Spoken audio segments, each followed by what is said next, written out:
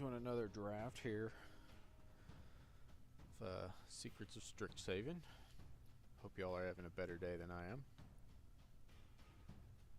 For some reason, people know I work nights and want to call me at 8:30 in the morning, but I'll just get right into one here.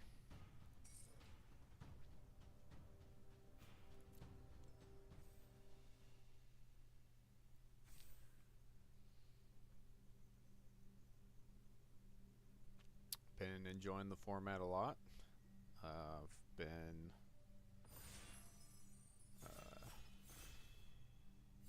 not having a ton of success yet.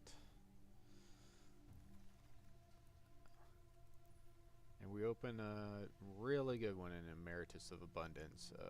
3 mana, 3/4 Vigilance is already pretty good on rate, so any upside on tacked onto there is just gravy. And getting Regrowth.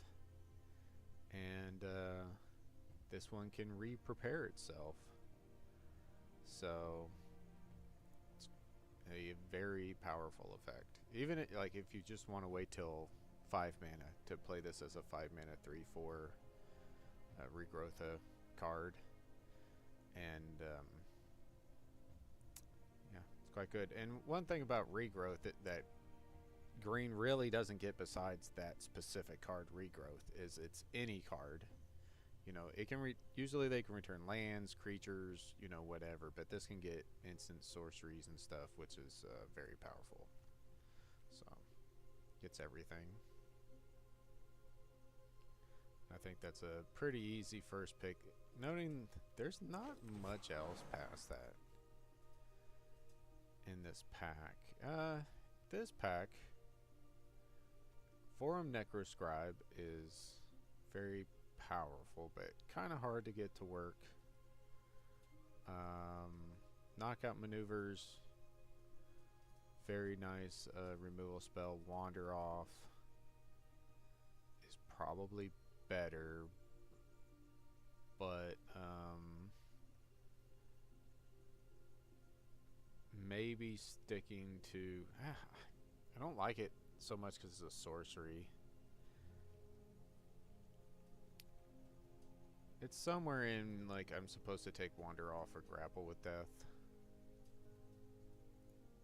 and maybe I actually like Grapple with Death better, even though this is an instant. Golgari decks are pretty tap out, so I don't really mind the sorcery speed here.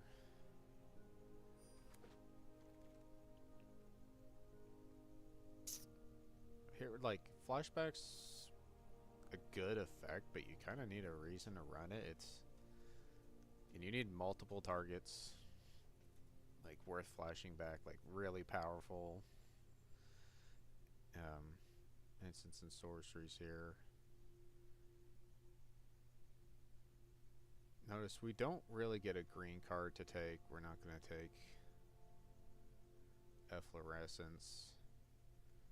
Shadelock's really only good in the Silver Quill deck. This is kind of a medium effect. I think it's Cheerful Osteomancer.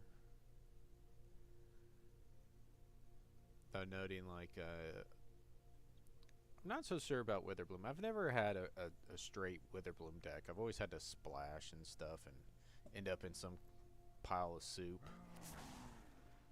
But a lot of decks in this format can get pretty clustered at the 4 mana spot. Here we go. We're not really seeing the powerful uncommons for this deck, so maybe I'm forcing too hard here and I'm supposed to take primary research and stay open to the idea of being like a completely different deck. Could also be blue with my good green card here. Tesseract the Tangentile is a pretty good card. So is Procrastinate and Run Behind. So maybe that's just more of a sign that blue is available, given that there is good blue cards here. Then we get we get Lewin into Mine Roots. I've really liked Mine Roots. I felt this effect is really carrying its weight in this format, given that people's hands are just full of just late game bombs all the time.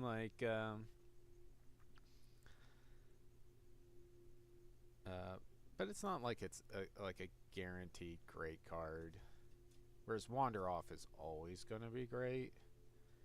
Because I took a blue card and then like to follow it up with Fractalize is not where I want to be. So I think it's either we take the Wander Off or the Lewin. And I find Wander Off is a more powerful effect.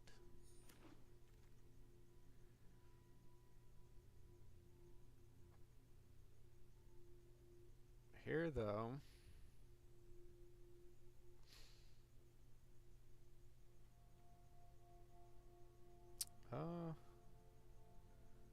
Leech Collector has some synergy with this. I think Terrafractal is a much better card. But I kind of need twos and stuff, so I don't know. Terrafractal is a good card, but it's also fairly replaceable, I think.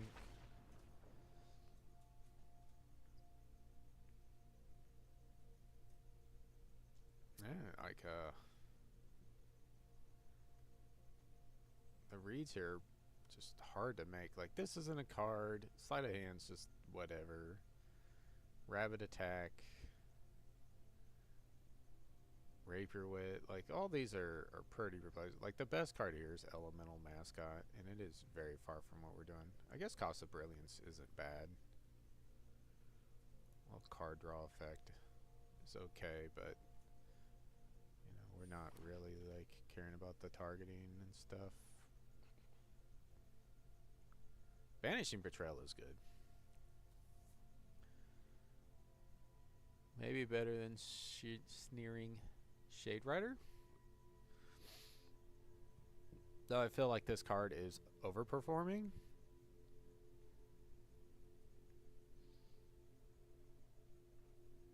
And given that we've actually got some powerful black removal spells, I kind of want to hedge that way. Here, none of these are great. I think Royal Treatment's just the best of these effects here. We're not going to care about either of these, so this is just a much better way to protect a creature than the 3-mana one. Now here's a good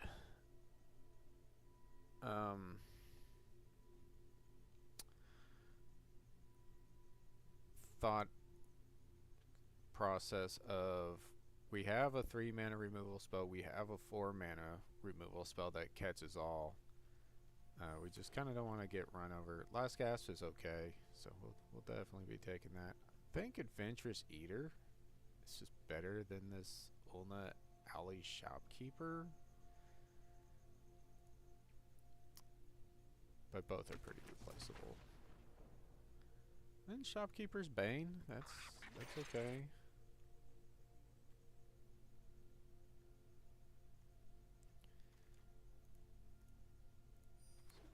So we may have just muscled our way into Witherbloom without seeing any of Teacher's Pests or the common like grow guy. I don't know. I feel like we may be competing with another drafter at the table. Here, Witherbloom Charm is okay, but I don't think it's better than just splashing Quandrix. So it'll be pretty easy. Like we're not really missing out on a lot here. And then we can just take any of the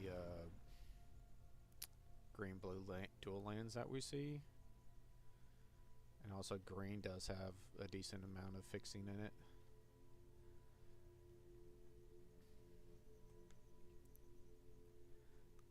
But we didn't really see good green cards in pack 1.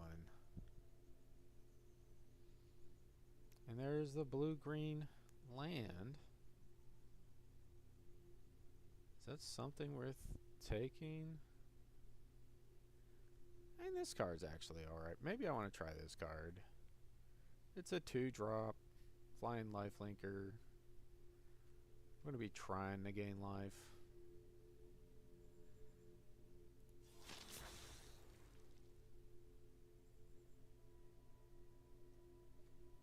It wears counters very well if we happen to get into anything like that, like our Cost of Brilliance and Adventurous Eater here.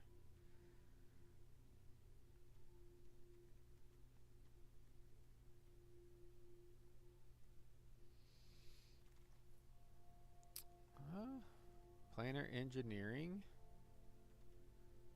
If we wanted to really get into possible splashes. I don't know, Embrace actually is looking pretty interesting here if we're maybe looking to force more of a splash, but I'm going to take Newt. 2 drops at ramp. Death Toucher. It's a pretty good card, I guess. Though maybe there's just a lot more power to be had. Going up the curve and looking to splash this Embrace.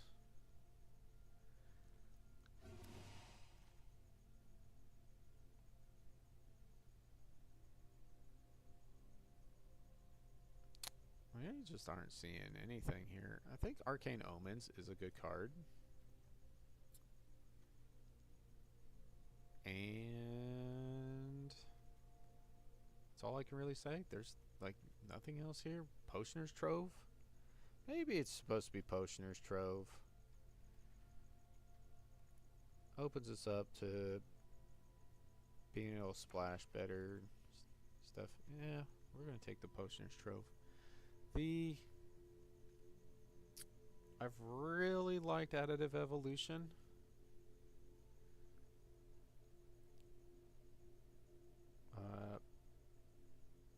Pest Mascot might will if we're the only Witherbloom player.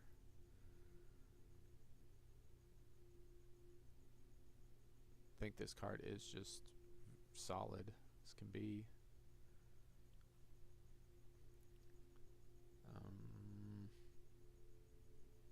We just don't have a lot of the gain life stuff going on here. There's Pull from the Grave.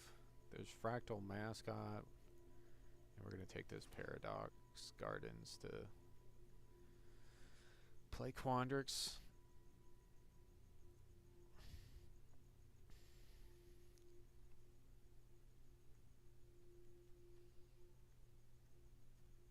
I just like pointing out things that I'm actually like looking at and like clocking that, oh, this is actually there. Maybe it's a card.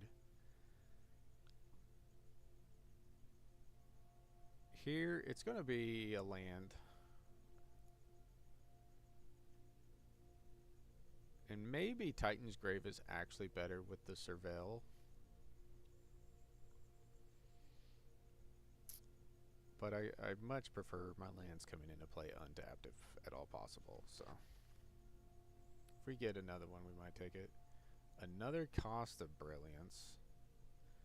Primary Research going pretty late. Mascots still sitting in the pack.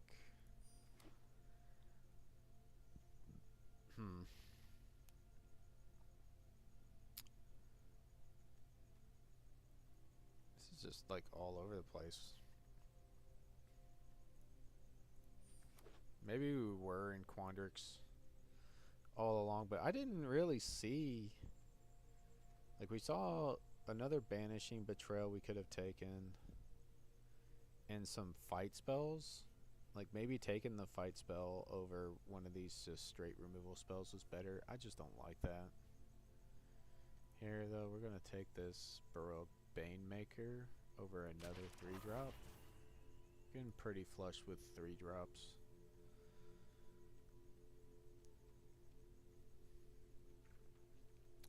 This Emeritus is more like a 5-drop. I don't want to be casting it on turn 3 if at all possible.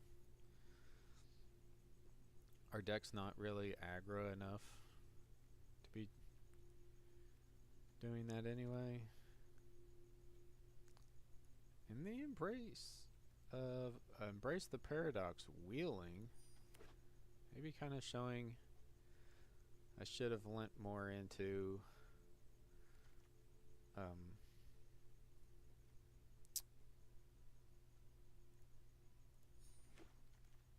Quandrix as a deck here.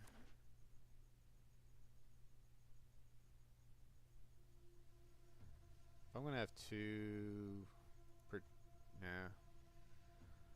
One protect spell's enough, and Royal Treatment's better. It's a permanent buff.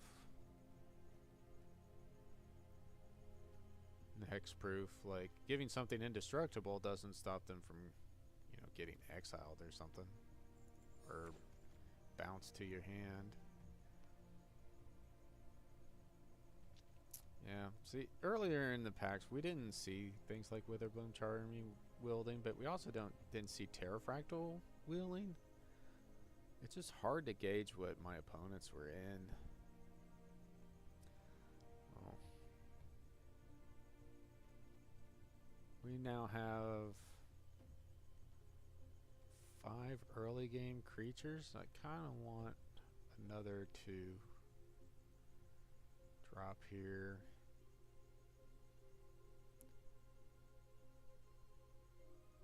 It might actually be better to take Poet. Enable some life gain stuff, but I don't have any life gain payoffs. There's a Teacher's Pest. There's Aziza here is extremely powerful. I had that in a draft last night that I did and didn't record or anything.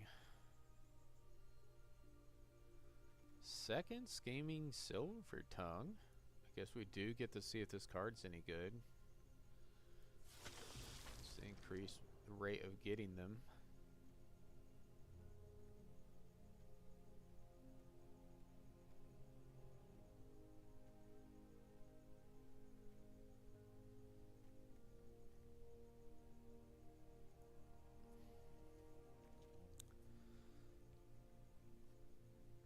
Oh, Thornfish Striker, that's nice. Giving our creatures trample.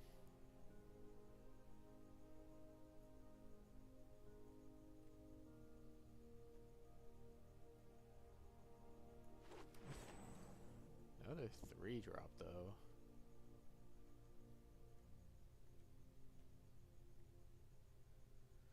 Maybe I don't want multiple Cost of Brilliance.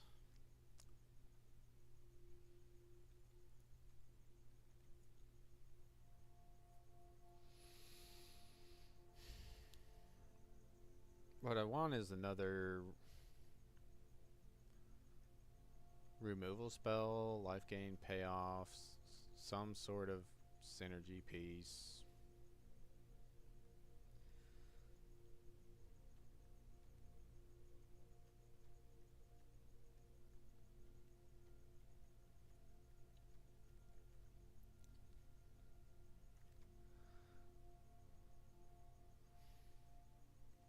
Yep, Grapple with Death.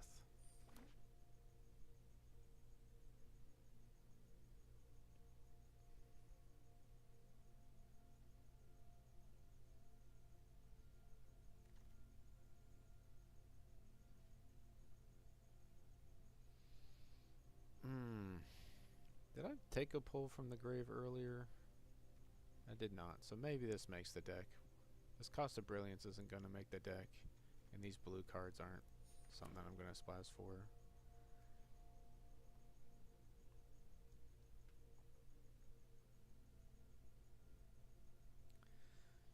Pull from the grave is really nice when you have extremely powerful creatures to get back. But a lot of the times just playing something like a Cost of Brilliance and drawing 2 more plays can be better.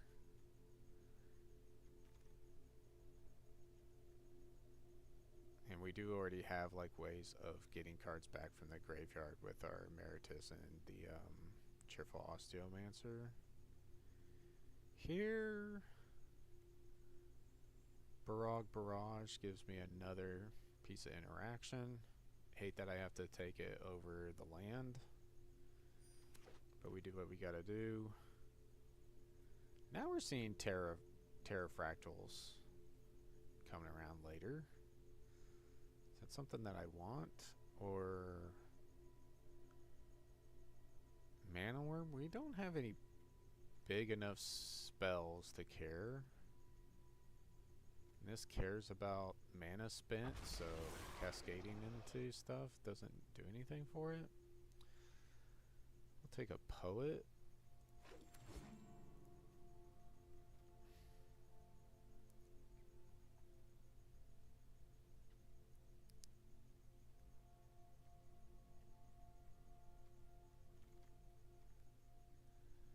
Ooh.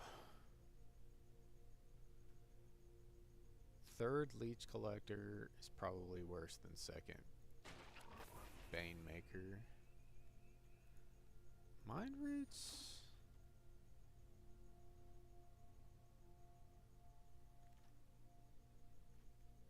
Another pull. I actually don't have a lot of creatures worth protecting, so maybe this just isn't good. Maybe more of like a sideboard card. But it's best of one, so you kinda gotta hedge your bets in a bunch of different directions. But I think it's just generally speaking my weakest card here.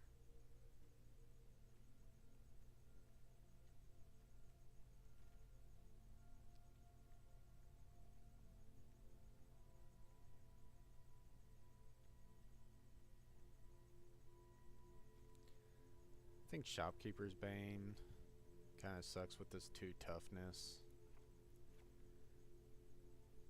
I might actually take out Eater as well, leaving in a Cost of Brilliance. And the Mind Roots. Do we have enough creatures? 14 then? Well, it's 15 with Evolution.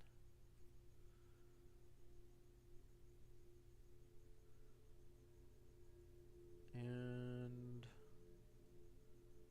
I think I only want to run, wait, this is 7, 8. I mean, 8 black sources, 8 green sources. Actually, 9 and 4 islands. Yeah, okay. We're gonna try this out.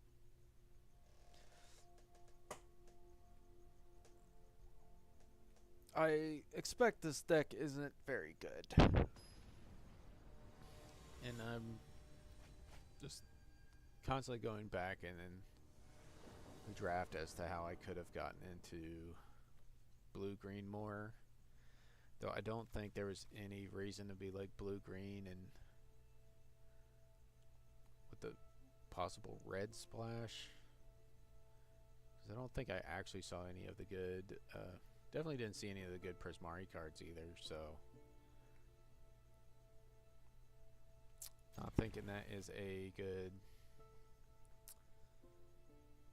enough reason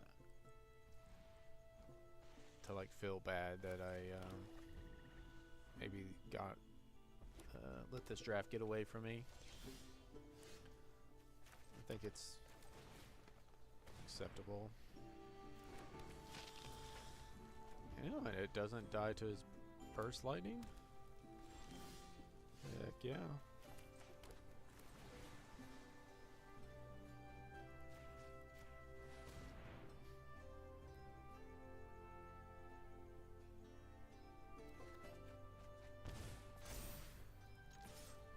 And we got the immediate combo of the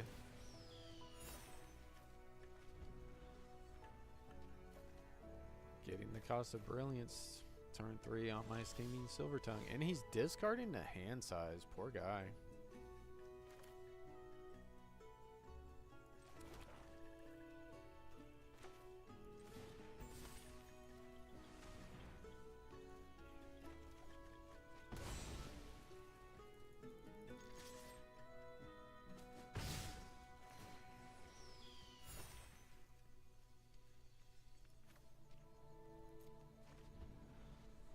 Okay.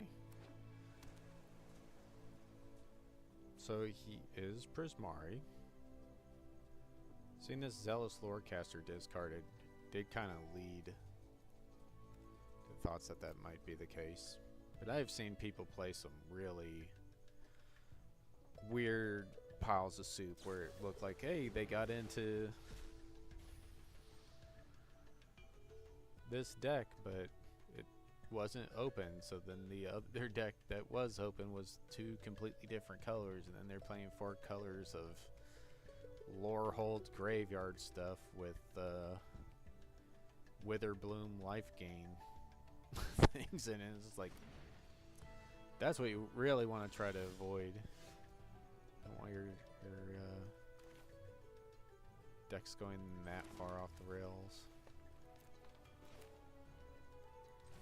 We don't have anything here, so.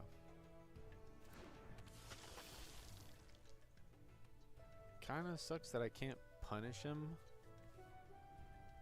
more. I wonder if I'm actually supposed to run this out and get aggressive while he is short on lands. But this dying to Unsubtle Mockery and stuff is just too painful to fathom.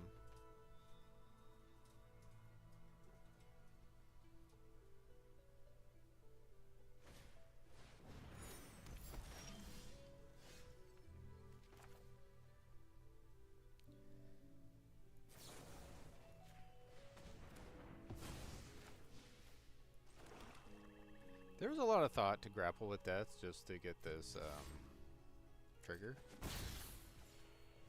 But I want to stay efficient. Like, this card can basically only kill these. These can kill anything. Yeah, so.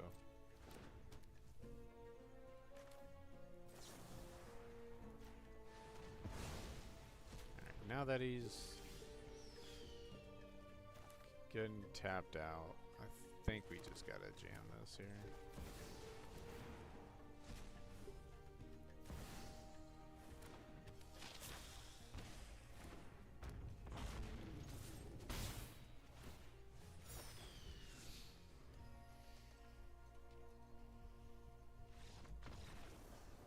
There was some thought to just jamming at the previous turn. It's not like could have been killed too easily. Maybe I just, you know, played it way too safe.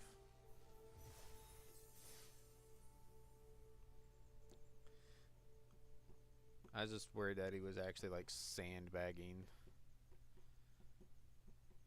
his interaction. I mean, he just had he was missing land, so I mean his entire hand was just spells.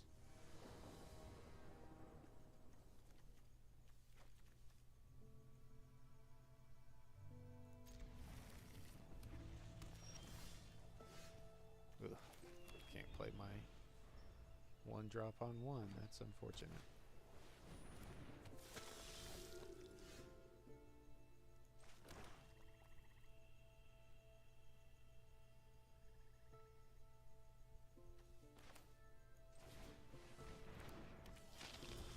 This is the hardest to kill of all my options here, as it doesn't die to Tome Blast or Burst Lightning.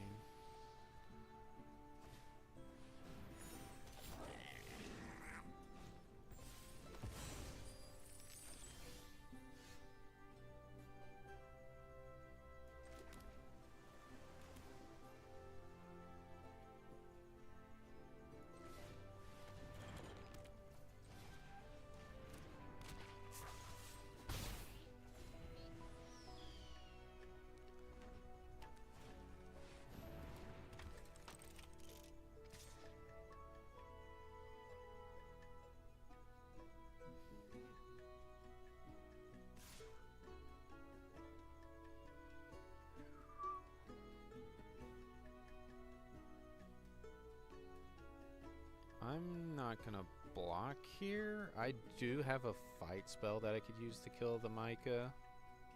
If I draw it. Which I did not do.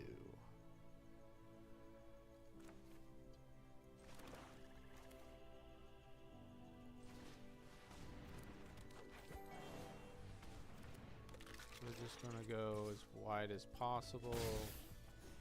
So when he copies a spell here, maybe I still have enough of a board left to fight back. But I'm gonna lose my board. So we'll see.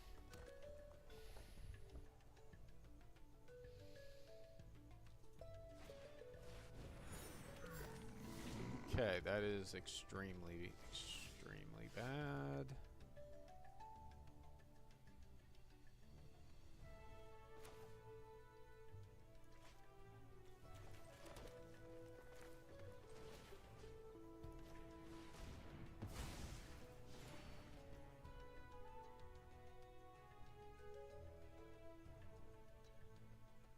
Did I just get aggro?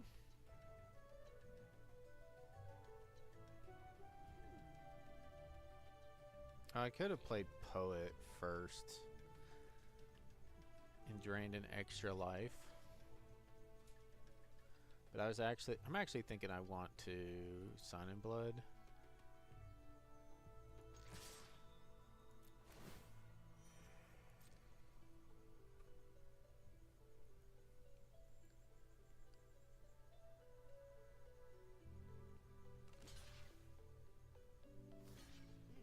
Okay.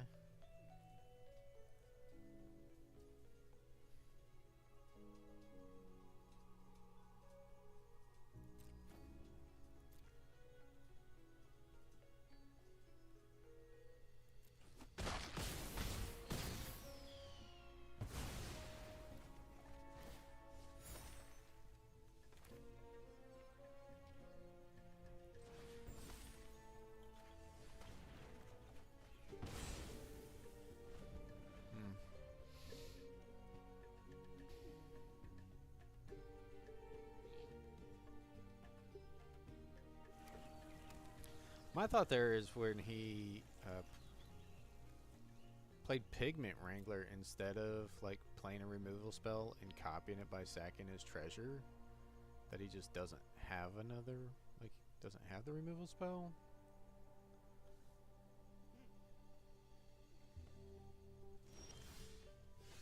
And it's looking like maybe he doesn't. So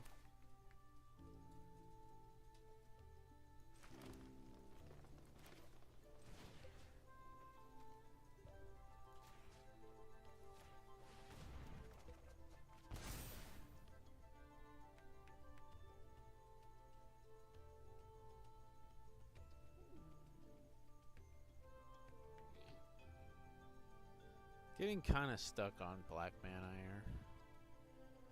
It's unfortunate.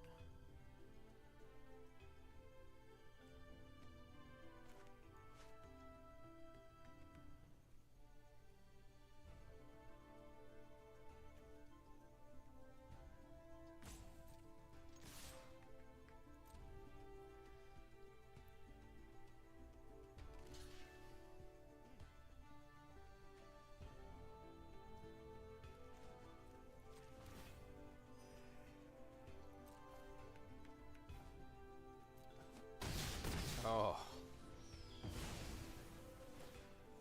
That feels like I got away with something here. I think we just... Who's gonna play another Silver Tongue? Because if in anything, I can Sign in Blood burn out my opponent here.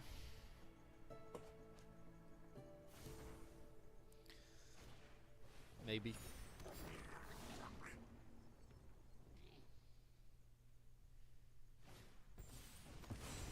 We got super, super lucky. He just didn't have any removal spell at all. Just 3 damage to something. And he wins that game.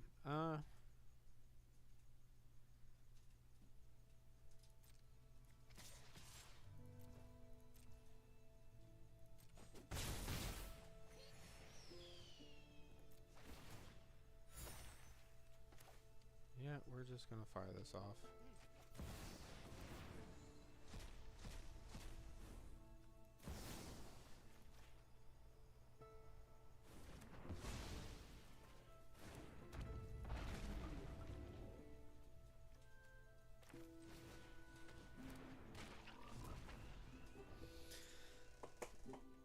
Very nice. What are my 1-drops in the deck to cascade into off of Sign and Bloods?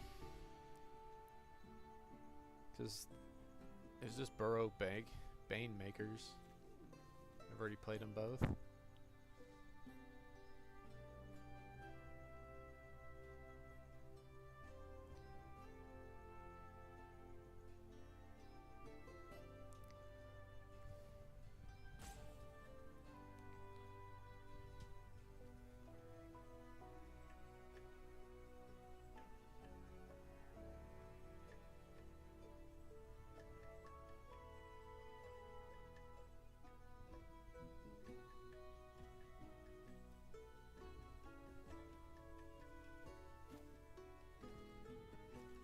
He's in that graveyard.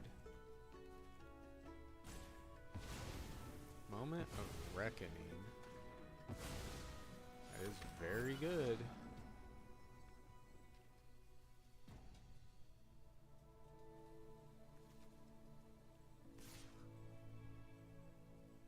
On the super massive splash.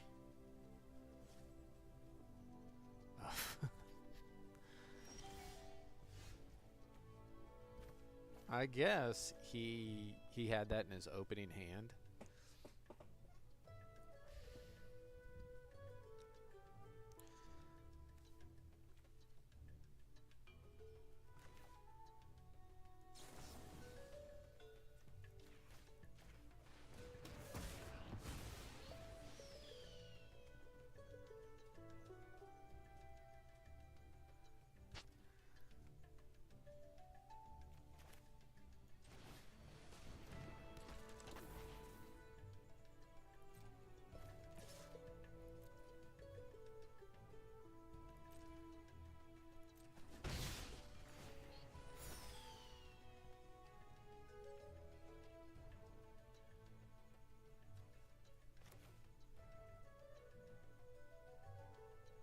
Is it bloodletting or...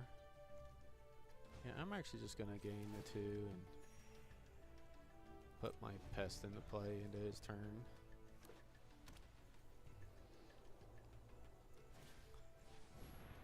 Oh my goodness.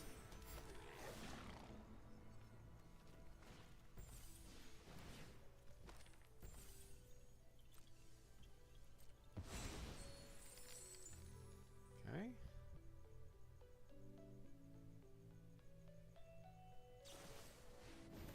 Wilt.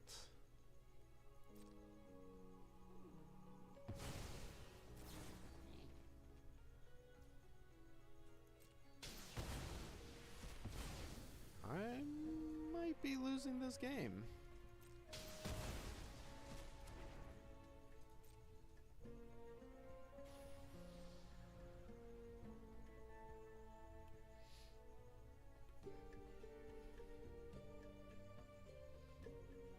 I've already made like all my big plays.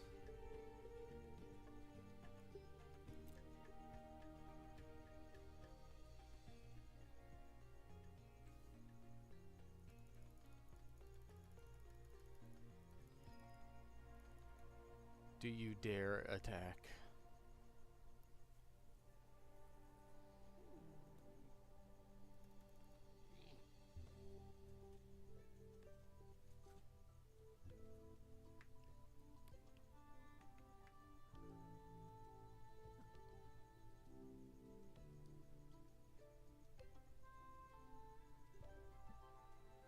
It's not like I see a lot of reason for him to not attack with the 2/2. I'm in such a bad space. Like, he can even, like, flash this card back.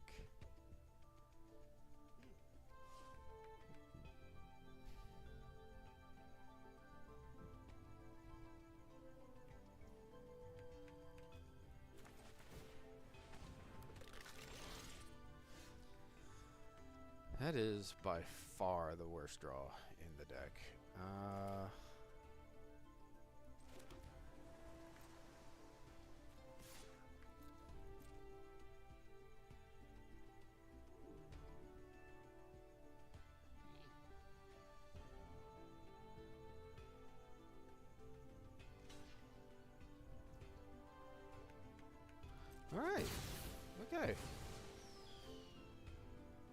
are still in this somehow.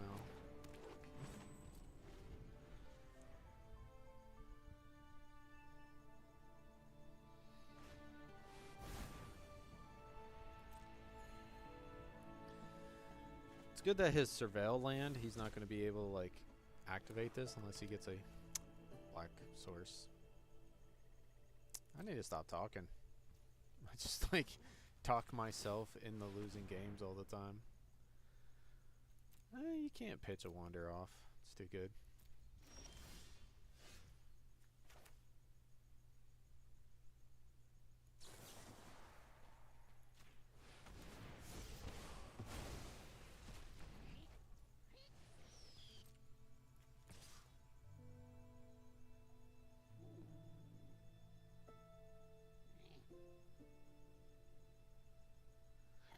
Do I want to trade resources now, given that he doesn't have the draw? Do much? I don't think so.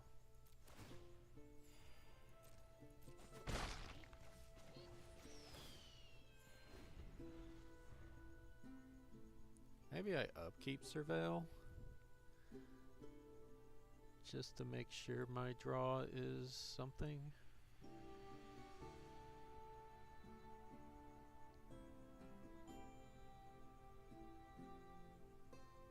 Though I don't have a lot of mana afterwards. I'd only have 3 mana.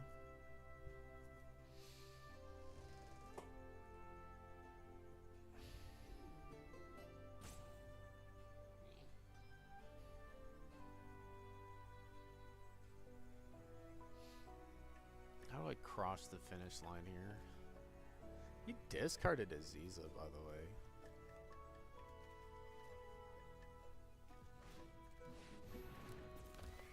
Or 5 hasty reach guy. Oh, I'm at 31. Actually, be kind of surprised he makes this attack.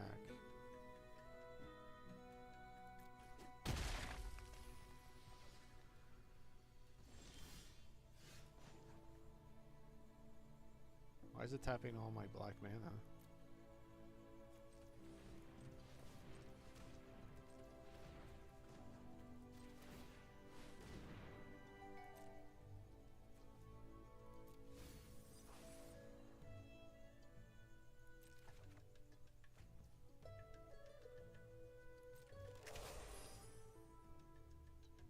If I grapple with death, the glass right, it feels bad. But it'll drain him another point. It goes to 5. I attack for 3. He goes to 2. I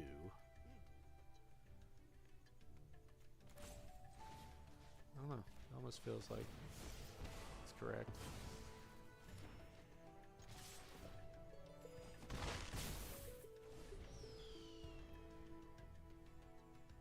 Because then, like, any spell plus being able to attack with this. Oh, well, he gets to attack and untap his blocker.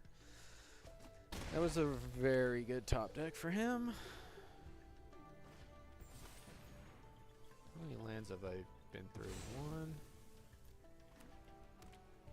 8. So half my deck is lands.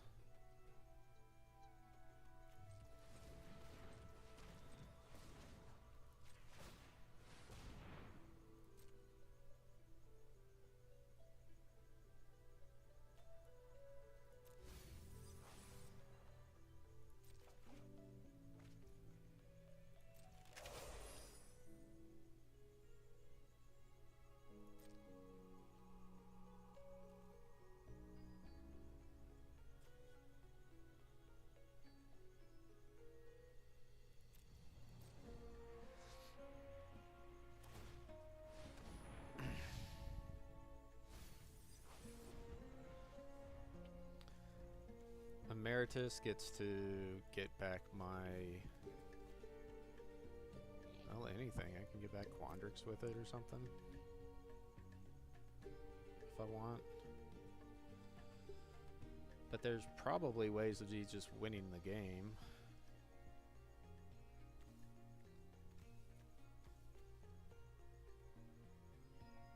turn.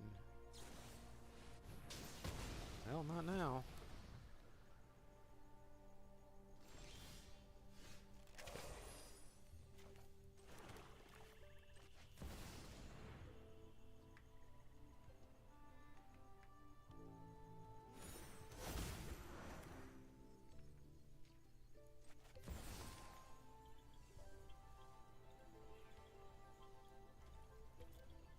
See, you could argue that I'm just supposed to get a removal spell,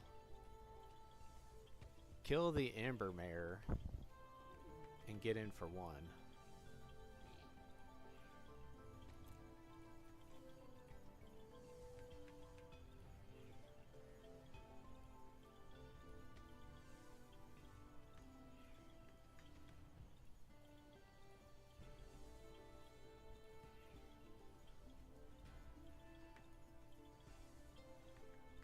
But I'm gonna take Wandrix.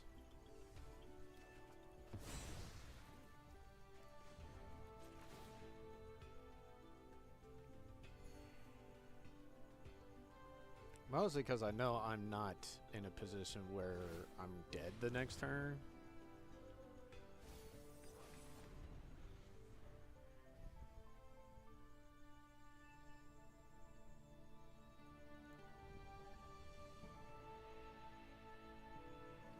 And remember, I have a Osteomancer with the 1 mana.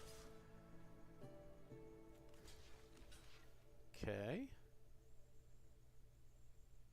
He might have the sacrifice thing, but I can still bring this back in response. Okay, so he gets... Ooh.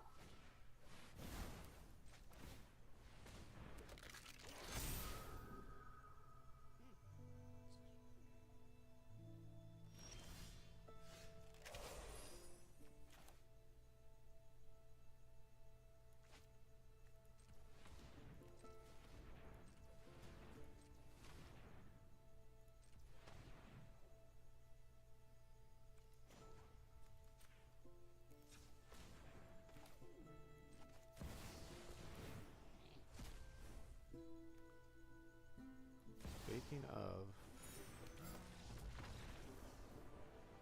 he's willing to concede it there. Okay.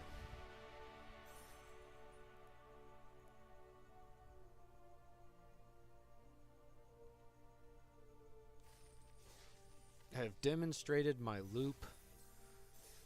He has had enough.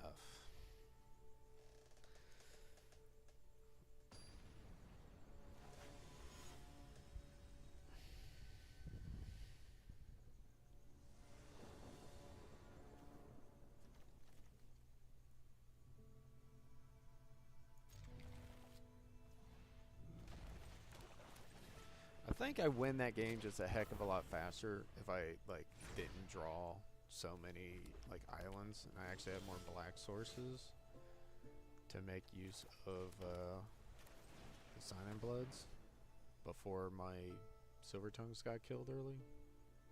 I should have attacked first. That's a big mistake. He would have taken the 1 damage to see if I played something better for this to kill if I didn't.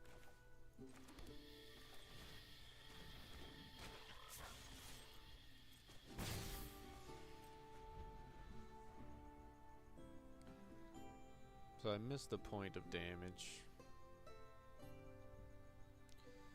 And that can be a thing. Okay. Bouncing? Sure.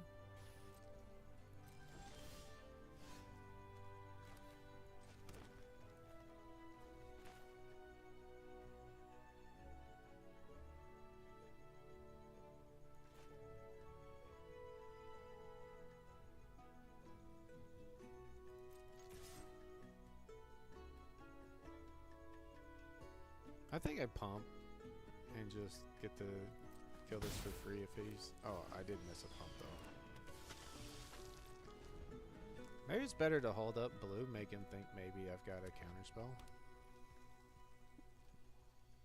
Is that faking a counterspell. No. Didn't do anything. I just missed 2 points of damage now this game.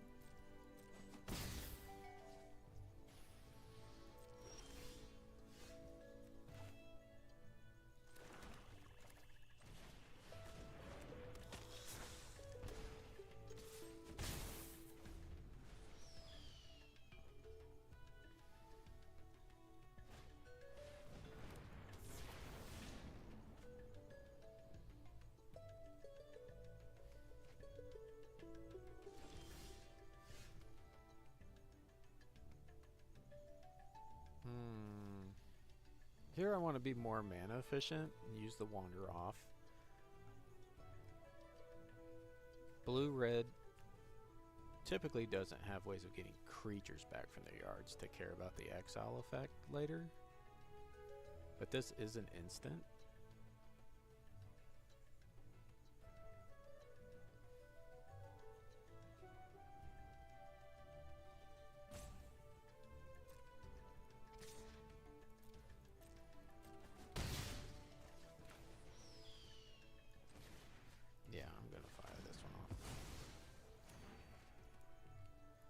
And maybe here I missed another 2 points of damage. Noting he should be at 8 then.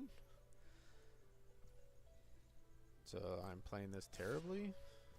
Still attacking though.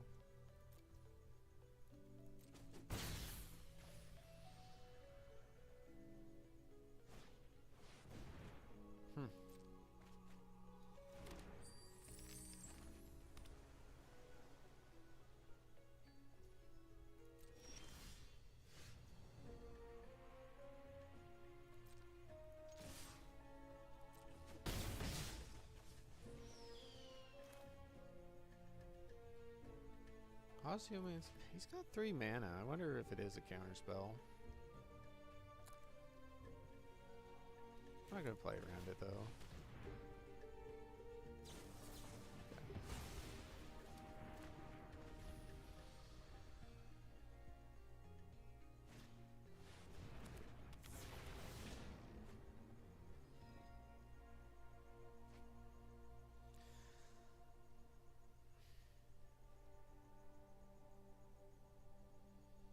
Does he attack?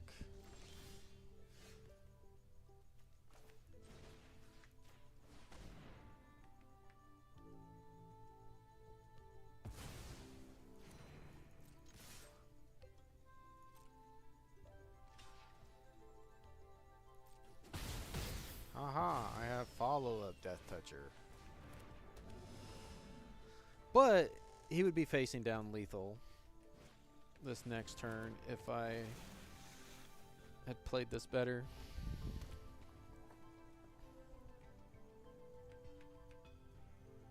And that could mean a lot.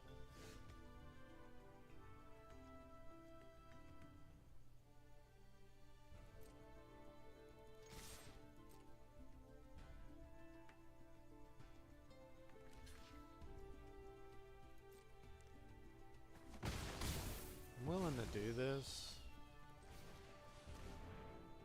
because I want the way clear for this guy.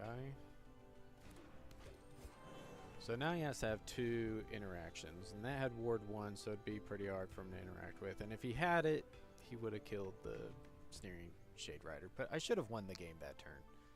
So giving my opponent an entire additional turn here to get back into the game. Yep. This is what happens.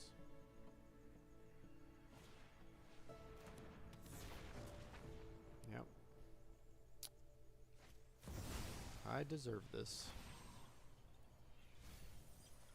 Ooh, maybe I don't I don't deserve that. I'm getting rewarded. Okay. It's Ward 2, right?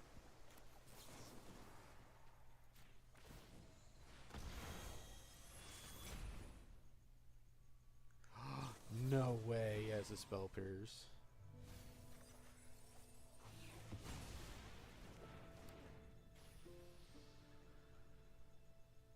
No way! I am going to lose this game.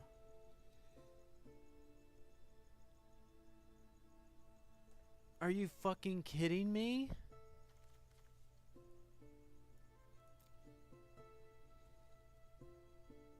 He does have the chump block, so I can't get milled. I think that's important here.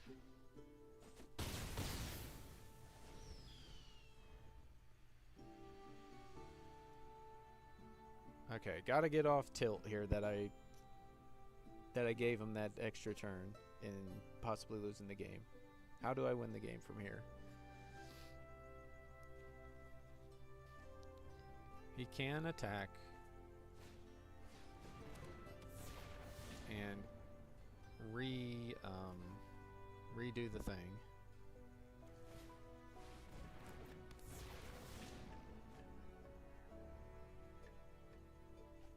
I don't know if I don't have any more removal spells either. Wait, I've got the -3/-3, but that's not gonna do it.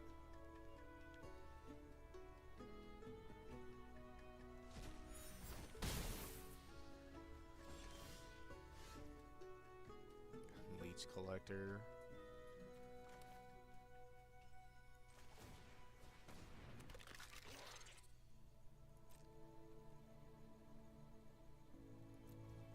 I'll leave this as a secret. Maybe I gain a life and can Leech Collect him for these last 2 points of damage.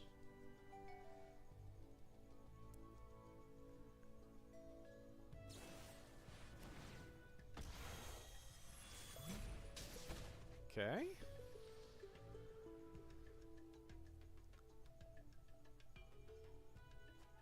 Okay. 3 mana. Don't leave up counter spells. Okay, you've got Ancestral Recall. Surely you're casting Ancestral Recall, right? Okay, okay. Down to 7 cards in deck. Play another blocker or something.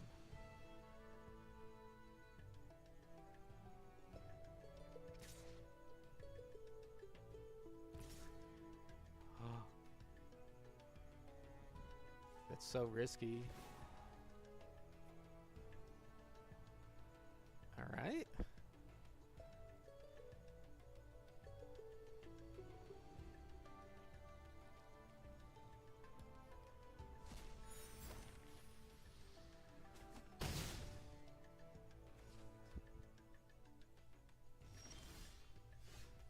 Okay.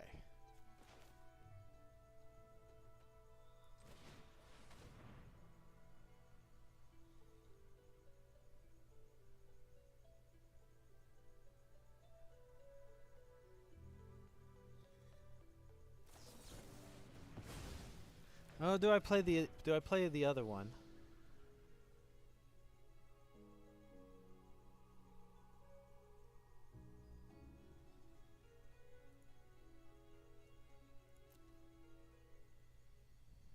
No, it just gives him the ability to remove it.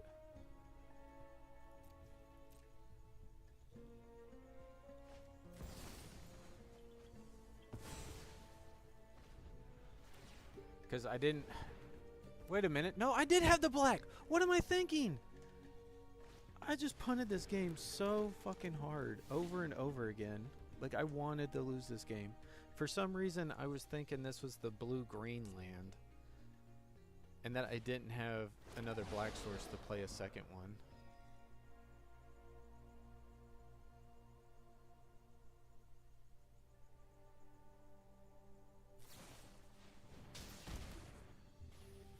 Can't believe I lost this game. Like, well, I just played it. It was like I made one mistake and it tilted me into making multiple mistakes because I was so caught up on the fact that I missed a point of damage, that I missed another point of damage, and thus lost the game. That's insane. And I even had the win right there. Unless he had like another spell pierce or something. I actually like got dug out of that game and was given the win and decided to concede instead. That's so bad. I don't think I've played a game of Magic that bad in a long time.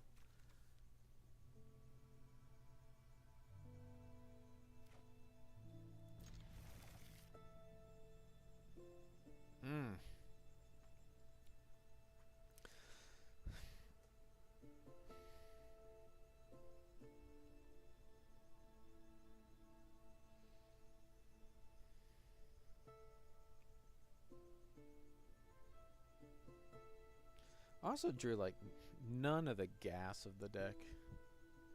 Like I almost just beat him down with crappy creatures. My Burrow Bangmaker.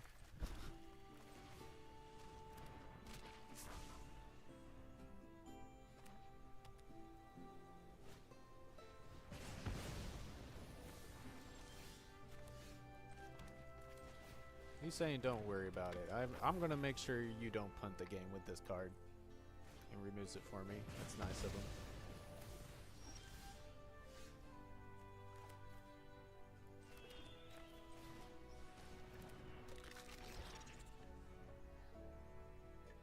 Gonna flash it back?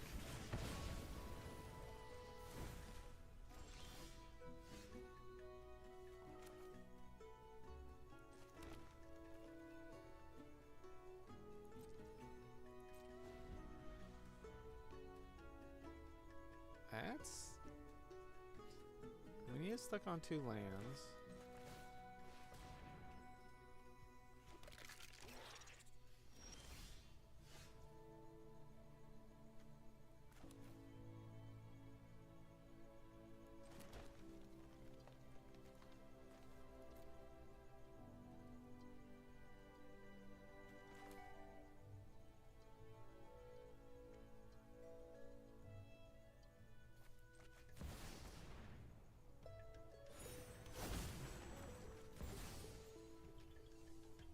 We'll get Meats Collector.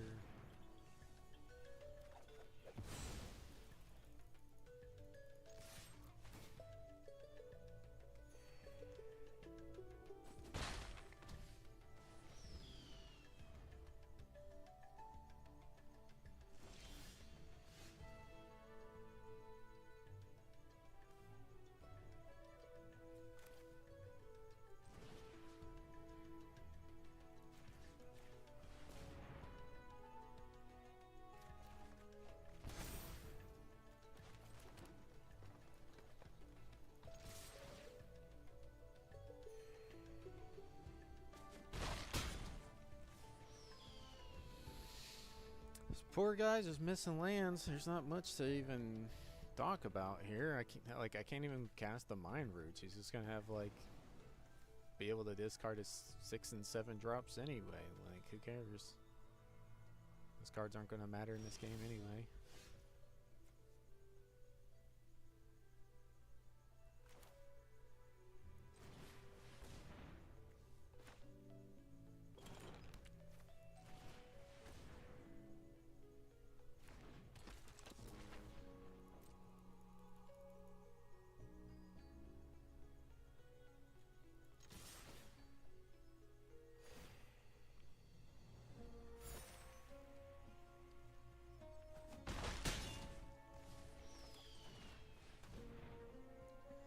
I played the Trove over something like Sneering Shade Rider here because I'm bottlenecked by this one swamp.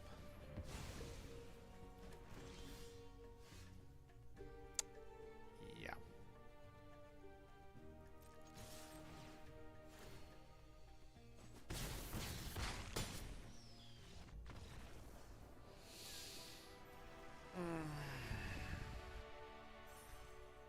Deck's actually doing quite well.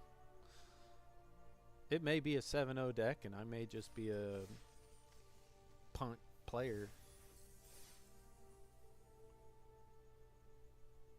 I'm a 2-1 player with a actual good deck. 3-1 player now.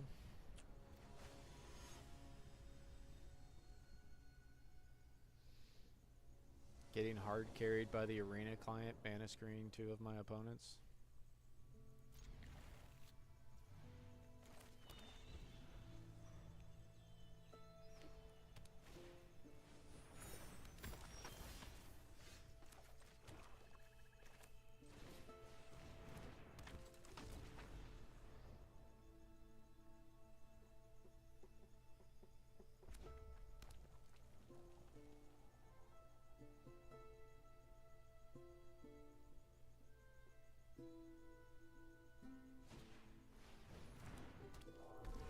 Hey.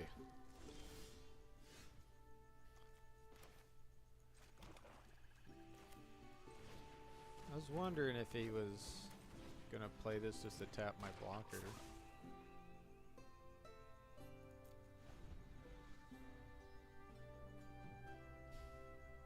Draw a card, get in a point of damage. But apparently he's got plays.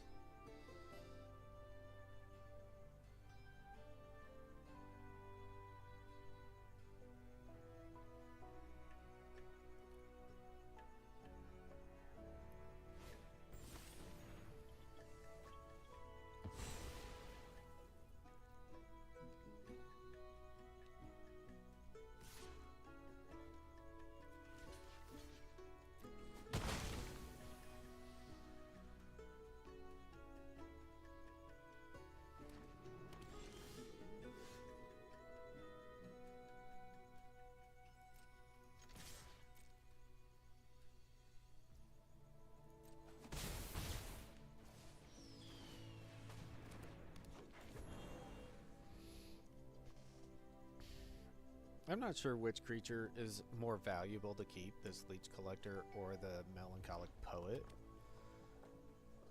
It's certainly like easier to gain life than the target things, I think, because I've got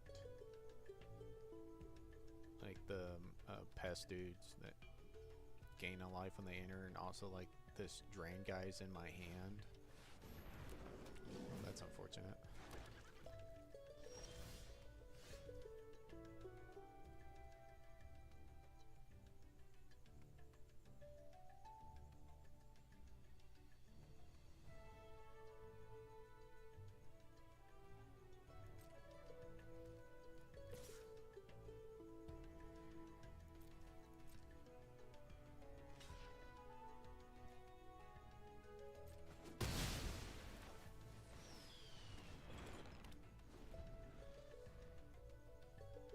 I'm feeling like I'm really far behind, given that he's got a full hand, and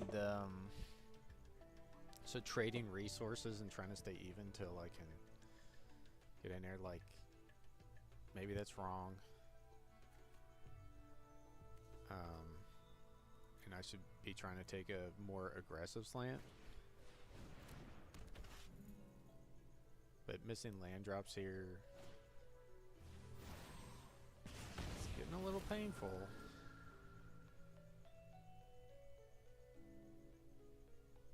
Though I can kind of even out the card counts with this Mind Roots. Doesn't necessarily mean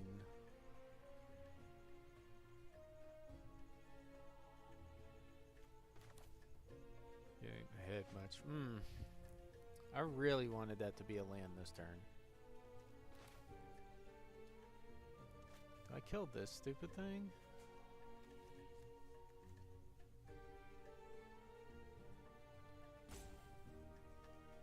I can't even play this.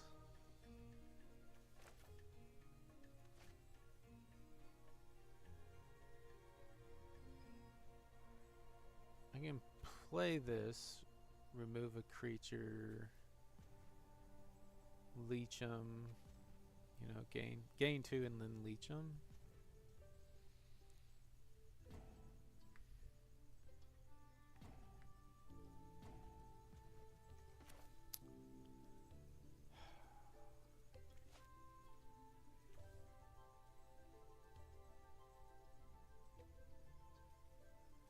What the hell, the light's flickering and heard some noise outside.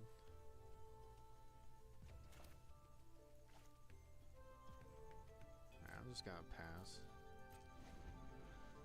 See if he's got a better creature for me to kill here.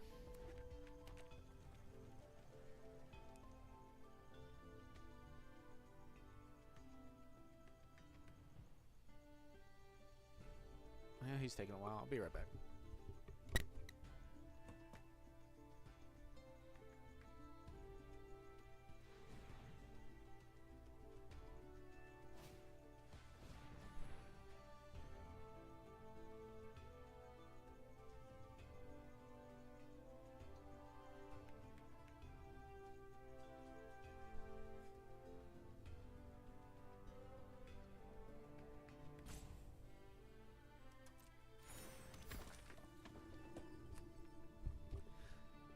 think it was a squirrels chewing on my freaking cables outside.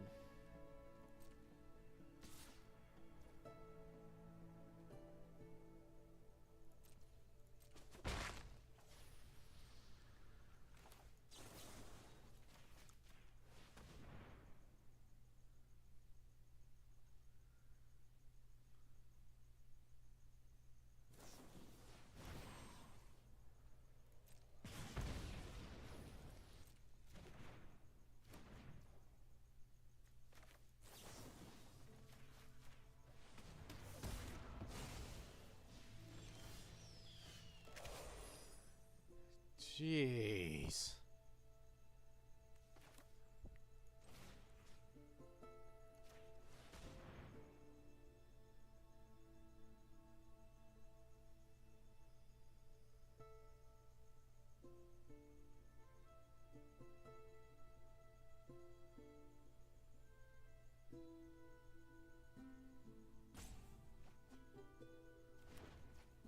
Discards a flashback spell for value and a scroll smith. It's game 2.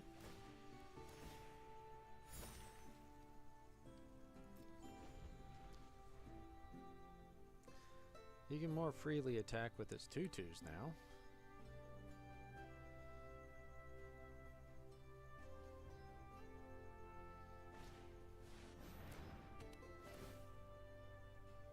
Kept primary research in his hand.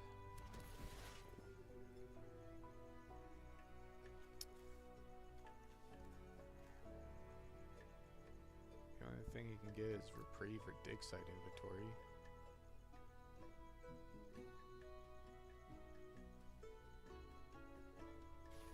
It's dig site.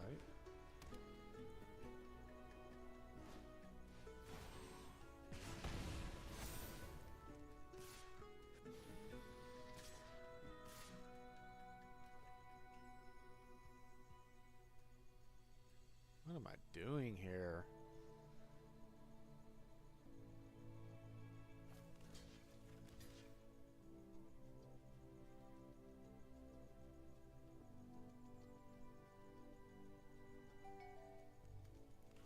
This is just so much damage over the long run.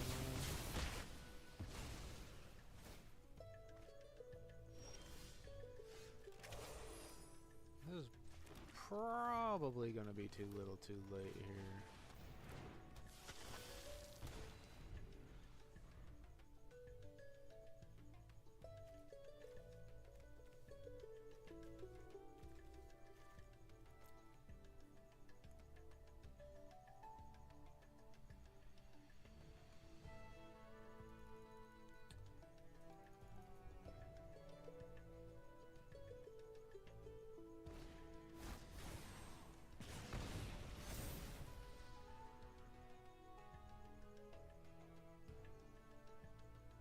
I will actually trade this creature for this flyer.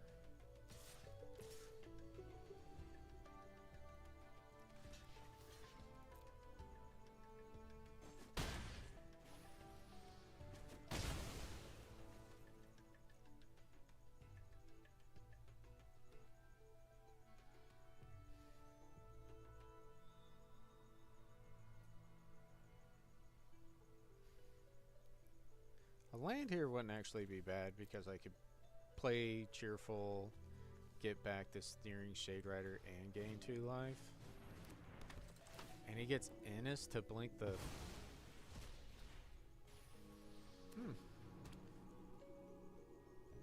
If he blinks the Scroll Smith there, he could get his Reprieve back.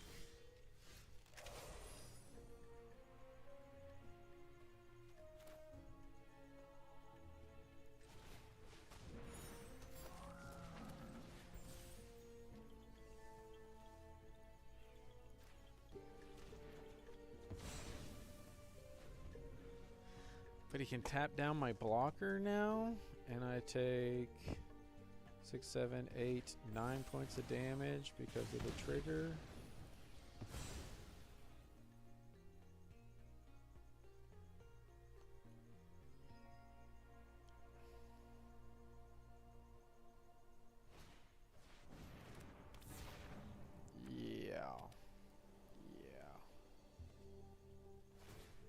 I was gonna say he should bring back the docent now, so he can trigger his primary research into turn for a card. But this is just brutal. Go to 5. Land gives me Quandrix.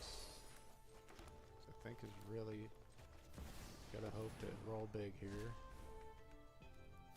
As we get another blocker.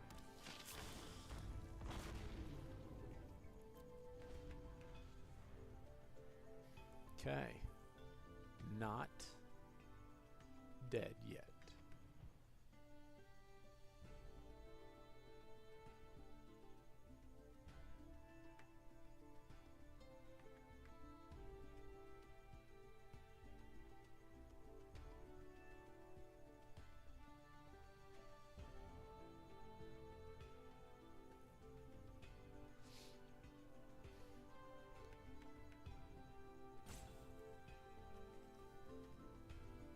He's got a pretty nice deck here. Reprieve's awesome. I mean, the rest of it's just kind of ooh. Okay.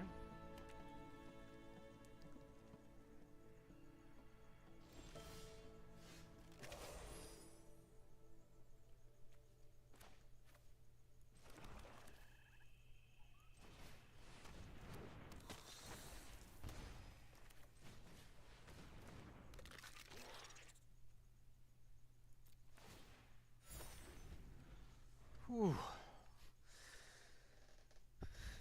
Sign in Blood does get me a 1/1 Death Toucher.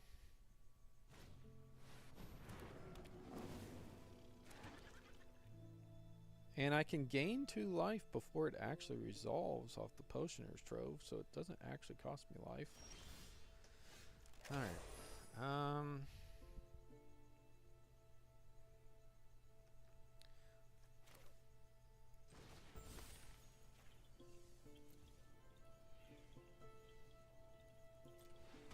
Actually, I just have to let it resolve.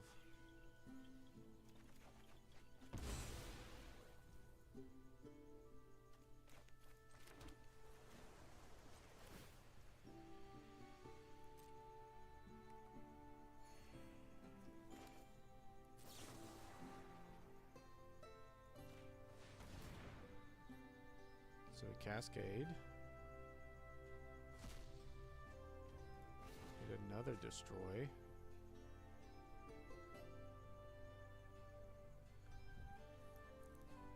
Do I want to destroy this? Because this is 3 damage if he gets any, like, big spell.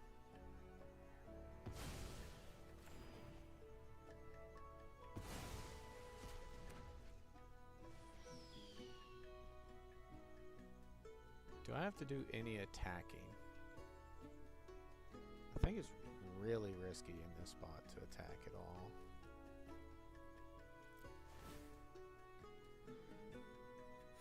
Okay. In the bin. Yeah.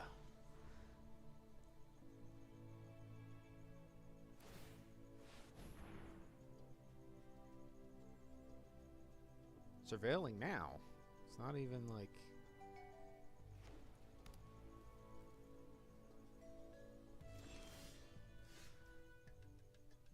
This is getting crazy.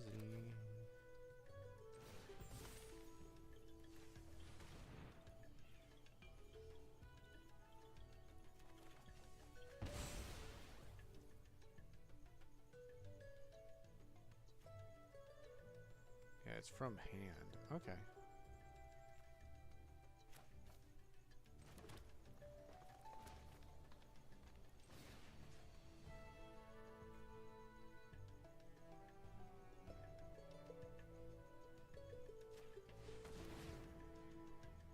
Cascade.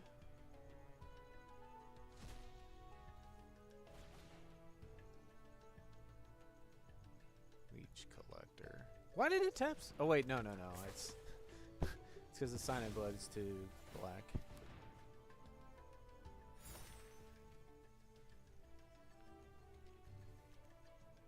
Damn, I need to gain this 2 life though.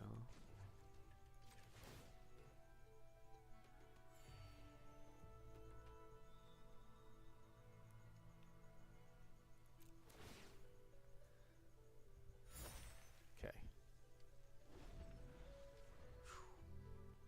This deck does not have enough black sources in it for all the black uses of like, this card.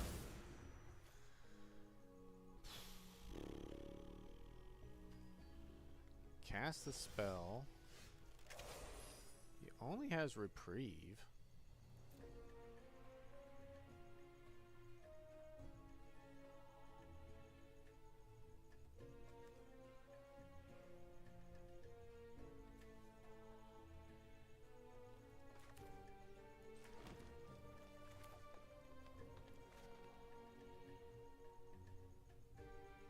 So I just actually start firing bloodlettings? Is that just better?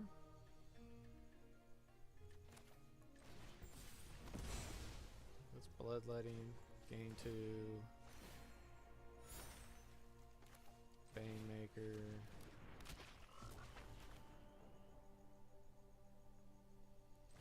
Frog.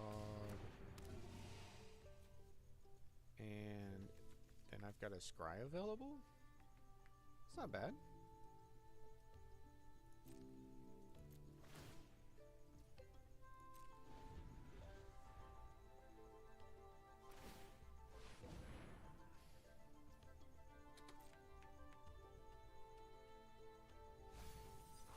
I've got... Oh no, I don't have another removal spell. But I do have the Emeritus that can give me a removal spell back. Okay, he's got Pinger.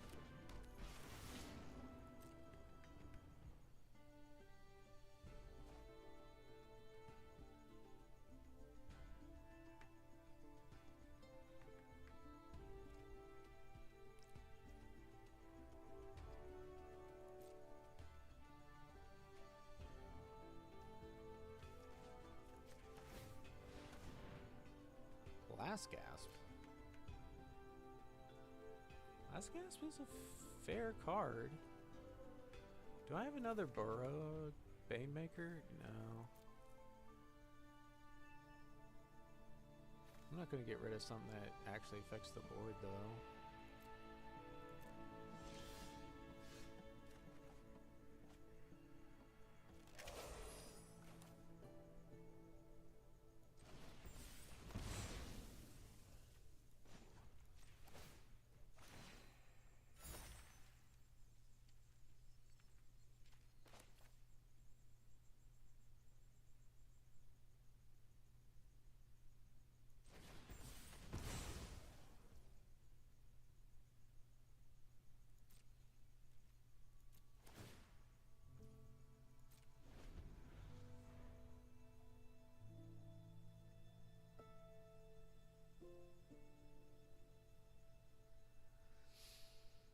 Okay.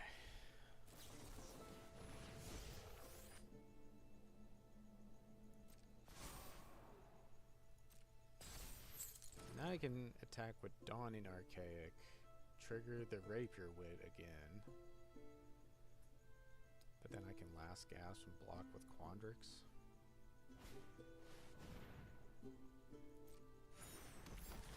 Ooh, does he need 5 mana? He's got a ton of mana available.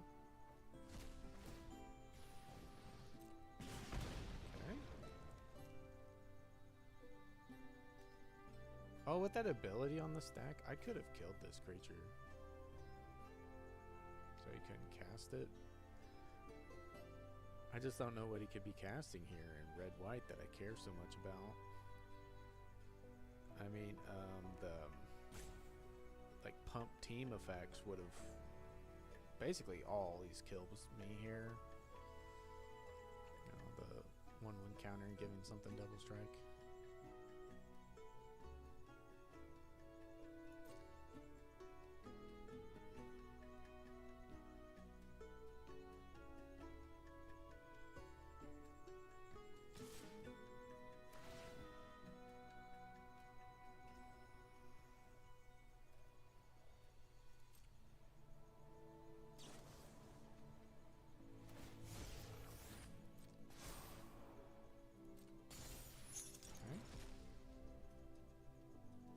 drew something.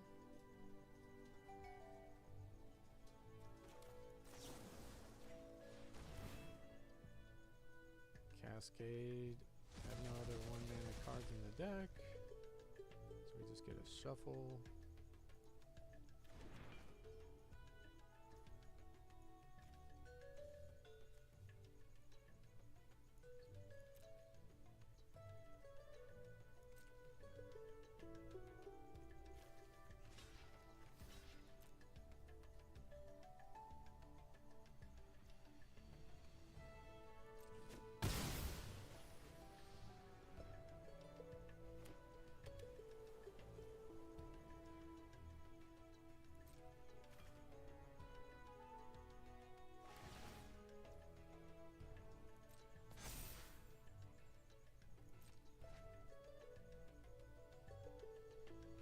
He's got instants though.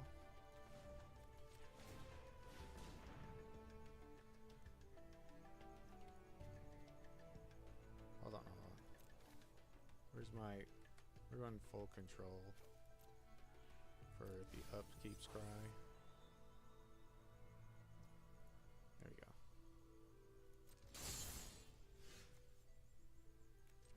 Do not tap my fucking black mana anymore.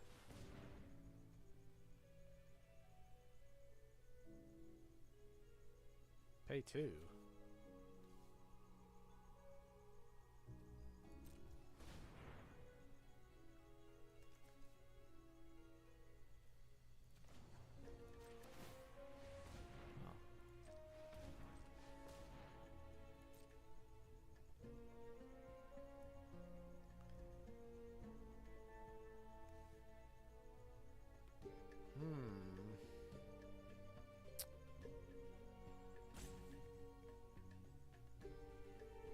It's like a playable card.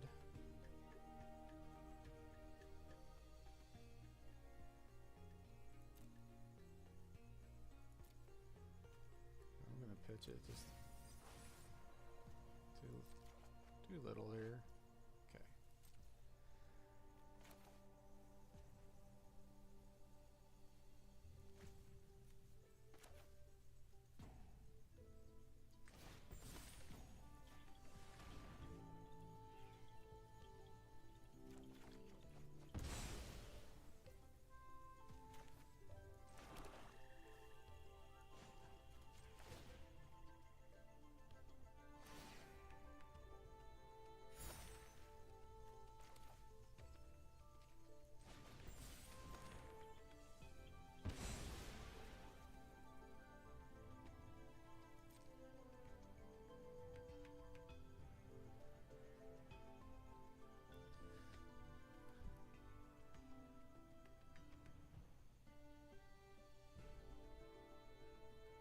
Do I want to attack anything here?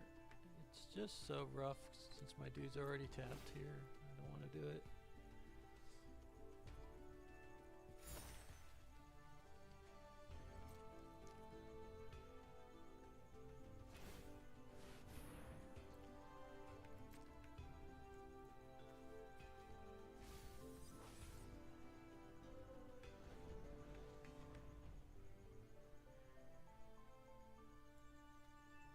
Ooh, I could actually get Thornfish Striker with my Emeritus. Get Thornfish Striker, play him, then get the activate Potioner's Trove, and it just gives these flyers trample, and will win me the game.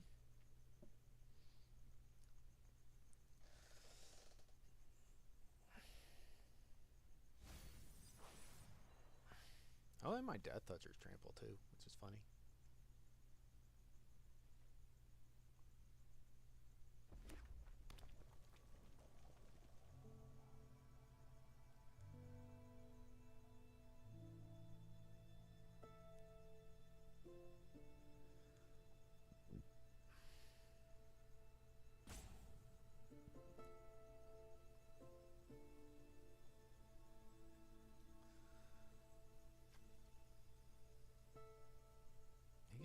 Rid of Arc. Oh, it's because he's got 3 cards left.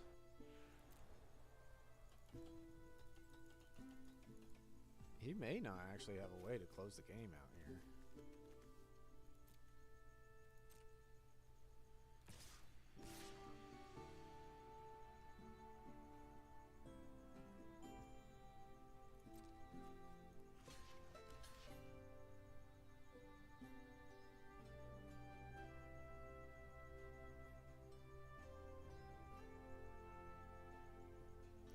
Let's go with a block here.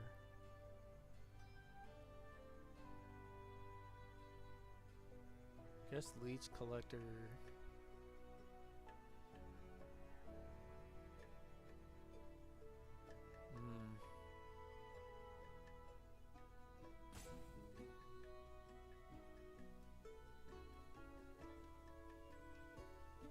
I'm assuming he's got something here. Like, I don't want to just go with the block.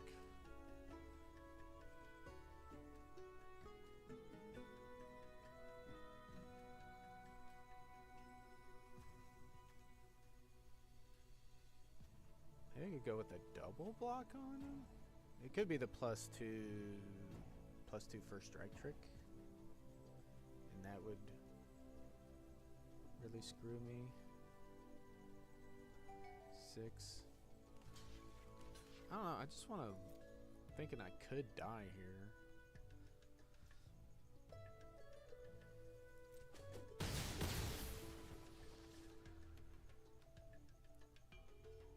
If I don't block. There is a bulk up in the set.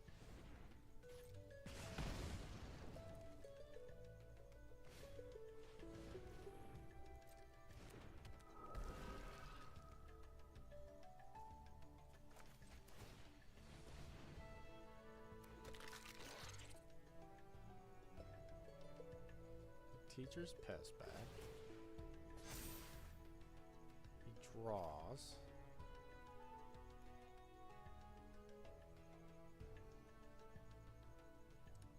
What is in his hand here that he's just holding on for dear life? It's actually kind of scary.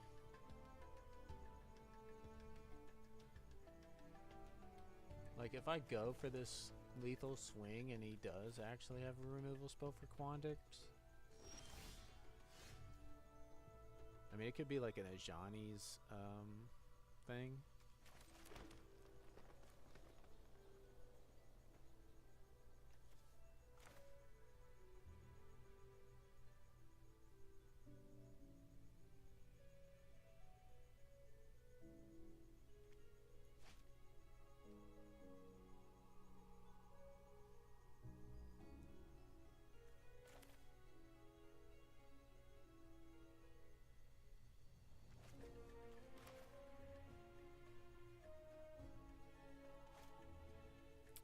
Play this, I gain the life, and I get back. Said I could get back Thorn Fist.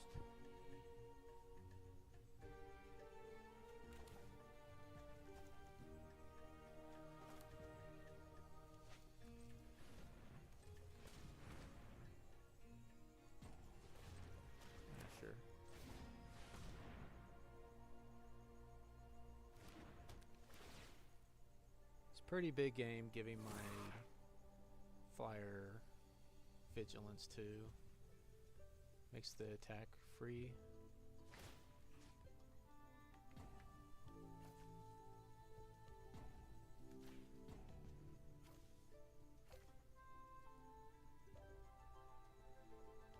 And now if he does have the removal spell for it, I can get it back with the Meritus of Abundance.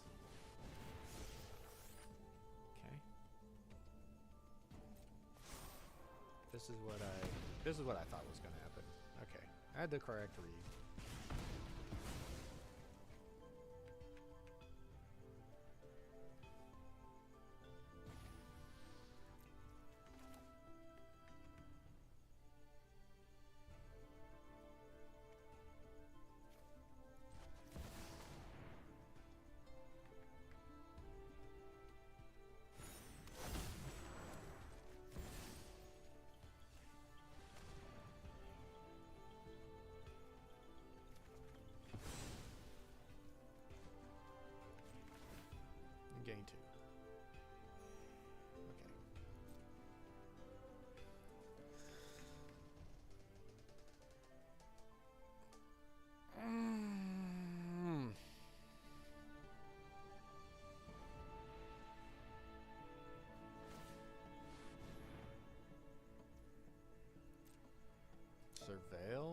he's got...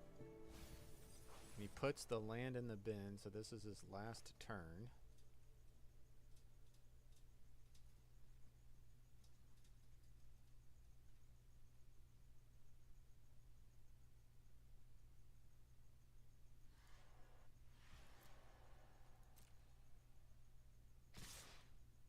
Okay.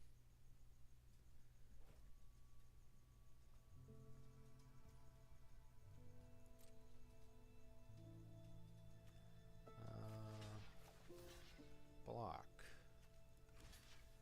Block. Block.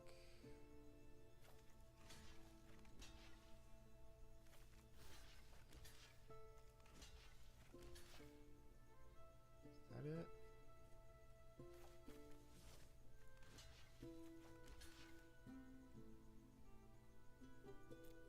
Oh wait, I didn't block with this guy.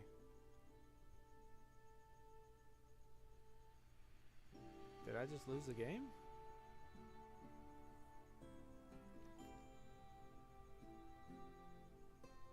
Can he deal 6 more points of damage?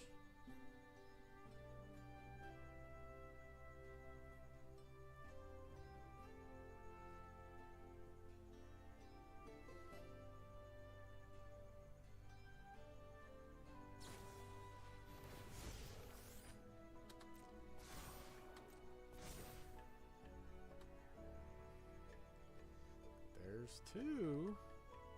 Bulk up?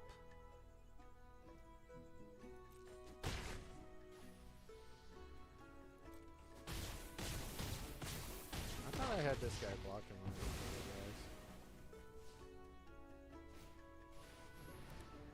Oh man, I could have lost the game. That's hilarious.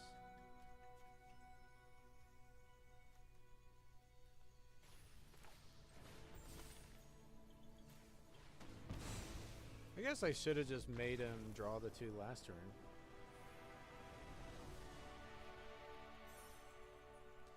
Kind of lost track of how many cards were in his deck.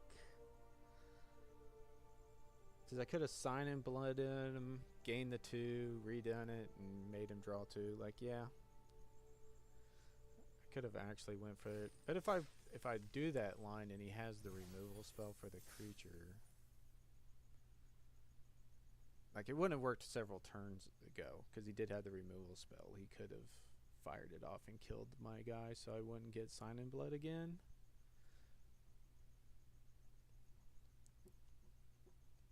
But he would have drawn the 2 cards, which turned out to be nothing burgers, so... Yeah, I'm just way too tired. Fucking people calling me in the morning to wake me up. I can't play.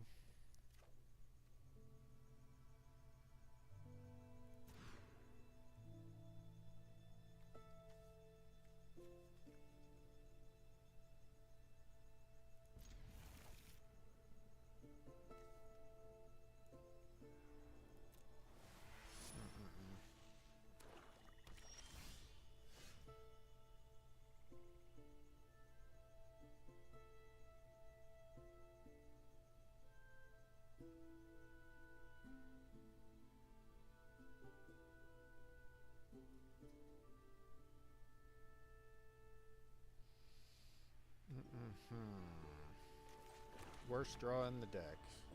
Island.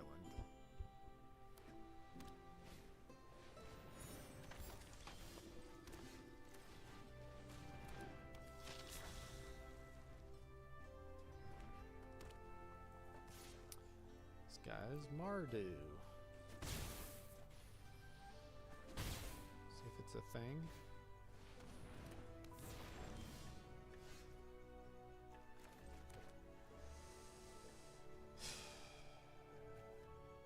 Kinda already taking so much damage if I don't just start removing shit.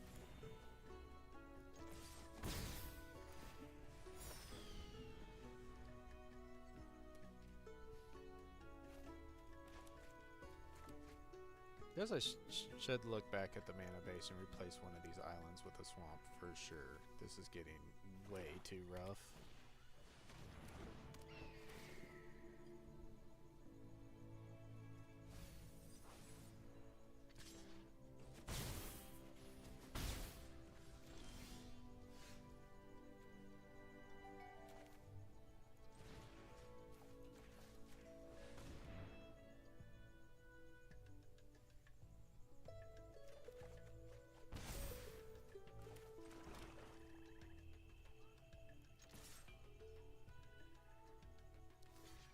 it's actually better here to just gain the 2 life.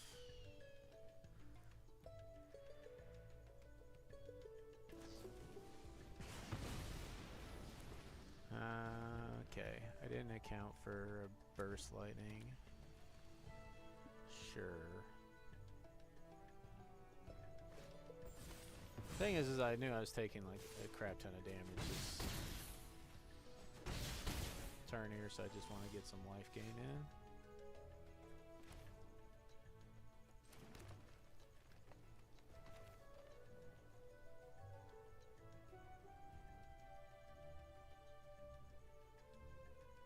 Does it actually play Emeritus plus Death Toucher over the regrowth?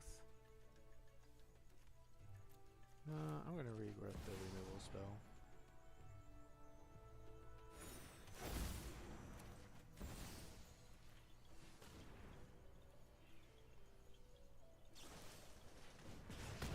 Yeah. Okay.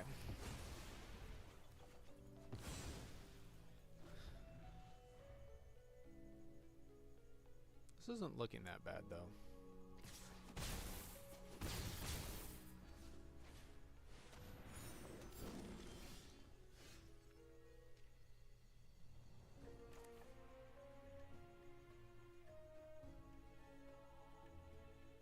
I can remove this, play Newt, or just play Professor and hope to high roll. Let's spin the dice.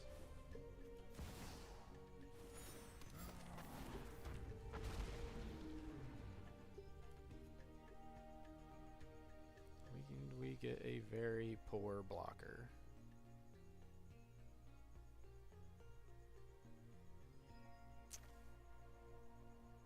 It's 1+0 and flying.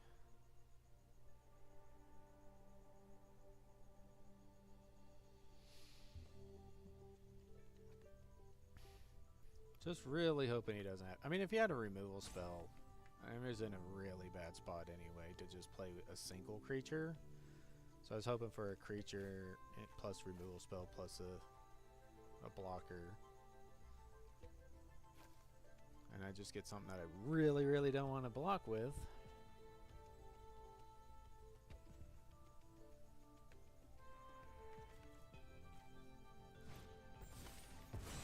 Okay.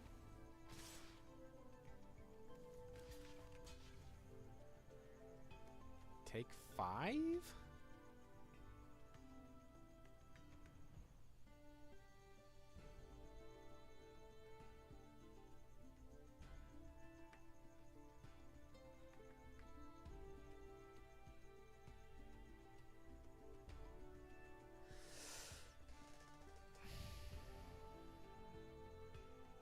Okay, if I make the block, then I'm grapple of deathing this 3/3 and playing the Newt. Alright, if I don't block, I grapple it, play the Newt, get back Emeritus, and I'm actually pretty well off. He just has to find 1 point of damage though, here. Can I win though if I block? I don't know. I think we're just doing that and hoping. Yeah, he's got the Tome Blast. I was pretty much dead anyway. I don't see why, like, he could have just Tome Blasted this creature and I was dead. Right? So...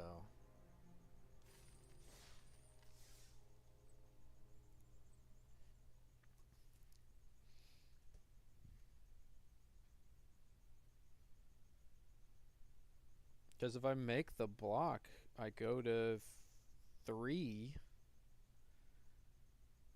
I mean, I'm tapped out.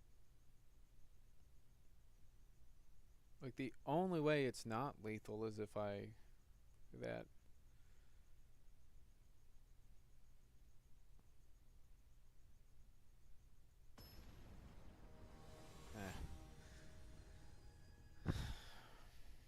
It's hard to believe my opponent wouldn't have 1 point of damage, though, in some way, shape, or form there. shit, I didn't look at the thing.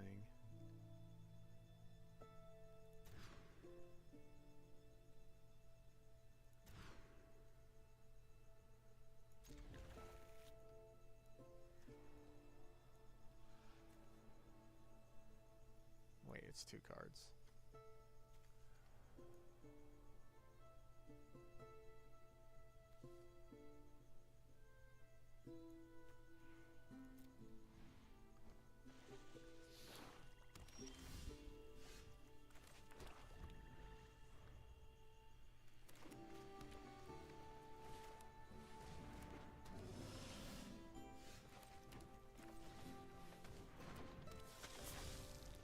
And I'm about to get beat by a real Witherbloom deck at this point, I imagine. I have 5 wins or whatever I've got.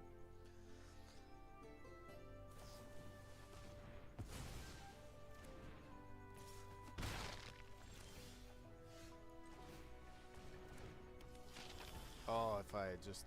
Well, it's not like I could draw land and that in the same turn. Feed this worm.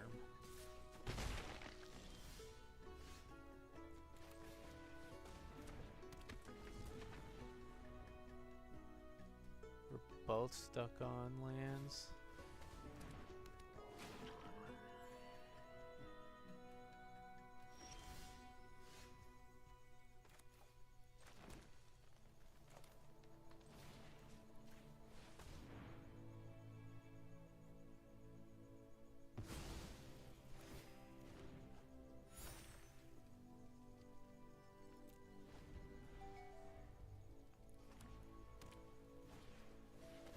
Ugh. Okay. Is it just Mind Roots time?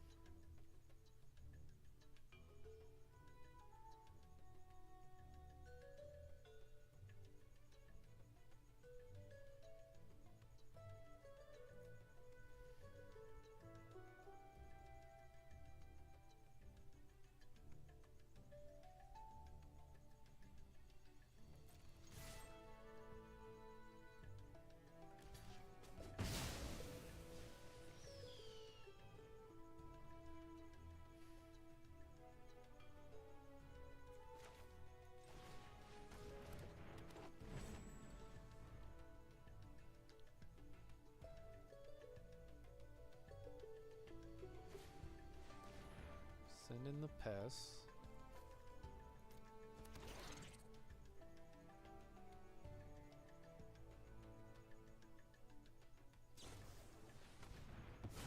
Witherbloom Charm.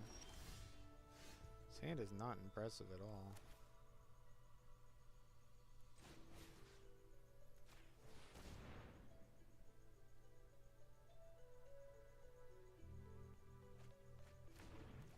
Sort of.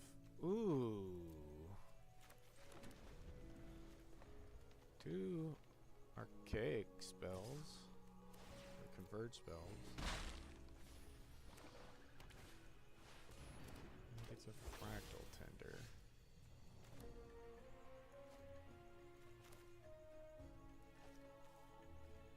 What am I even getting back with this card? I suppose it doesn't matter.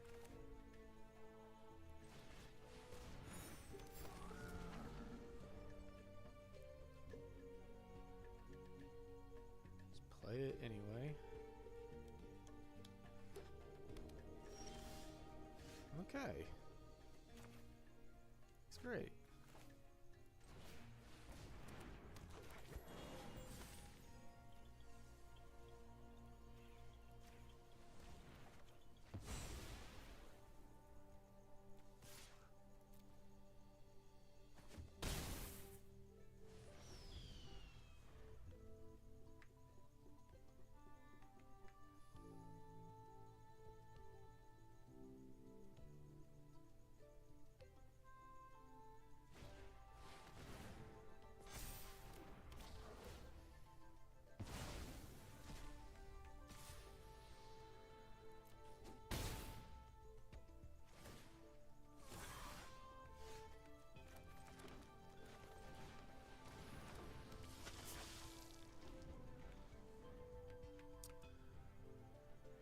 can't win now.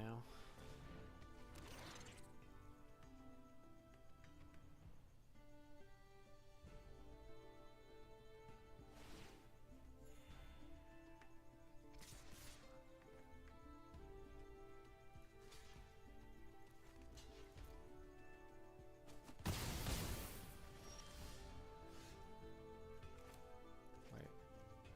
This is Ward 2.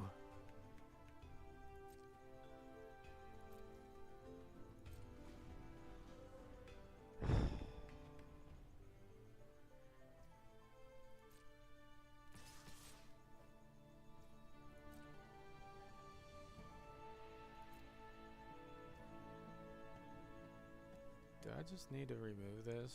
Taking 7, going to 4?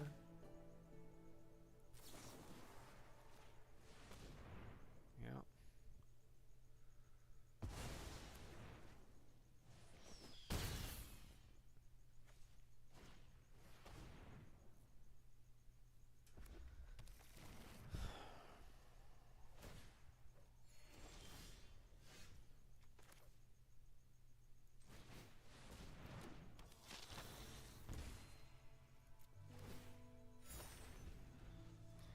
Prepared, and of course I do not have enough black mana, because I never do.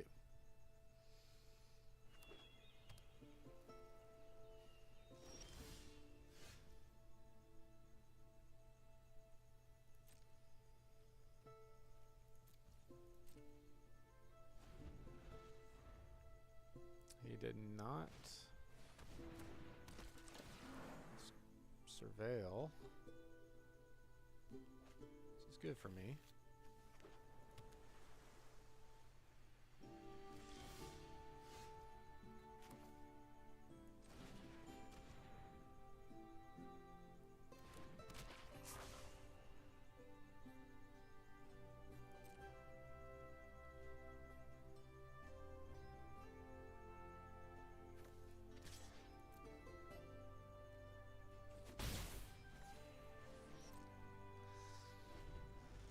Get a chip point in, just for the life gain, I guess.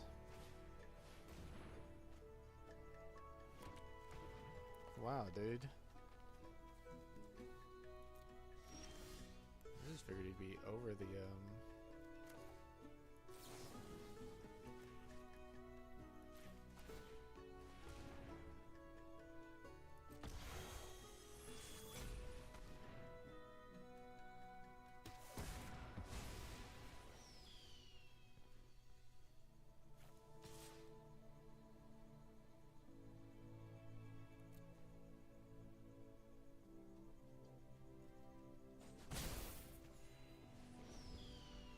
If I could just get a second black source, so I can actually draw cards.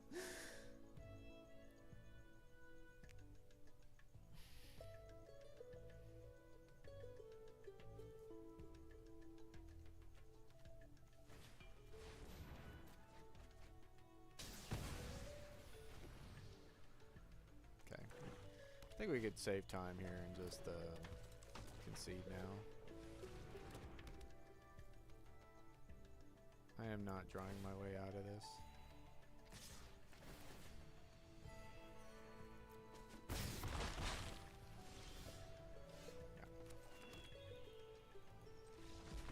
So punting, hard punting a game. One I didn't play very well in, that I should have won earlier by not signing blooding him when he had 2 cards left in his deck. And still getting 4 wins. So this deck is better than I had thought. Of course, I mean, you get some... you get a bomb and good interaction and a decent curve. But man, this mana base, which doesn't look that bad, right? 8 black sources, 8 green sources, 3 blue sources. It just punished me so hard by not getting that second swamp out. It really needed that 9th swamp. It needed to be trimmed here and up there. I never had a problem having the blue for Quandrix on turn 6 with 3 sources. You only need 3 sources for a single pip splash is the general rule, and then you go up like 1 land for each additional like pip you're splashing for. Not on the same card, but I'm saying like if you're splashing for another blue card, like maybe like a 4-drop or something, then you might want the 4th blue source. So my mana base screwed me a couple of times, which, I mean, generally speaking, like that's gonna happen. Like even the best Magic players in the world, like over an aggregate, it's not like you can ever achieve like 100% win rate, no matter like how much better you are than anyone else at the game,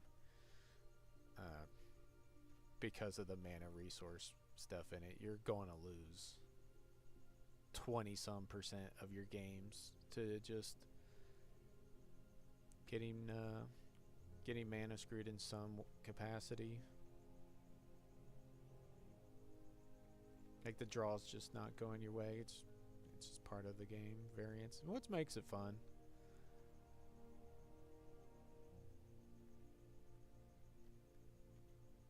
But definitely no life gain payoffs. There was very little reason for me to be Witherbloom aside from all the good black removal that I took early. Alright. 2 grapple with this, a last gas, a wander off. And well, we had a punch spell. And we really didn't, it's not like we saw things to put us into Quandrix until we saw the namesake card Quandrix, the proof. I don't think in pack 1 there's very little reason for me to take a blue card in certain situations, but maybe I could have. But our deck is mostly black here. I'm not sure there was a pivot.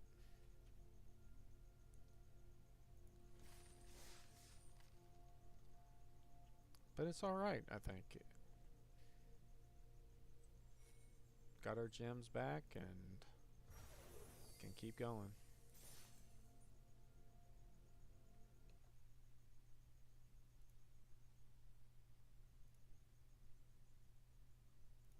Okay, now I'm going to do another Strixhaven draft here for the channel. I guess I need to edit these videos and get them up here. Just hop in. The last draft here. It's a Witherbloom deck with a blue splash for Quandrix that I picked up in pack 2. And I basically punted 2 games and still got 4 wins. So it felt pretty good for what it was. Here, I don't want any of these uncommons or rares over this Skywell. I don't think there's even any point in talking about any other card in this pack besides Run Behind. But Run Behind's not a reason to be blue. If I wanted to pick a monocolored like interactive spell, it would be the Tome Blast. But Skywell just has gone on to be very good. So after that, it'd be a removal spell, and then even further behind that would probably be like Terrafractal, First Year, Acolyte, maybe Silver Quill Charm if you're a true Silver Quill believer, which I am not. I think the white decks can be very good, but they are very dependent on getting some good rares. Here now, I want to draft with this hidden and just take what's in front of me, because I think that maybe screwed me up a little bit in the last draft. Whereas Paradox Surveyor is a really really good card for its rate. It's just really hard to cast if you're like splashing. Like you don't want to be like a base Prismari deck hoping to like splash a card like this. You need to be a Quandrix deck. But I think Quandrix is quite strong. And it's not like I am going to take Ascending the Pest or a Tome Blast over it. I think this card is just very good. Here we get two rares passed to us, Nita and Skycoat's Conductor. I have gotten to play with both of these cards. Skycoach feels pretty medium, and Nita also not stellar. It's a good card, but you know this effect of playing something out of your opponent's graveyard seems very good, but the cost is just really high. Sacrificing a creature and paying it additional 2 mana. It's quite a lot to have to like go down on your board position. Like if you need to play a 5 mana spell, you're looking at 7 mana, sack a creature to play a removal spell or something. Like that's pretty weak. I'm going to take Quandrix Charm over Terrafractal. Counter spells have turned up to be really, really good here. And here, I think it's a Snarl Song. This card has been very impressive to me. It's very easy to splash in this format, and I've liked the Converge decks quite a lot. I think I've had more success on average just staying open, getting into 4 color piles with Converge payoffs than I have actually sticking to any 2 color deck that isn't Prismari. So I think my average win rate with these Converge decks is something like 5 or 6, whereas like Prismari's like 6 to 7, and everything else I'm very middle of the range. Like 3 or 4 wins is all I'm really getting out of my other decks in these other colors. Proctor's Gauge is amazing. It's so much better than any other card here, and I'm actually kind of surprised to be getting this 5th pick for a 4 mana instant. Bounce any non-land permanent, and it can even be one that you control. It doesn't say that you don't control, so you can actually like use it as like a way of saving an important piece that you may need or something, and a rampant growth staple to it. It's just too good, and we're just hoping these Terrafractals wheel. Environmental Scientist is one of the best uncommons like in the entire set.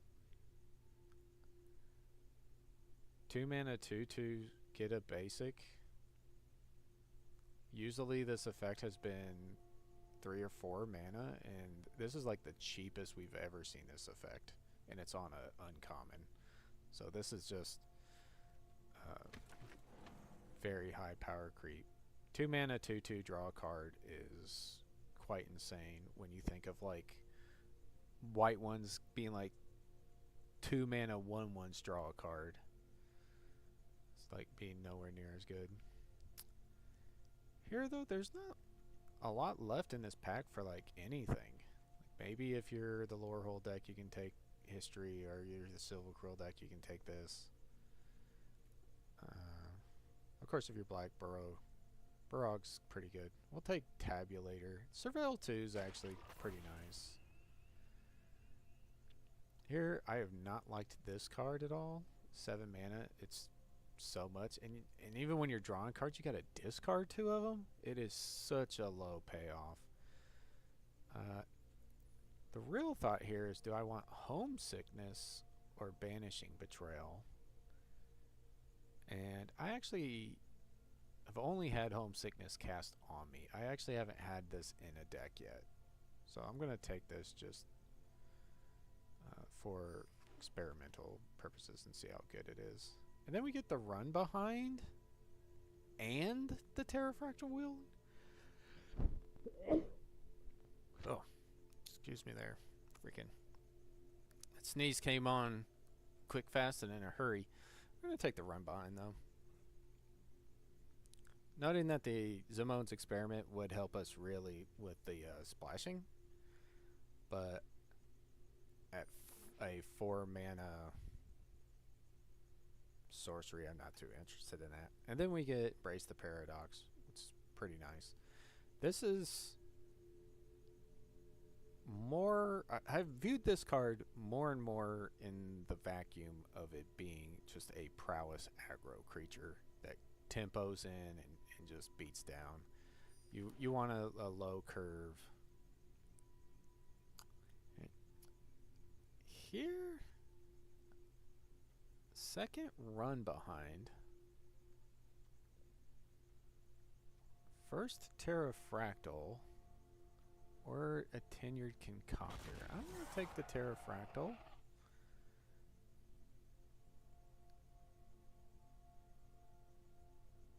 Here it doesn't matter.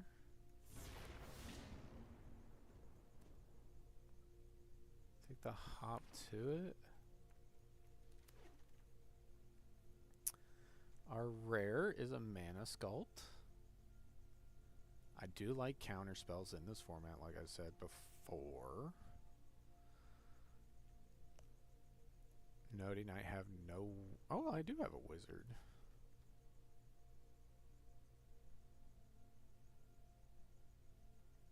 I am going to take it. I think the next pick is probably Banishing Betrayal or splashing in Stress Dream. But I think we've got enough like instant speed stuff we're doing. Here's... I want to take Sundering Archaic over Slumbering Trudge. But this actually being in your opening and turn 1 might be quite impressive. Noting I don't like the idea of passing this Barrage Barrage.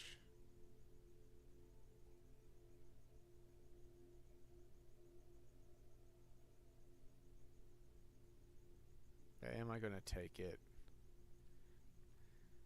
over an Archaic? See, I want to take this to sort of cut Converge off. Get everyone else off the 5-color soup. Here we're going to take our first Banishing Betrayal over Muse's Encouragement. We are looking for win conditions though still. Take the Newt over Shared Roots. Spellbook Seeker. You know what? It might actually be Storm Carved Coast. To help with splashing. Because we're not finding win cons.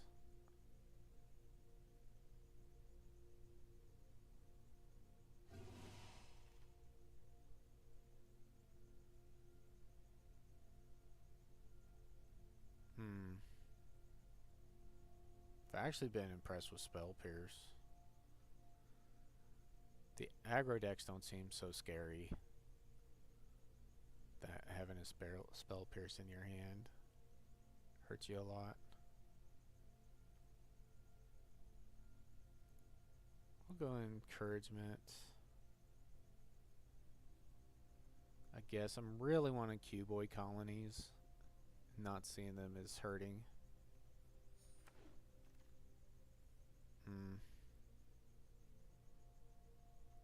Do get an Archaic here. And we get a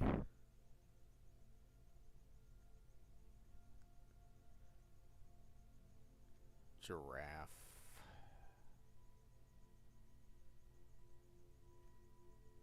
I'm gonna take what I think is a pretty bad card in Landscape Painter over this card, which I also think is very bad.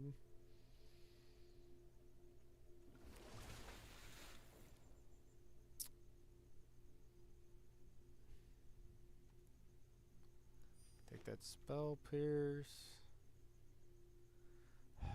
I'm actually going to take a Tackle Artist.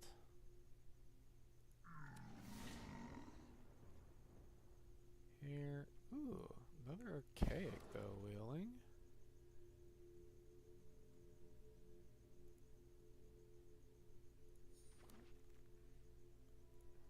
Not impressed with these cards at all. I think maybe, I don't know. I don't want to just be splashing a ton of red mana 4-drops. Agony. Give me something. Alright. We have a win con. Now, of course, I would now like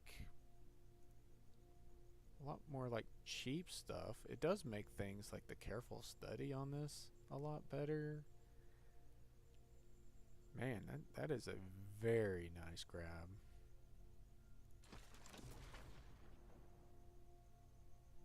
The art is just the teacher with a drawing of the original Murmuring Mystic. That is pretty cool. The jumping guy. The jumping guy can just get in our cards.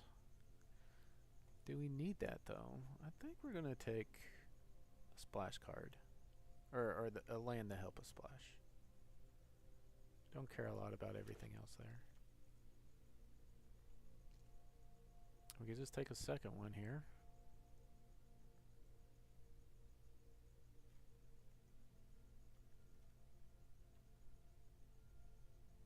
If this land wasn't here, I might actually just rare draft this Erode.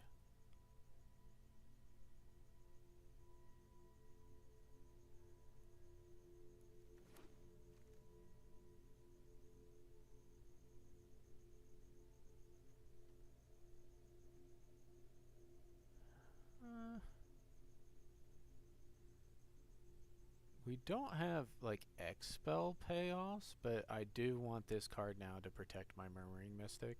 So I might run Spell Pierce and Chasing Inspiration, which normally I don't love those kinds of cards. Unless you have just a very important card that you need to protect. And you get to protect it and make a 1/1 flyer at the same time. This is so good. I'm going to take another Skywell though. That's quite worth the splash. I don't think this is worth. I think this is worth. I think we're okay with or Isa?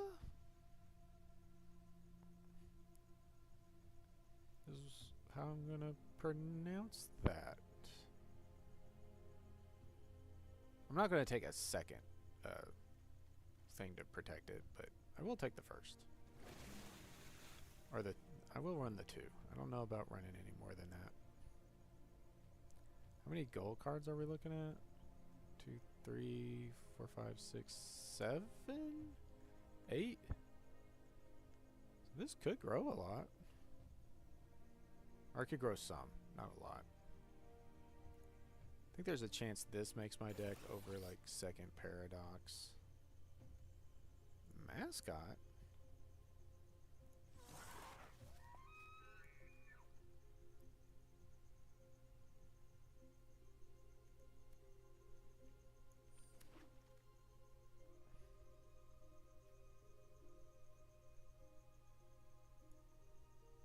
Repeatable 1 mana jump for my Mystic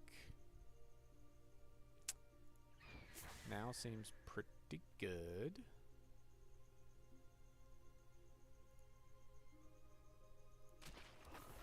Second Textbook Tabulator.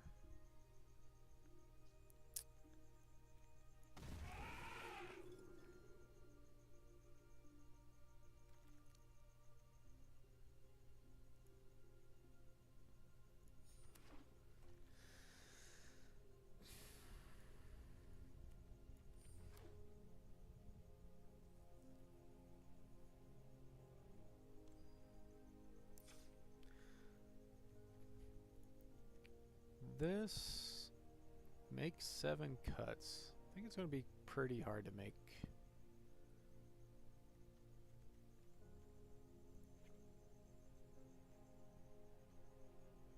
Let's just cut everything that I'm not just super excited about playing.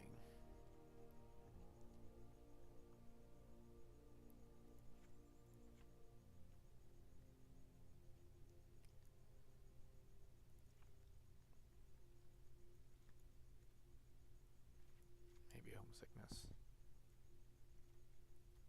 Oh, well, I guess that was easy.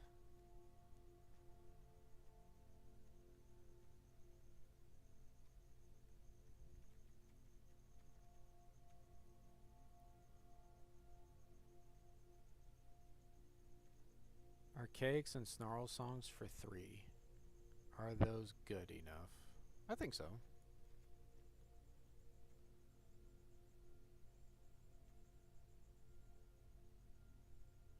Do I want homesickness though?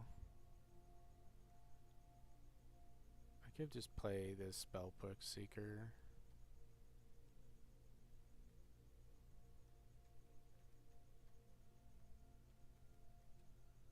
I'm gonna try the homesickness though.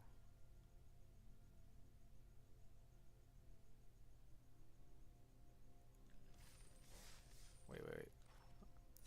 Look at this mana first. 883.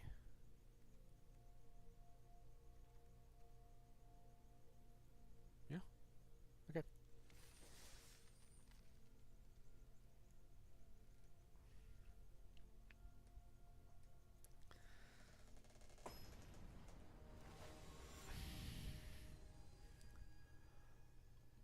Marquitos 3K.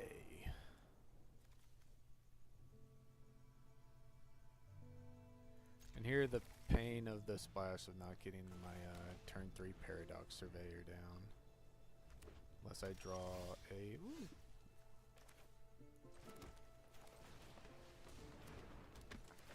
So I was about to say, forest or island. We will get an island.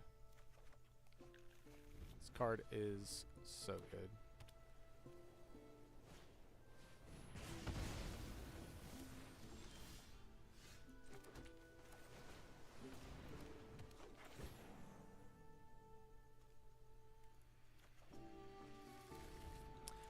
Two mana 2/2 draw a card and a 3 mana 3/3 draw a card.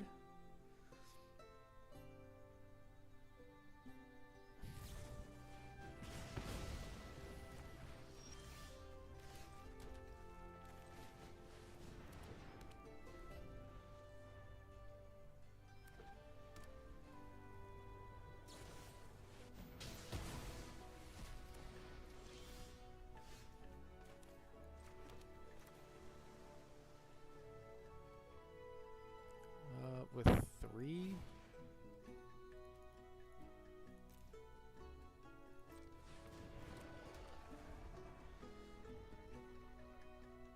How many removal spells you got, buddy? Ha!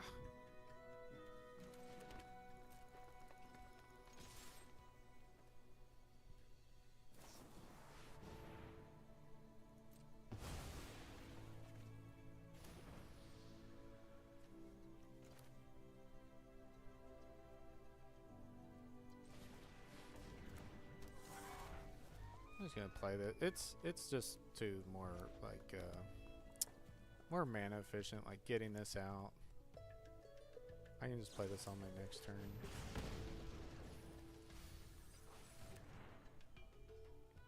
He's gonna double spell to remove this.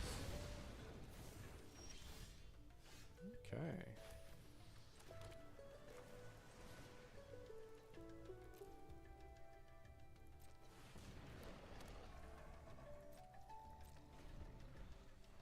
He's just freaking Lorehold removal.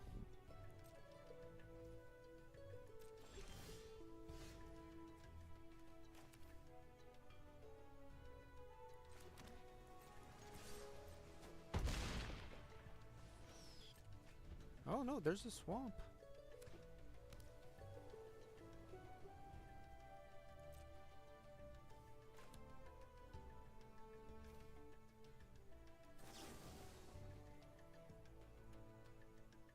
Target player draws. Submit 0. 6 mana, instant speed, draw 2? Yeah, homesickness looking really good.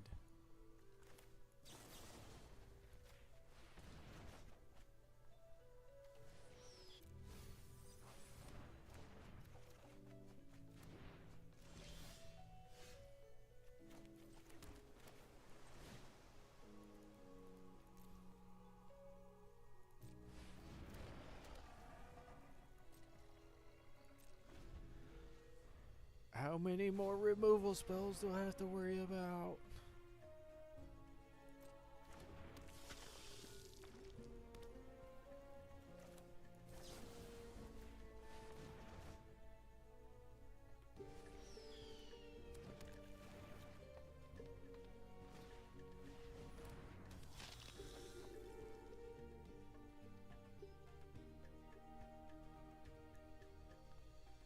Flashback the Tome Blast just to...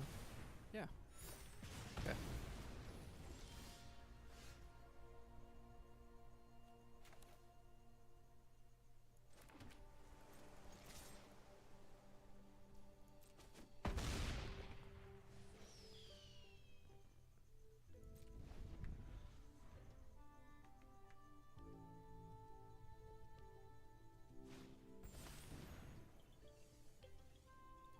Okay.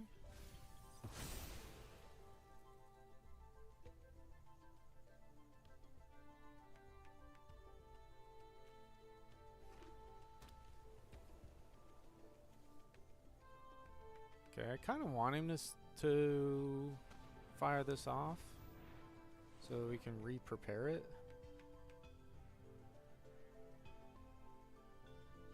And then I run behind.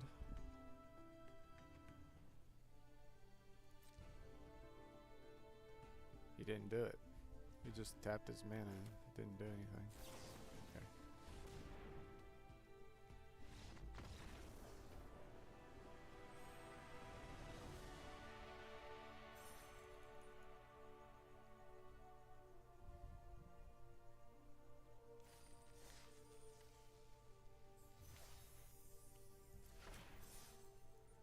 Mono removal spells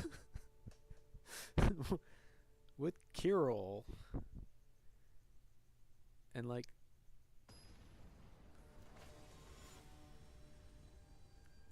and a black splash for probably more removal spells.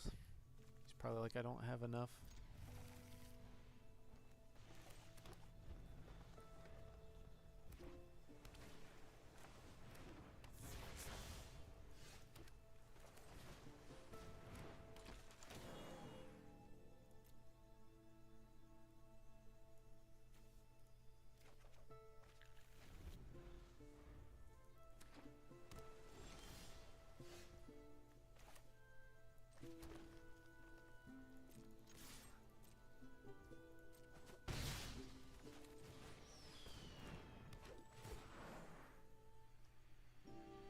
Ooh.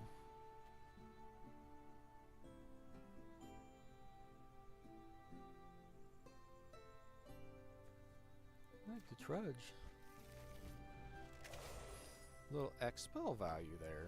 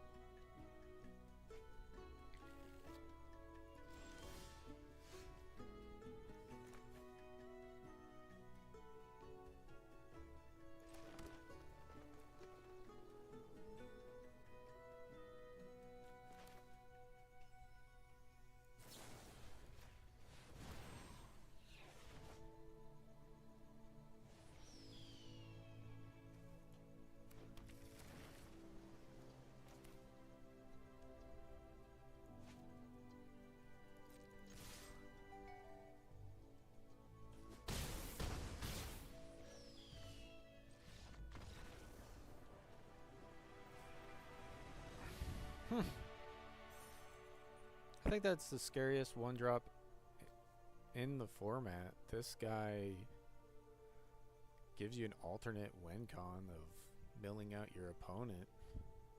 But you do have to cast spells. And it's probably just a mistake to play it on turn 1. I mean, like, if I just kill it,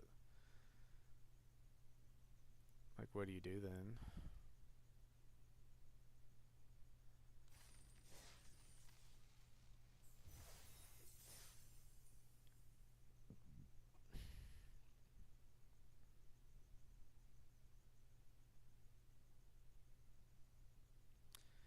So 2-0 with two opponents whose, we're going to say decks just didn't show up for them.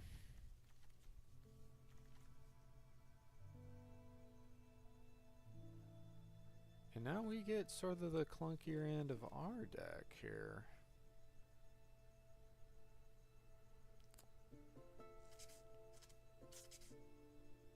I do think I'm going to keep just for the turn 1 Slumbering Trudge.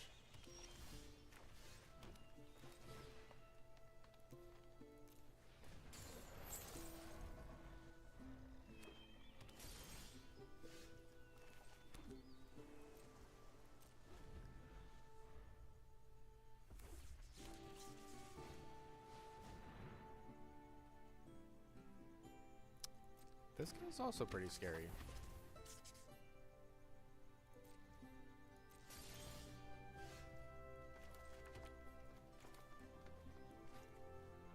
It's a jump, dude.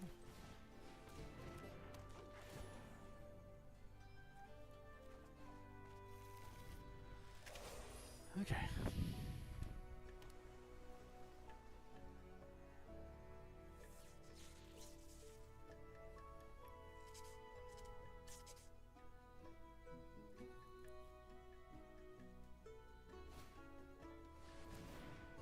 Raffle on.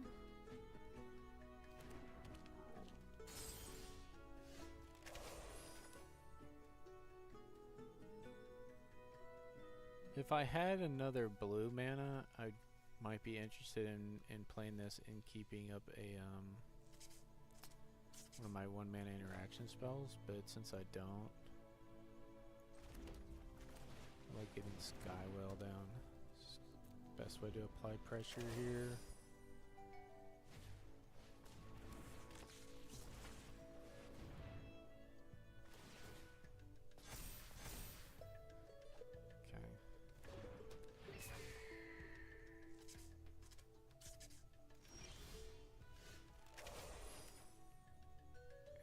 Getting stuck on blue mana pretty hard.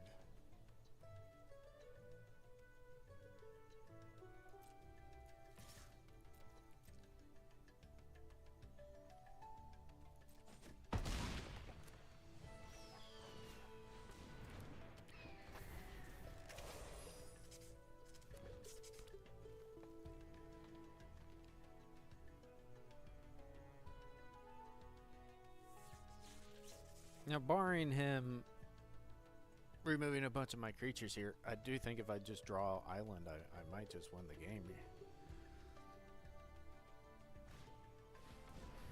Okay, never mind.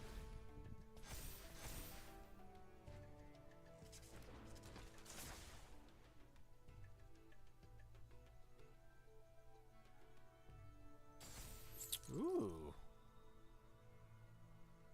Okay. Fine with that.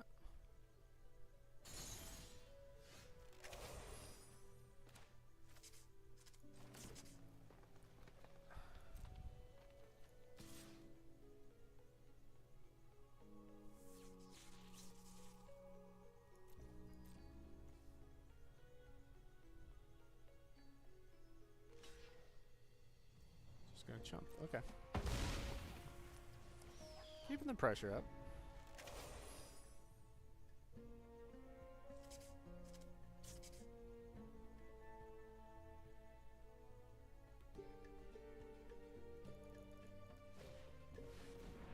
Terrafractal.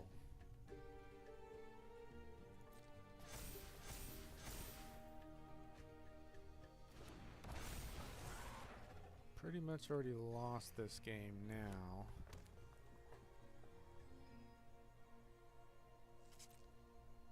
I needed an island last turn. I don't think island this turn even helps me much.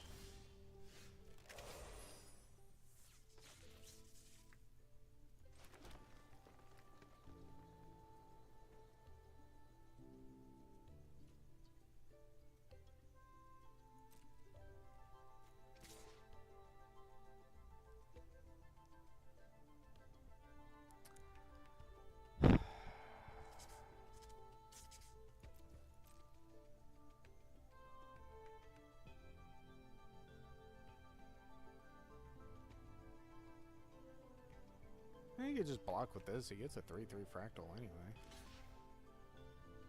So this is 12 damage.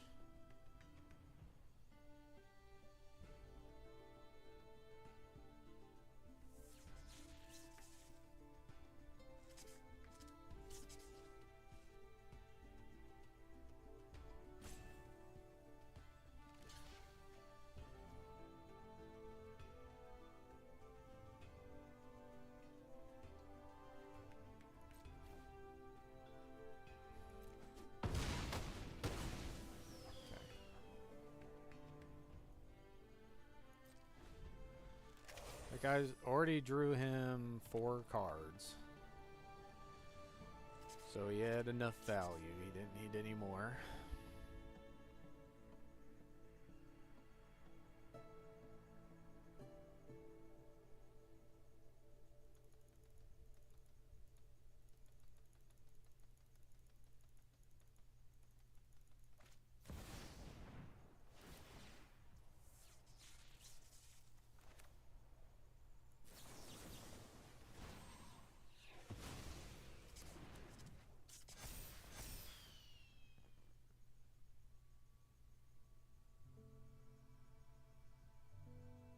Spell Purse is a pretty good card. It does stuff. Drawing every forest out of your deck before second island is so infuriating.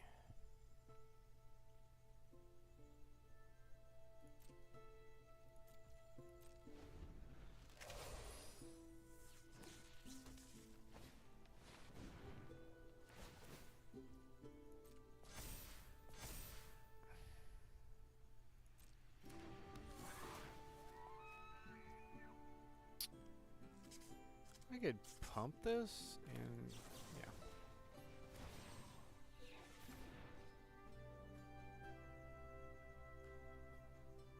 Actually stops him from having half decent attacks here. I can't get these freaking blue cards out of my hand. What is going on? No.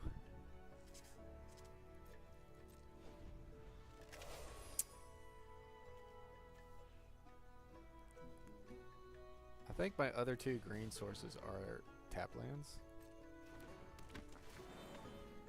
Like, that's literally every forest.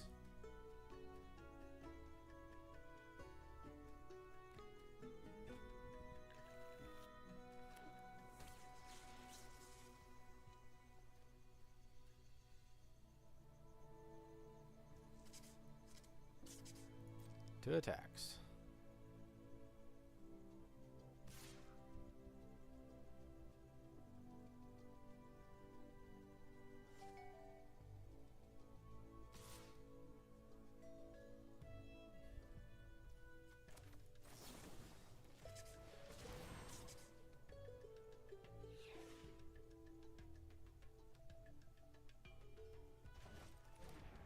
Puts it on top. I wouldn't put that on top. Of course, he does have a bunch of cards. Maybe he just plays out his hand and makes it big again. Draw me 2 islands.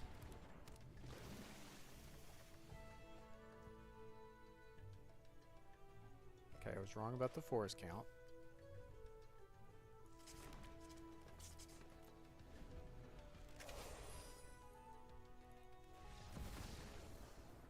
Oh, he had 2 paradigm spells?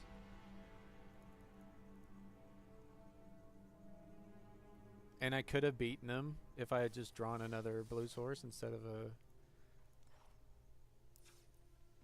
Right?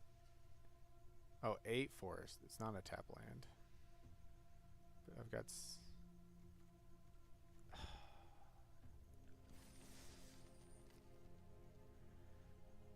That is one of those Magic variance games you're just gonna lose.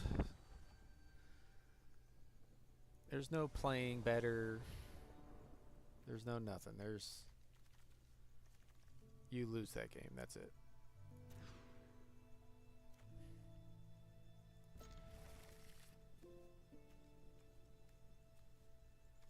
I'm gonna put this stupid homesickness on the bottom. And then probably in the next game look to cut it. I don't know.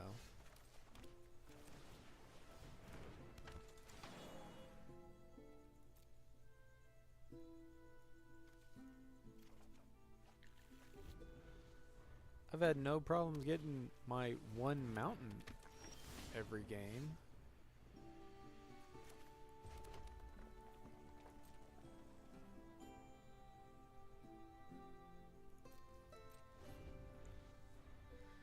This is good. I'm hoping he goes for the attack and then like play a spell to try and pump this thing.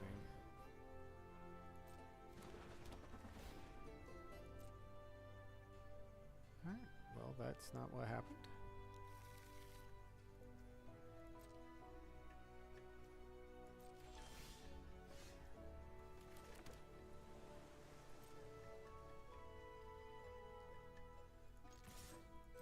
Now I'll attack. You're going to trade the Sky Coach.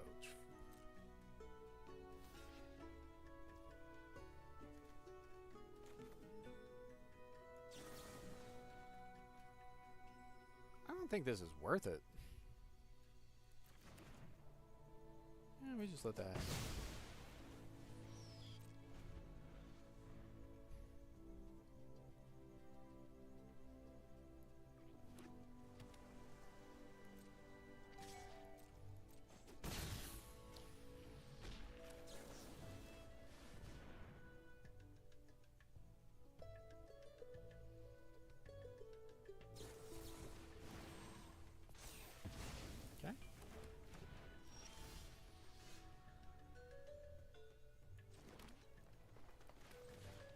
See if there's second counter spell, because he apparently just has a handful of reactive stuff.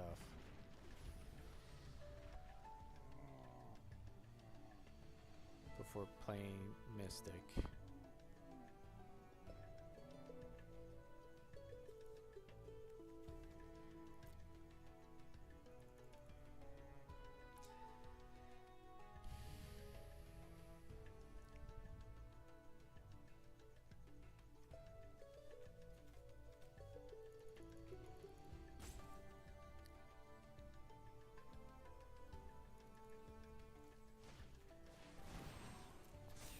Steal the show.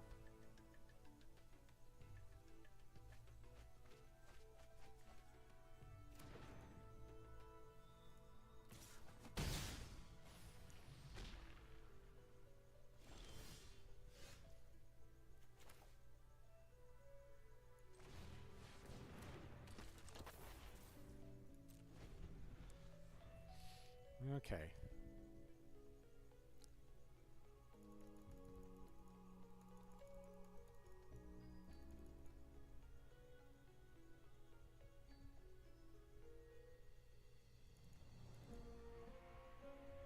Let me dodge a removal spell here.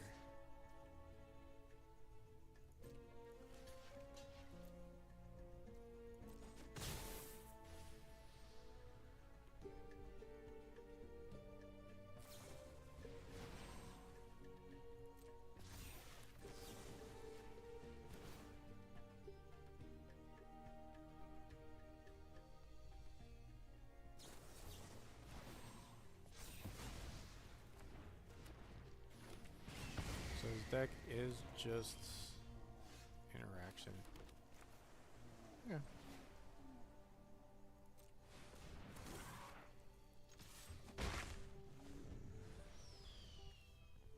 He is the dirtlest of the dirtle. Except now he drops a bird on me.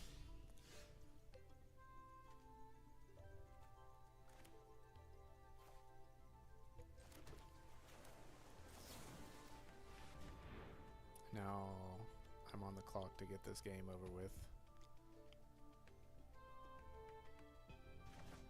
Puts it on bottom. Put it on bottom?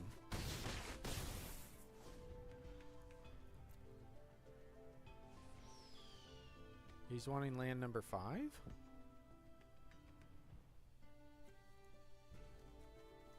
But you just discarded 4 lands. Like, what are you hoping to draw? That's better than Berta. That must have been a misclick. I can't imagine.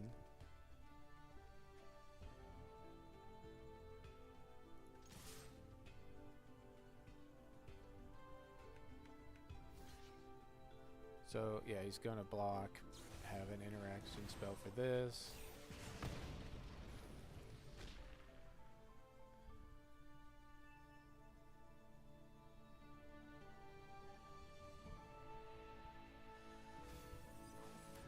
Gets rid of Potion Stove.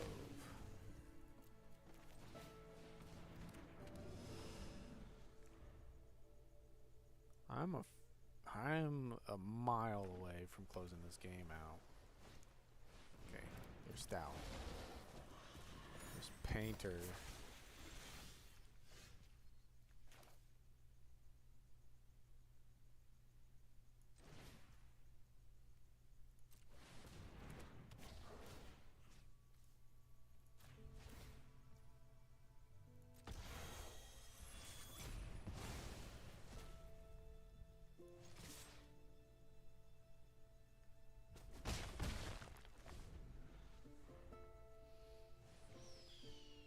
Holy crap.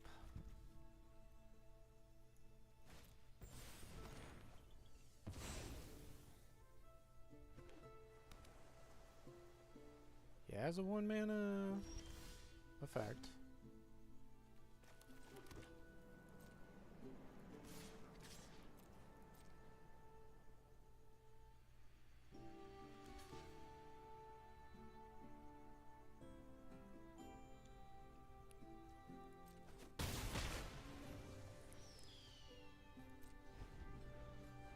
I could put a lot of stuff back on the bottom of my deck.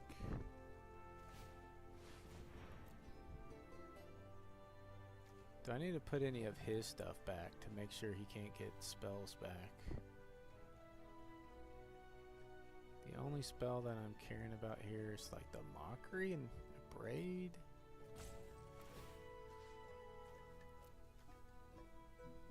We'll get Mystic. Get Snarl Song. Get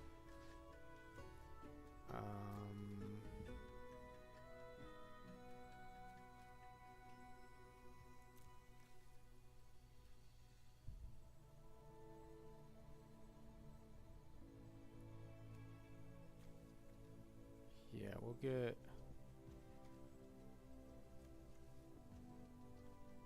a Braid.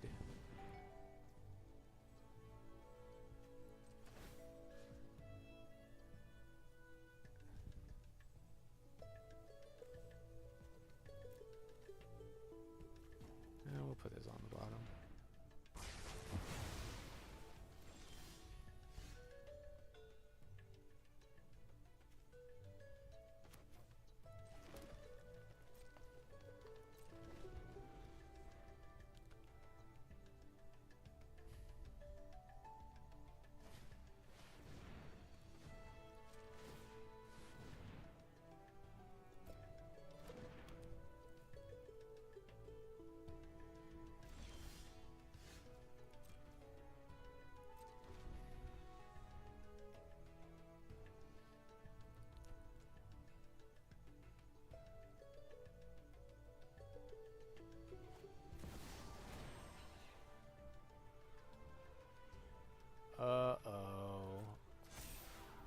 Wait, is this the same guy?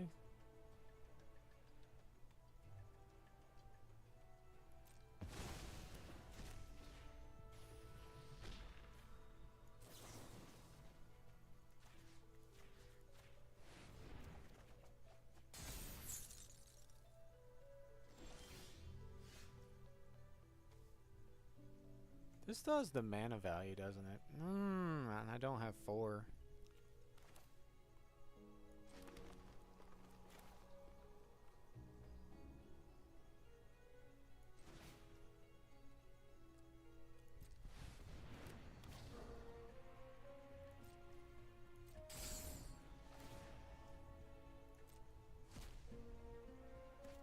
What I do get to do is so that oh yeah, target the token.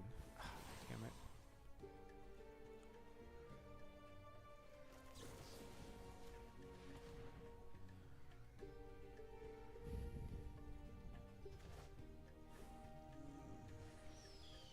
Draw 3.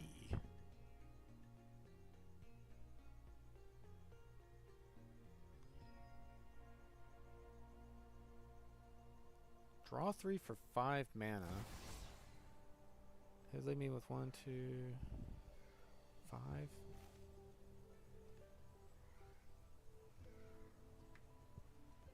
Okay. Okay. Maybe it's worth it. Maybe it's worth it.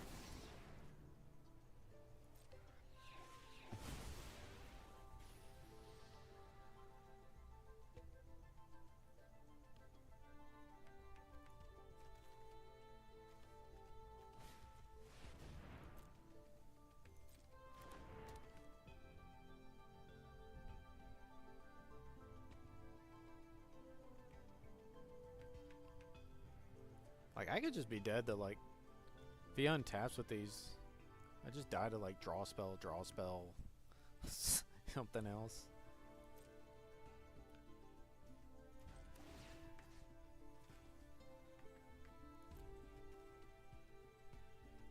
Let's just put...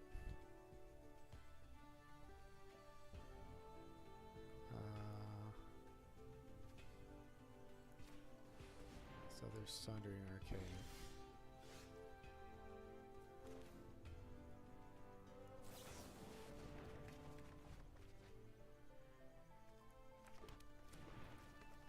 That's quite bad.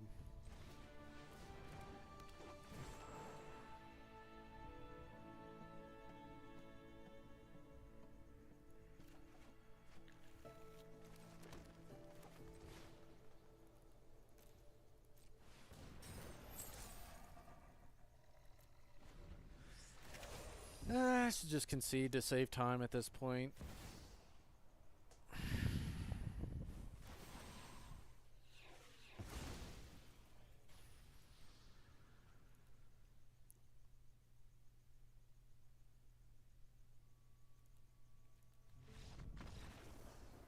I don't have like a cyclonic rift or something to somehow get me back into this game.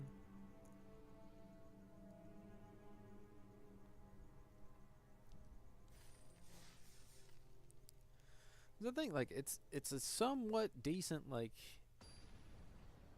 teamer pile that I've got going here, but it just lacks the end game. Like, I didn't pick up any, like, really splashy win cons. Like, Mystic is good, but it's not some paradigm spell that's going to grind your opponent to dust. No matter what he has.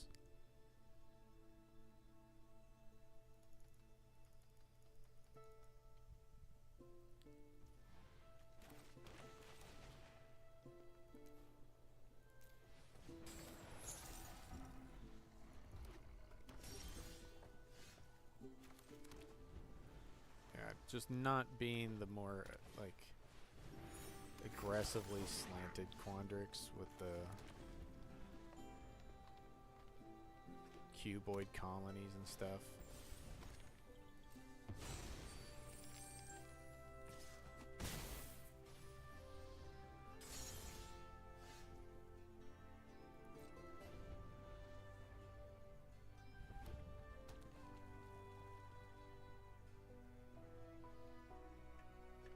makes it not feel very impressive. But every time I play against a Quandrix player, they just have this awesome increment curve out, like, and smash me, it seems.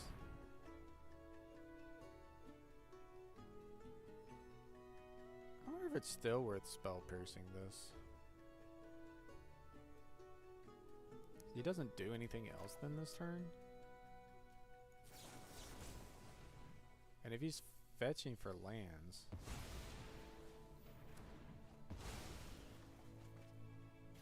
he gets honoring,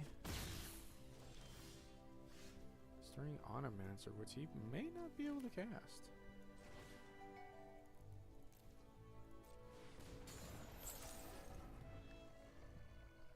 Okay.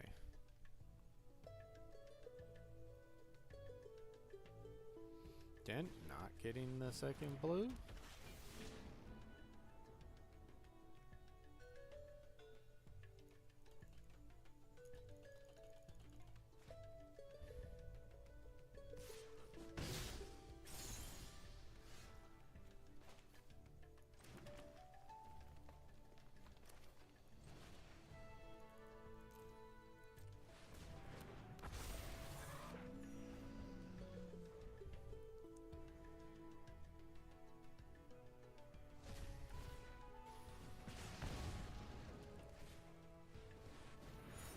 Pigment Wrangler. That's a little scary.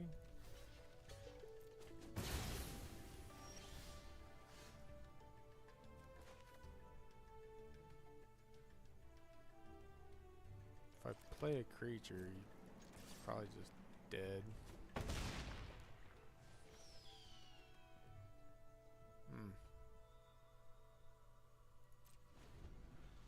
Maybe I am supposed to still play it.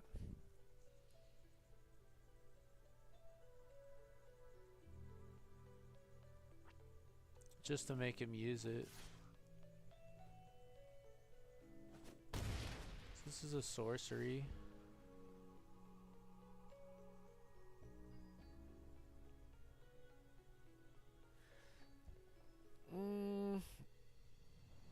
So I play my Murmuring Mystic there.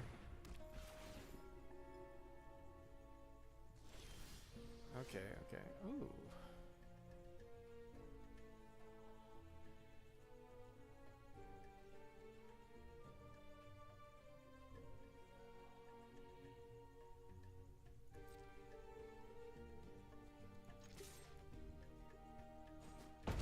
Go in. And hold Mana Sculpt?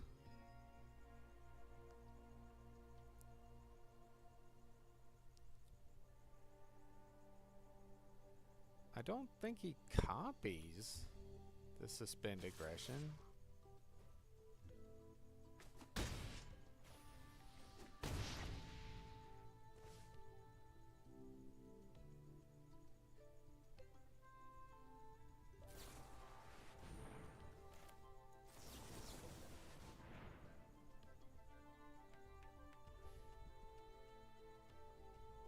This gives me a lot of mana.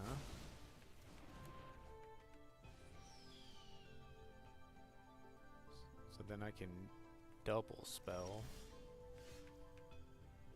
Oh no, it doesn't, because I don't have a wizard. And the only wizard I had was this card.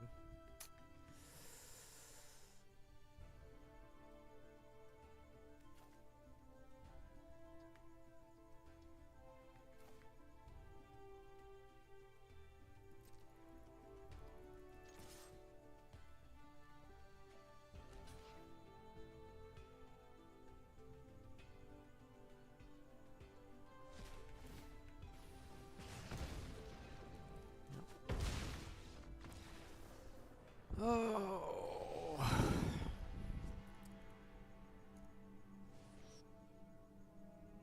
Okay, I'm gonna... Wait, was that 3 losses? Yes, it was.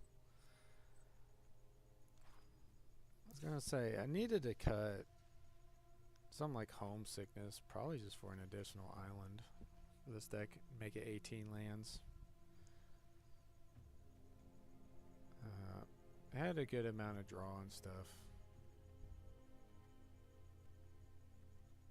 Definitely seemed hungry for the blue, and part of the hunger for the blue was the homesickness. Oh, so maybe that's still not right. Not much to say here as far as like how good the deck did or didn't do, because two of those losses was land screw. Not a very impressive outing though, but the trudge on turn one is interesting. It's kind of cool, but I think you really want to back this up with some fight spells to make it worth your while.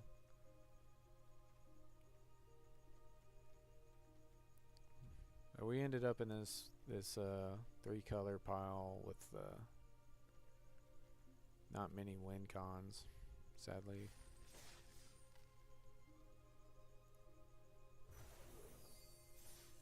So pretty bad that we only got 250 gems back for that one. Do one more, I think.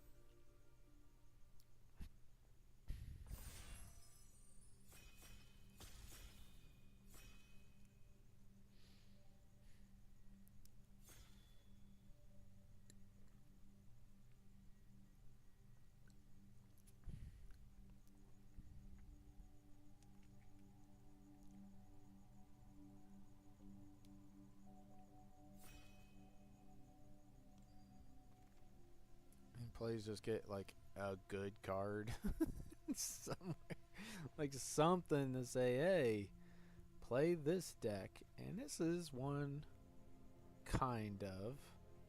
It's an X spell like payoff, but it's a 2-mana 1/4, so it can come down early and it's kind of hard to remove. A lot of the red burn spells don't touch it. Though I don't know if it's actually better than Muse Seeker, to be honest. I'm gonna. Yeah, no. I'm gonna take Muse Seeker. It may actually be Impractical Joke you're supposed to take. That wouldn't surprise me. Like, to look at win rates for these cards and see Impractical Joke is higher.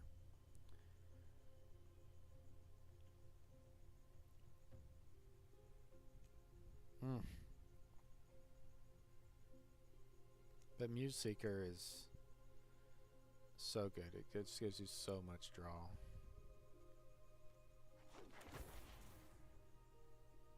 So I'm going to take it and follow it up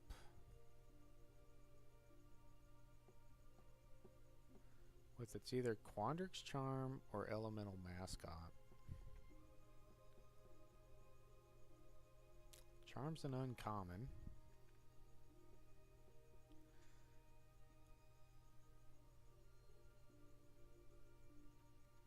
It may even be process. You know what? I'm going to take process. The sort of hidden mode of the 3/3 flying haste on this has made this card a lot better. I mean, 5 mana for one-sided Pyroclasms won me some games too. So I've really liked this card, and I've come down a little bit on Elemental Mascot. It just dies to like so much in this format. Here, I have found that Stadium Title Mage is a decent card, but not something that I want to like third pick. Here, the Seething Song effect can be pretty good, but I'm thinking I'm just gonna take this Mole Drifter.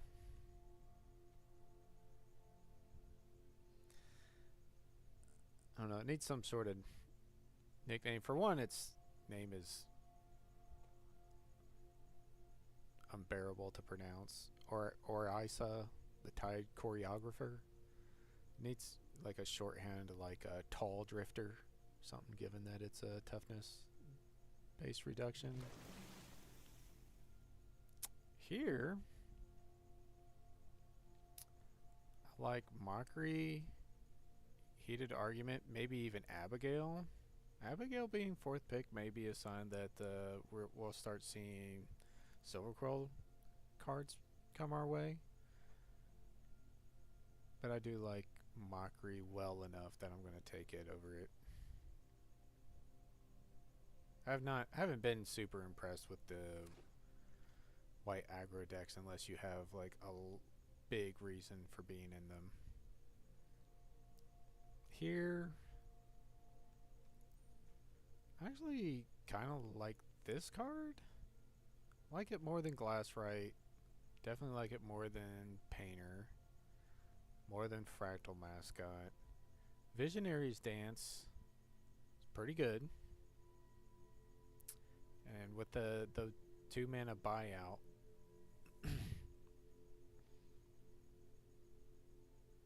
but I think I want to try this card. I've had this card played against me quite a number of times. It hasn't done a ton, but I'm also afraid I'm not gonna get like good true drop. So anytime you see like a good like playable 2-drop, I'm on board to take it fairly early.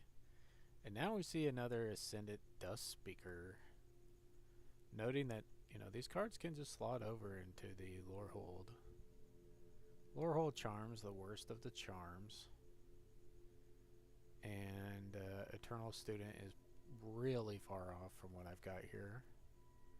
I could maybe take Deluge Virtuoso and maybe try to swap into the more like aggressive variant, but I mean my two-drop creatures are the slow control variants.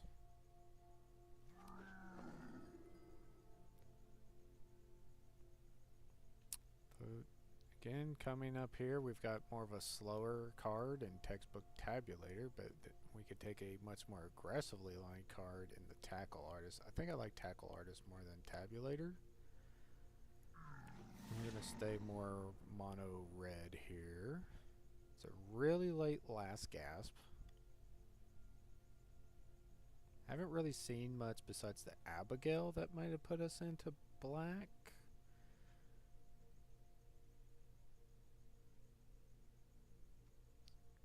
So I'm going to take a second Dusk Speaker here in case we end up in the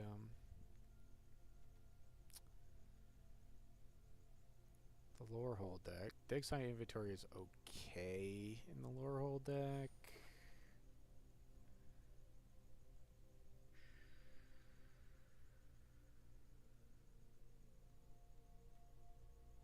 I'm going to take Terramorphic Expanse. It's the most disciplined pick here because we don't know what we're doing, and it's just 100% to make our deck, regardless of how the draft pans out from here. So I'm going to take it. We're going to take Blazing Fire Singer and just be very sad that we have no bombs. And I do like to be as open as possible into pack 2, just to play whatever bombs might get passed to us.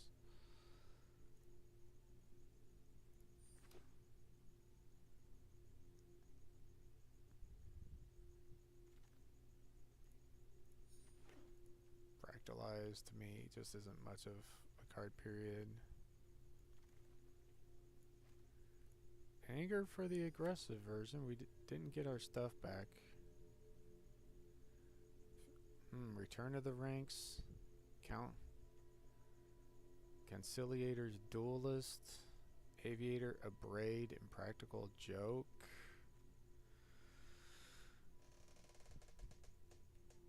Wilt in the Heat.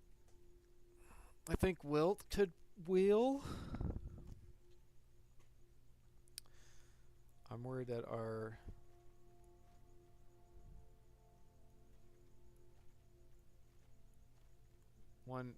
neither one of these piles of white or blue cards are that impressive. So I'm going to try to ride the line as much as possible. I'm going to take this Impractical Joke.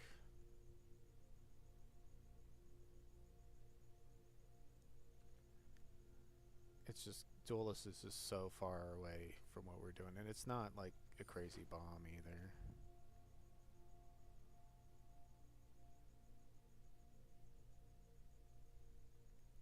Pigment Wrangler.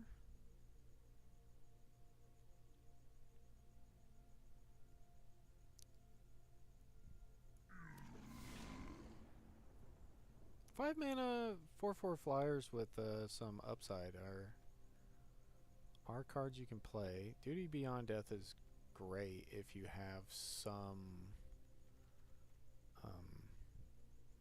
token or something to make better use of it. And am I really about to take Lorehold Charm? No, I'm going to take Tackle Artist. Maybe it's even Fields of Strife I'm supposed to take. And just move more into the Lorehold and hope that's what's open at the table.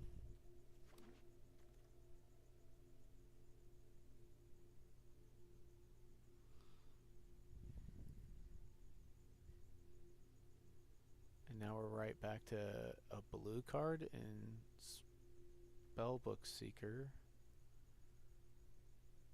Our only red card, Strife Scholar, is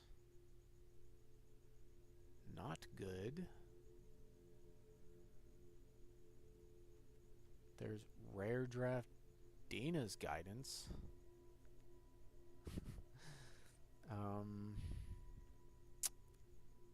This is the most sad, pathetic thing done here. Gonna take Abstract Paint Mage, I think. Seems like green is open from the left, which isn't surprising, but we didn't see some great green cards in pack 1 that I'm remembering. Now we get a Skywell versus Spirit Mascot. Skywell is just way more powerful. Our blue cards are better than our white cards too.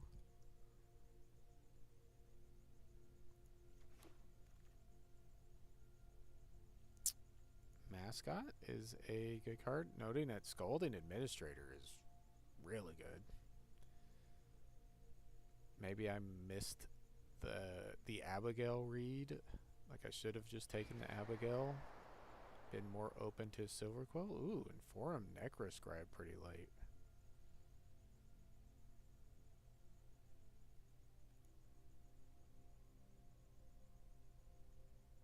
Maybe black's just completely open.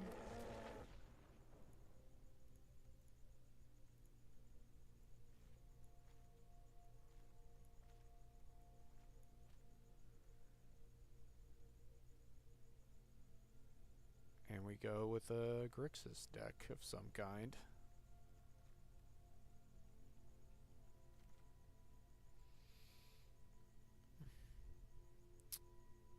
Gonna take the land.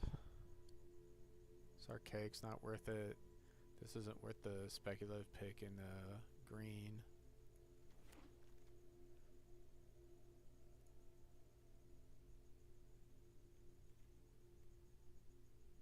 Barrage being this late. Somewhere. It seems like the black and green was open. But it's probably just open because there's no ways of getting into the deck. There wasn't anything. There just wasn't anything there. Double white Emeritus of Truth.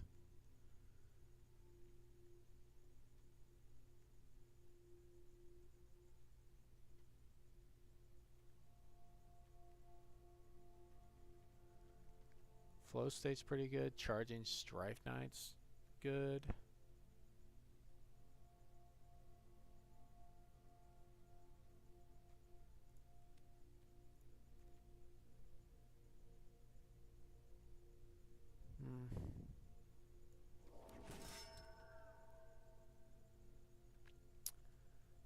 Garrison Excavator.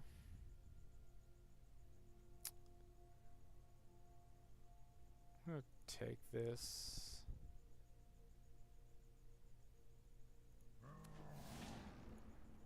And just say we're probably somewhere living this.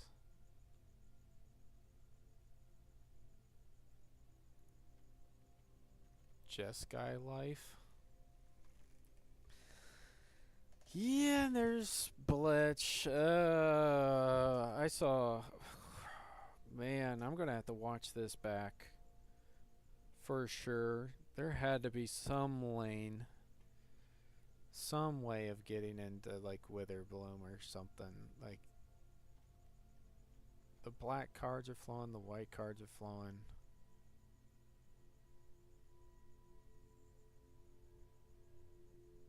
Like Wilt is good though. Response is decent.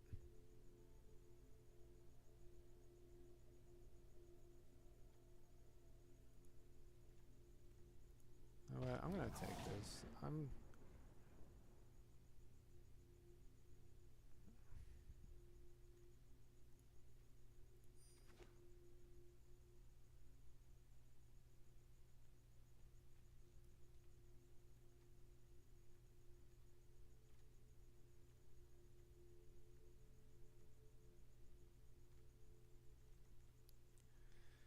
I'm taking this just for some offbeat synergy with Garrison Excavator. And it is wrong. This draft got away from me very badly, it feels. I don't know.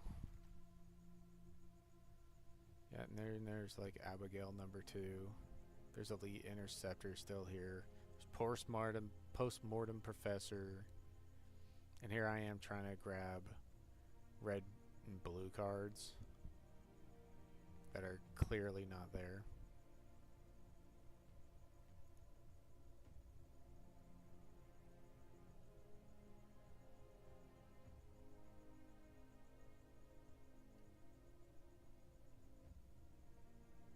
Like my blue cards aren't even all that good. Like I'm pretty much playing blue just for this freaking Skywell. There's another administrator. There's another Tome Blast though.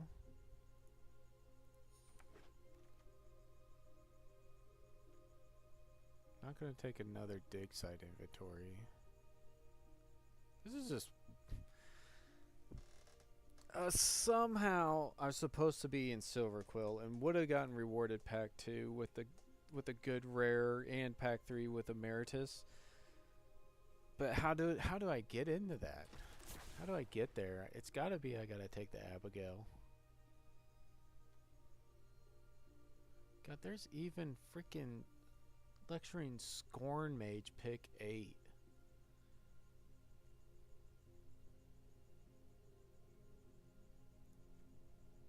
This is insane.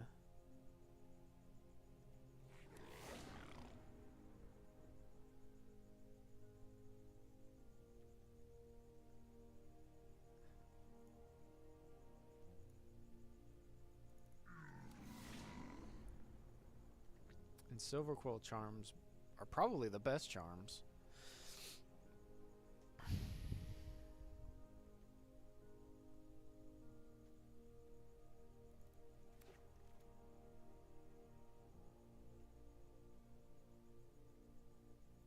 Do I even have a deck?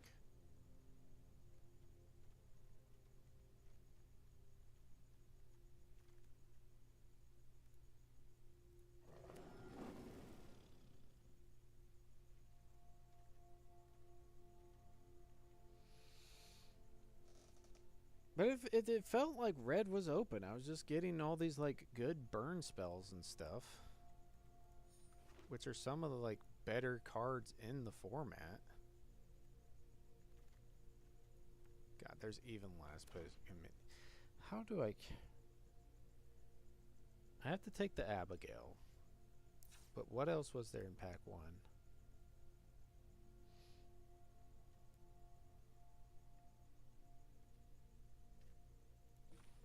I only have 14 creatures too.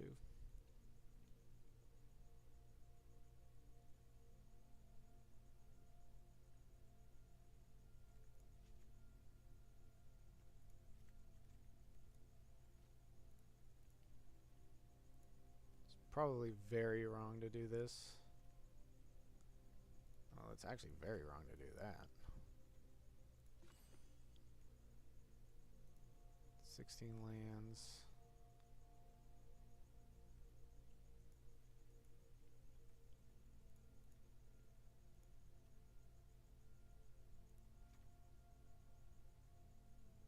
So 3 black sources for this Necroscribe. Give me something, I guess.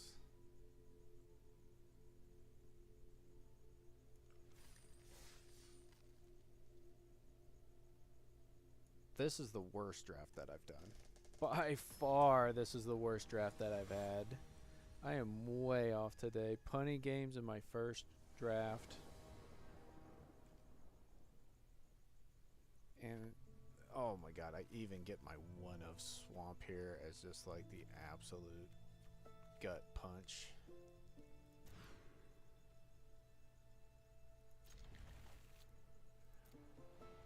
Pitch the combat trick, as I have no creatures in hand. Drew 1 though. That's just getting tone blasted.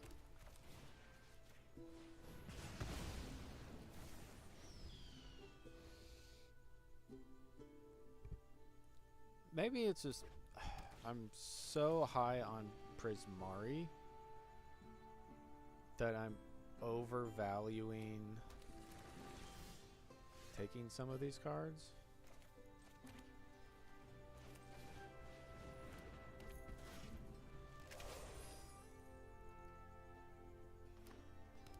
I would have been...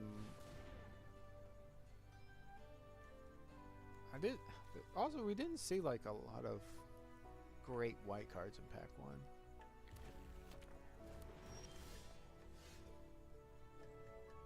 It's Magma Blood Archaic and a land.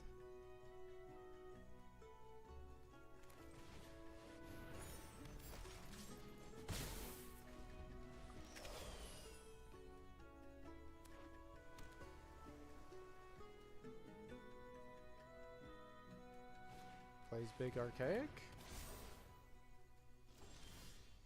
Holds up a counter spell.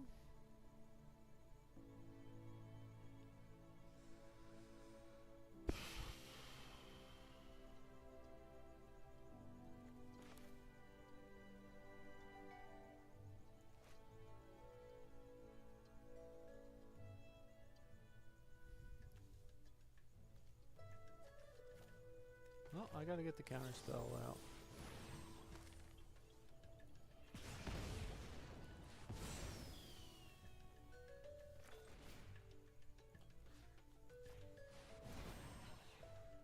And this is 6 damage.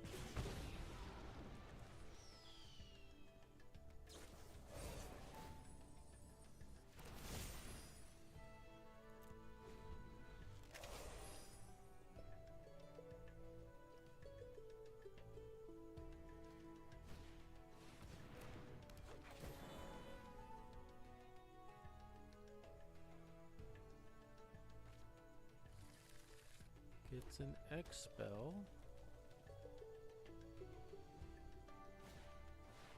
Okay, okay. It's actually decent. It's decent for me. Land was best draw.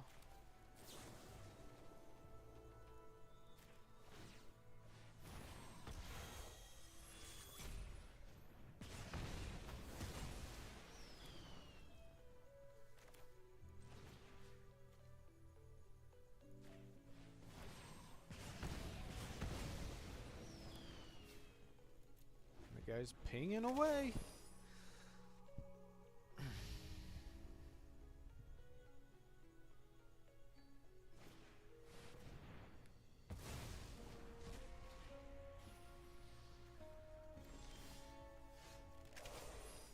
Is that even good?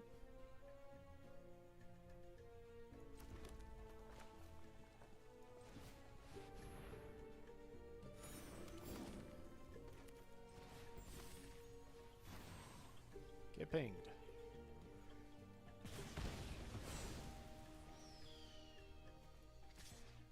Oh no, sneaky reach. I hope you don't block. Oh no, the royal treatment. The royal treatment went back to his hand. I forgot the royal treatment. Oh no.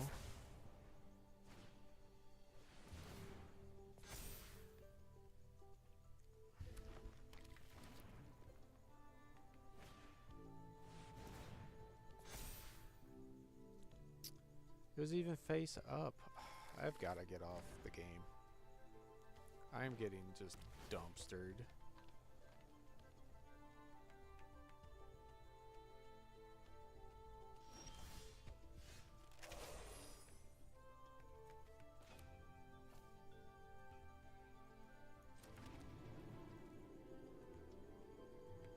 Absolute dumpstered.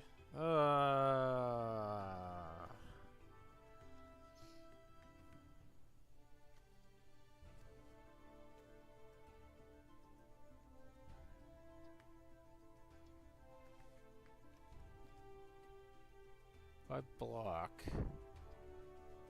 or if he blocks, it just eats this creature, and then I have to like tome blast it.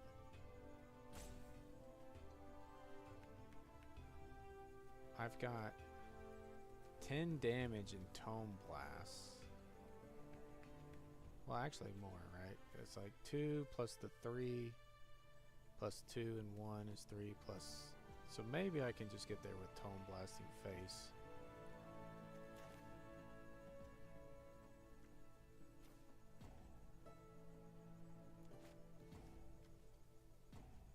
Do I want to attack then? Like, does this creature actually win me the game in any way? Maybe it can get in an extra 3 points of damage.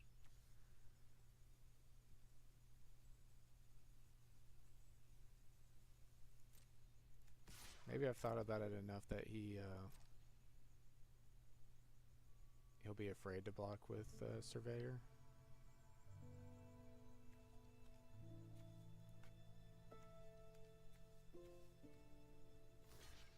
Okay, he's not.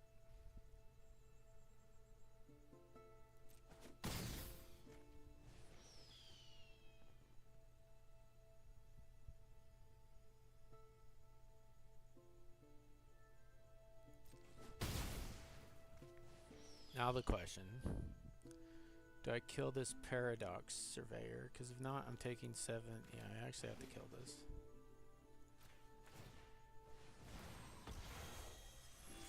It was a huge punt attack the previous turn. To forget about royal treatment.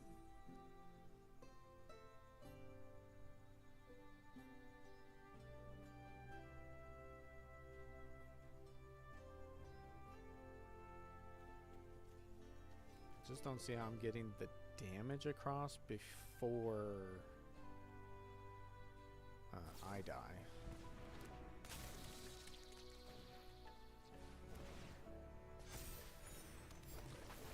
So I can't even kill the cuboid colony now.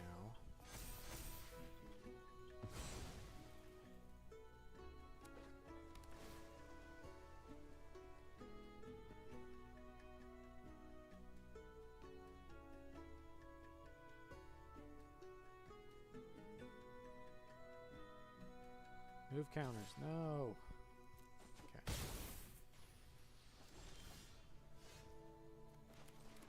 Worst draw in the deck. Well, actually, maybe worst draw is just a straight land.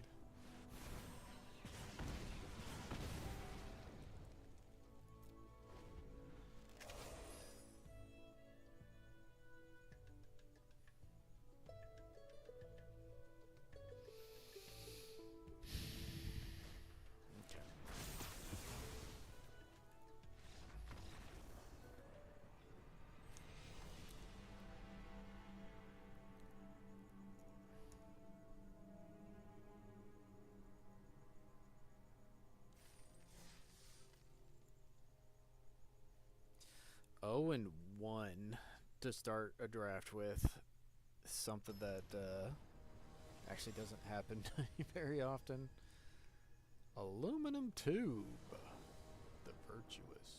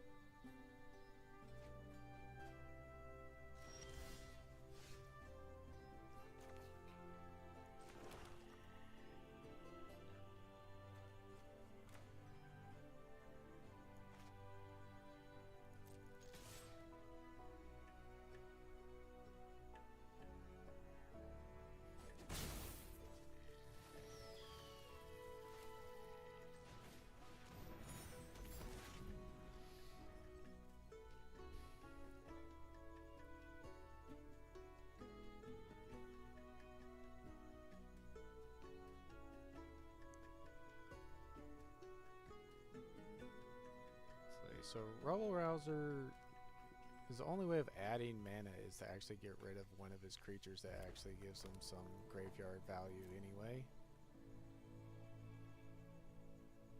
But we could see a 5-drop come down here. And we're going to see more value discard.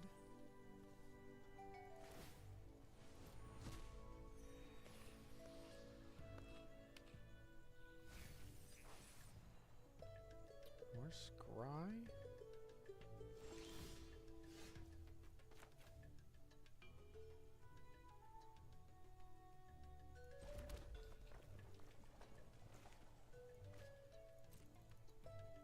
Just gonna get in there.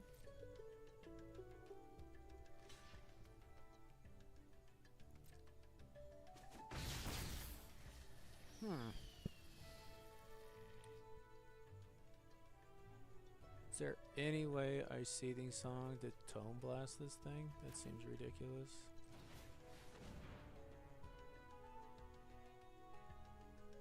Just go for the Tackle Artist.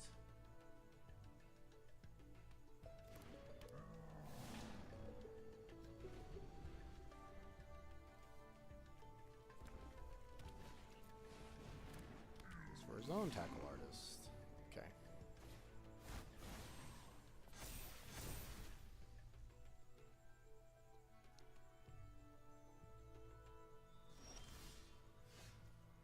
So we go with a... We don't want to use our white mana guy. Receiving Song.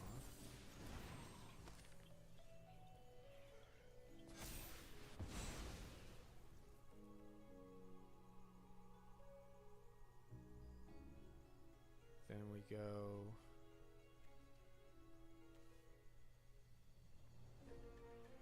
Plus Owen Trample.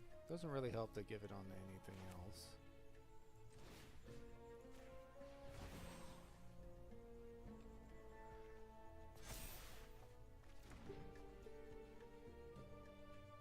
Got a Dusk Speaker.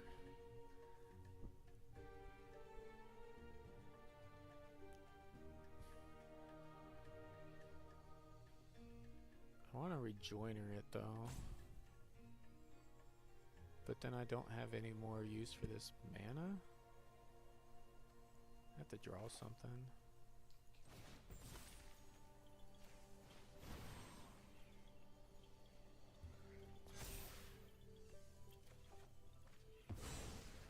Okay. Just hoping for a white land.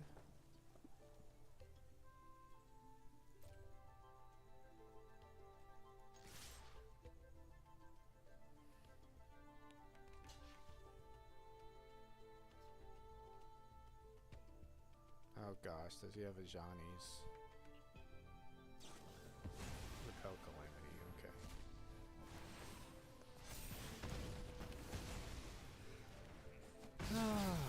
Okay.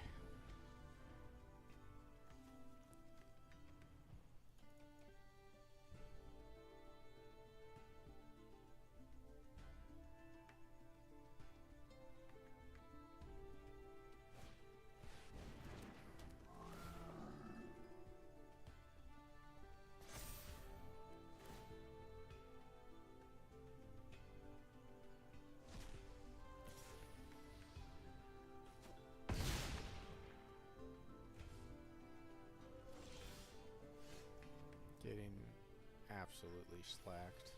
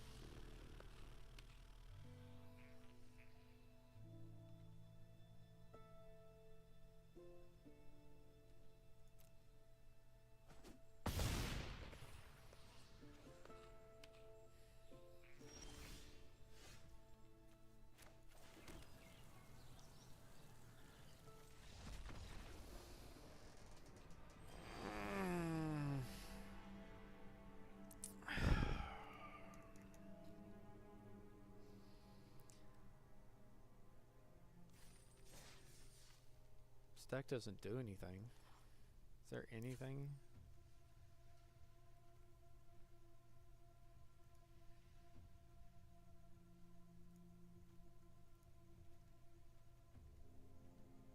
It's just nothing.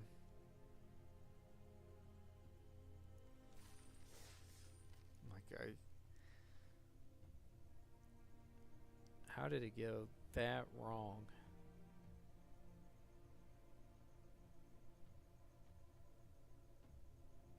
I need to stay way more open in pack 1.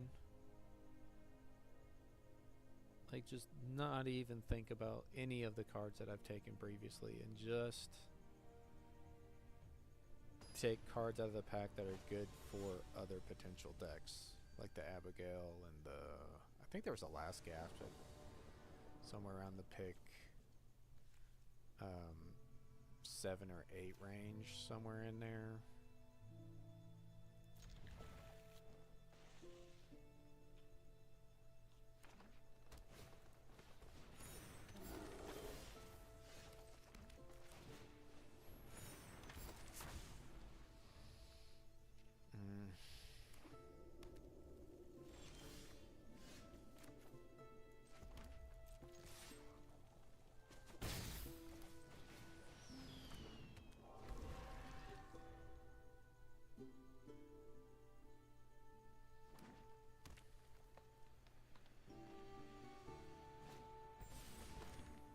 That's the rampant growth off the studio's first year. You know, some people are weird on this card. Like some people are, oh, this card's great. Some people are, man, this card sucks.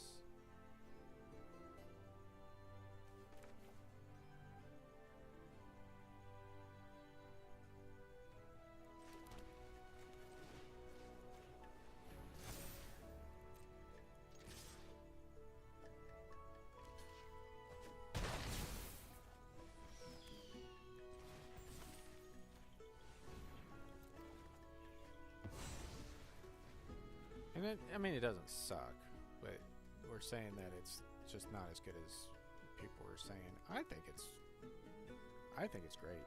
I think it's. I'm pretty happy to take this card and run it in any green deck. I think.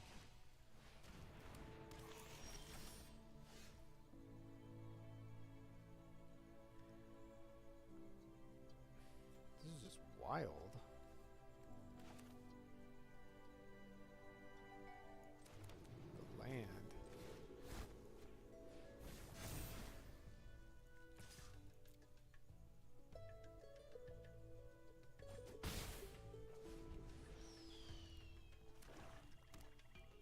Play some more 2 toughness stuff, please.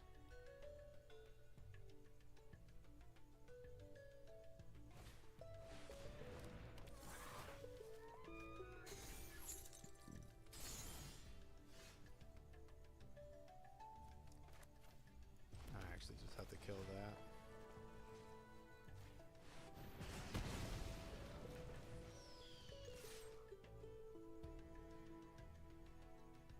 I wonder what my first non-land spell is going to be this game here. Our non-land draw. What's it going to be?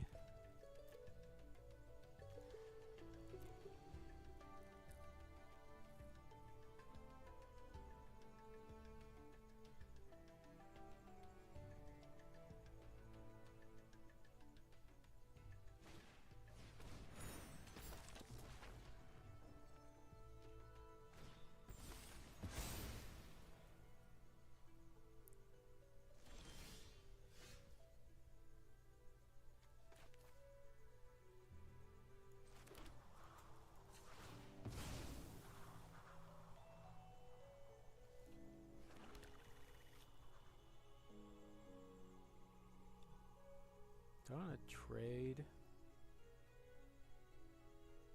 Probably not.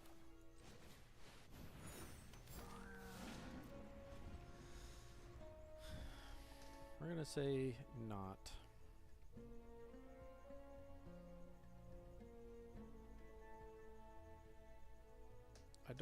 I'm not gonna scry during upkeep because I'm only gonna have 2 mana left after the scry anyway.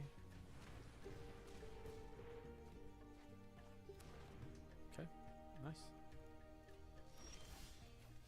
Nice.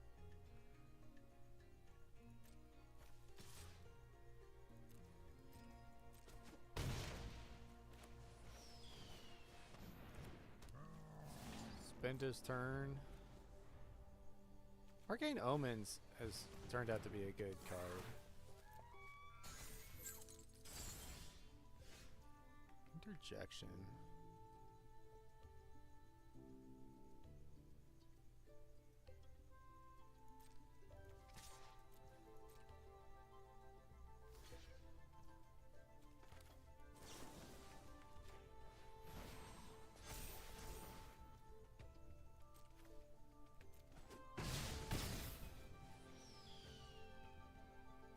Alright. Got a flyer. Ooh, stock up is good for me.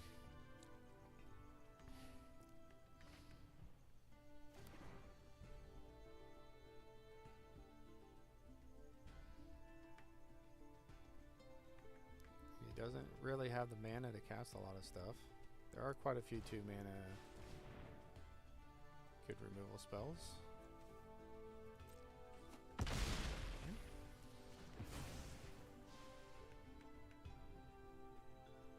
There was an argument to be made that I should have used the striking palette just to get an additional 1/1 counter on this guy so I could swing into this. But then I can't surveil. I was valuing the surveil trigger a little higher, I guess. That's good.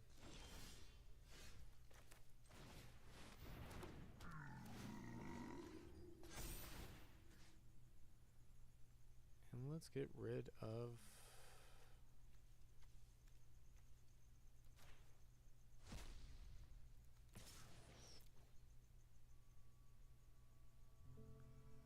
that.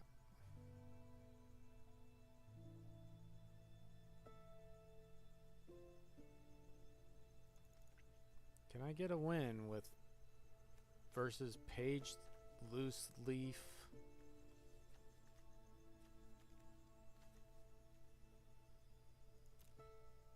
I don't know. I was trying to say something about his deck being bad, but it hasn't been. His cards are okay, and for what I've drawn, doesn't feel like I should be in this. Like, just looking at his pile of cards that he's gone through, I would take all these cards over these cards. For sure. Give me these 2 piles to choose from. I'm taking this pile. And yet I'm still in this game, so.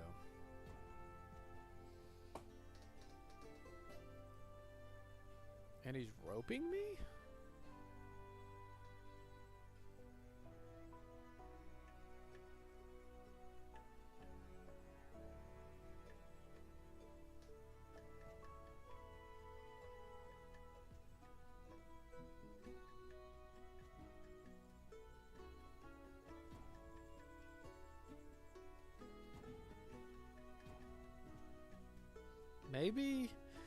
Maybe he's on reanimation, and me removing his creatures with this is just that tilting, that he's like, oh great, I get the block, but then he removes the guy and his reanimation plans are gone. I don't know, he's gotta be a converged deck, right? He's only missing white mana. Maybe he's salty about the making me discard 3 cards, 3 lands, so it didn't actually affect the game at all.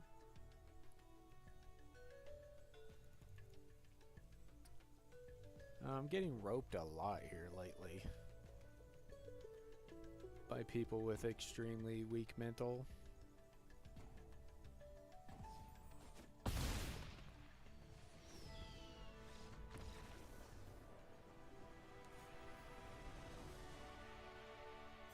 that's a snap block. I mean, what is happening? Like, I've no cards in hand. You block. You still have a blocker for my other guy. That many cards in hand. Like, you're not even dead if I, like, remove your blockers the next turn.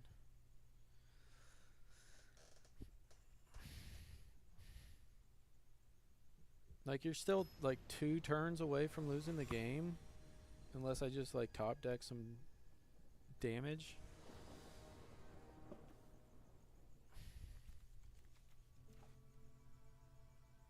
It's pretty wild to me.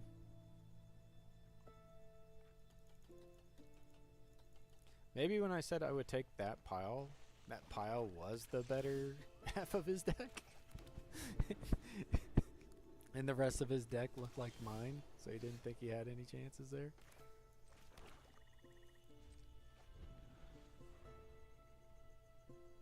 I mean, this is like a 1 in 3 or a 2 in 3 deck, maybe. Like, this deck is bad.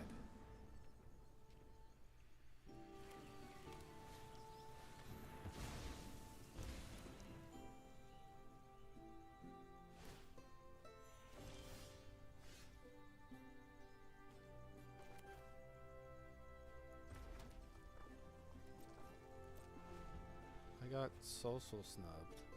This isn't a very good card because I would assume that you would have creatures to play, and you don't necessarily want to take time off and not play any cards like that.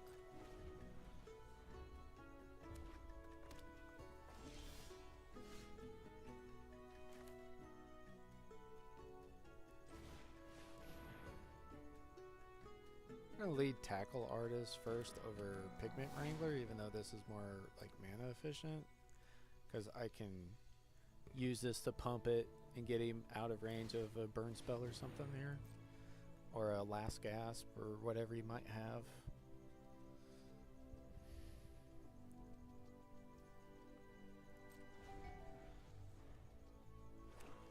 It is pretty face up that I have it.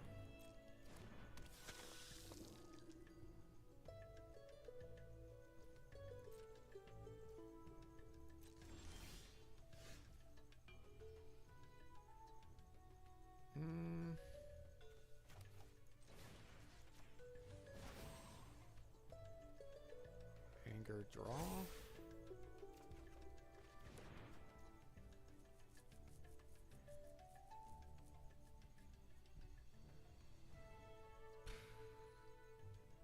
Is it a little too all in to mockery this and hold up interjection still? I mean, I do get a 3/3 first striker down for my trouble. Yeah. Pump the Tackle Artist going. Joke. Joke's really good.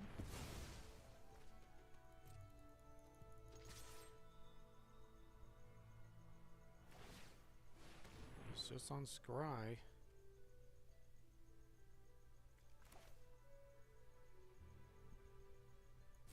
Take damage.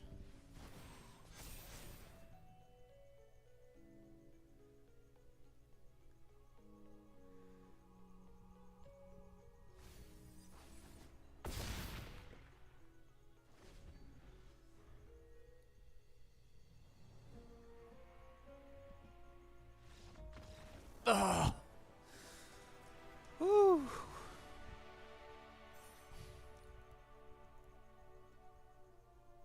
Please just let me get to 3 wins. I don't want another 2-3 punt. Please. This should be a 16 land deck. I just don't have another card to put in the deck. Right? I think this was 17 lands.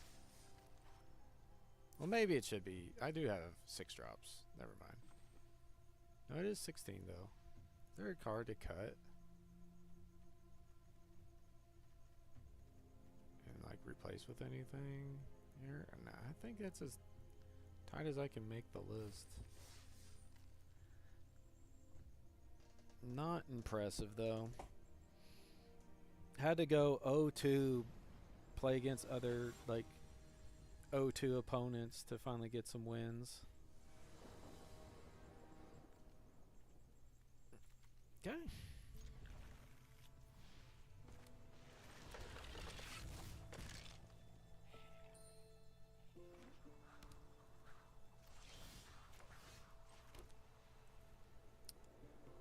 What do I lead with?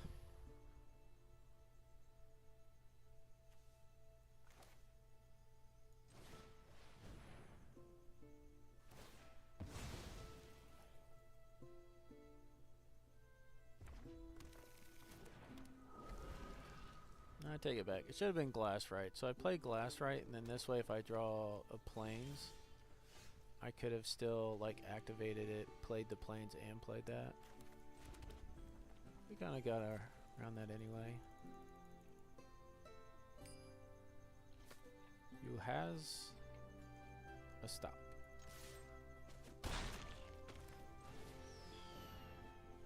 You still have stop.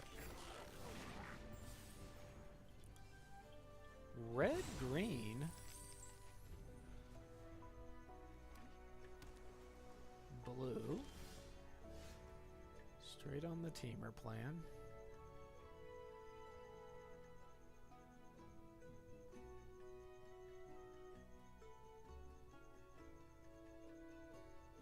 I'm wondering if I should play this so I can dig site inventory and go for like max damage. However, I think that's wrong. I think if he's got a removal spell here, he may just hold it and see if he can get something better.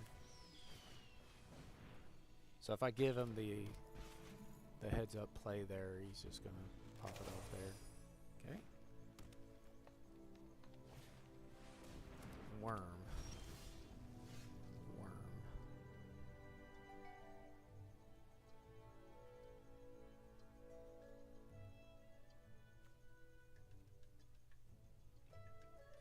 I can make this have 5 power. Maybe that's the best thing I can do, because if I just play this and I waste the treasure, I don't have that option anymore.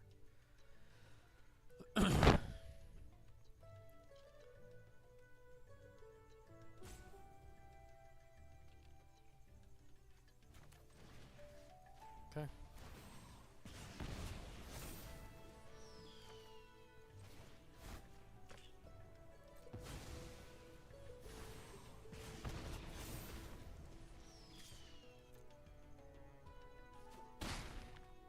Okay.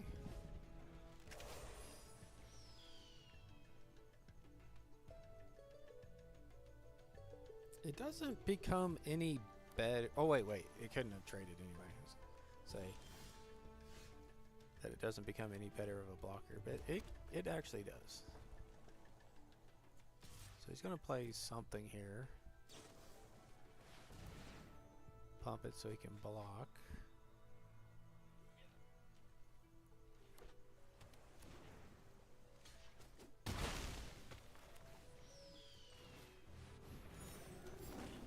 To play Page.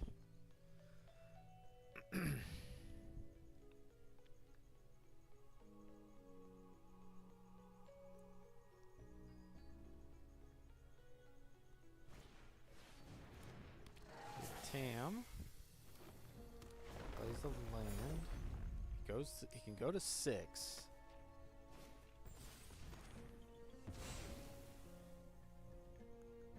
I can still have lethal though. So we give this guy flying. This pings for 1. He can block here.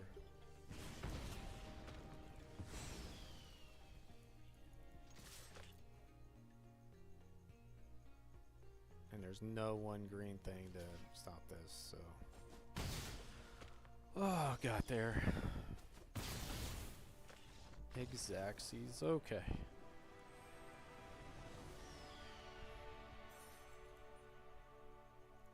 Sure, yay. So looking at his deck, this is not good. This is not a pile you want to be running. This is not a very good card, and Tam's also just kind of medium. Like 4 mana for 3 toughness. This dies to just so much stuff in the format. Like playing a 4 mana creature that dies to Impractical Joke is just that. It's a joke. Like I don't know. Like it's okay-ish, I guess, but there's so many 4-drops in this format. And these colors that are better than this.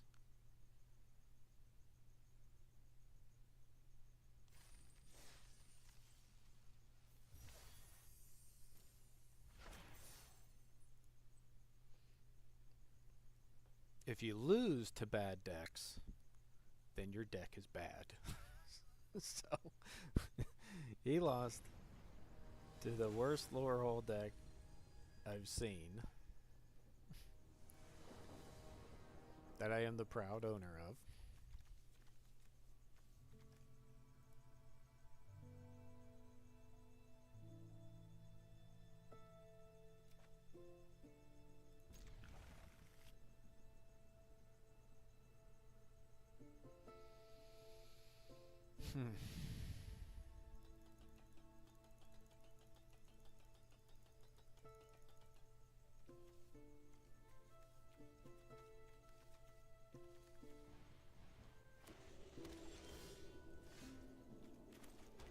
Opponent mauling on the play. That's great for us.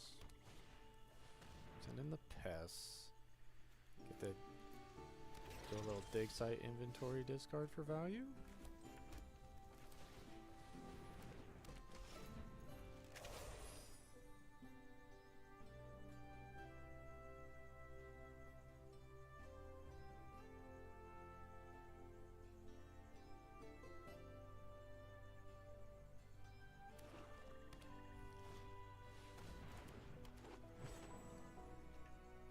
Meal.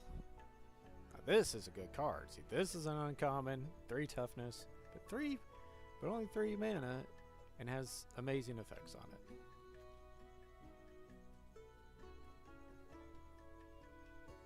Like I'd much rather spend some mana to make creatures instead of spend 2 mana on landfall to draw an additional card and gain a life.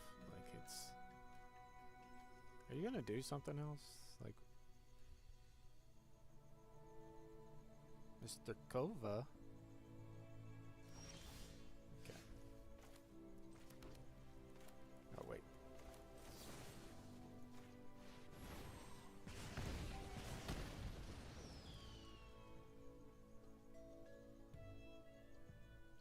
And it's just value. Just put a flashback card in the graveyard, right?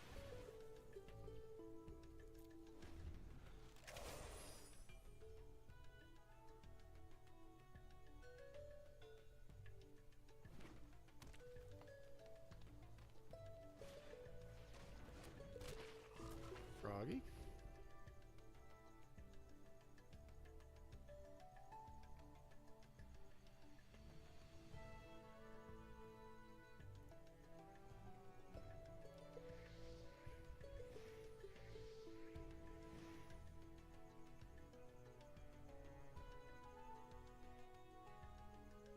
Some pets do different things, like if you're not the owner and you click them, right? They're like, hey.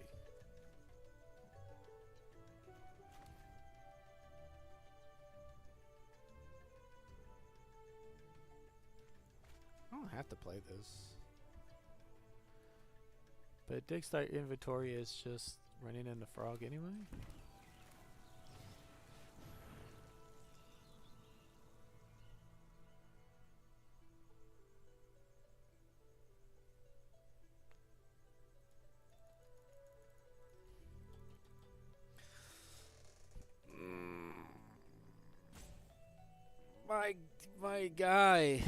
My guy, Mr. Kova. This is why whenever I'm watching videos of Arena on YouTube, I have to watch it at like 1.5 speed.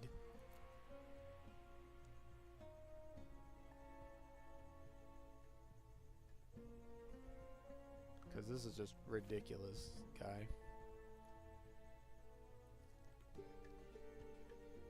He's like going to the maximum time before he gets the rope. He burns a time out like every time. It's almost like it might be an add-on or something. Like, am I playing against a human being?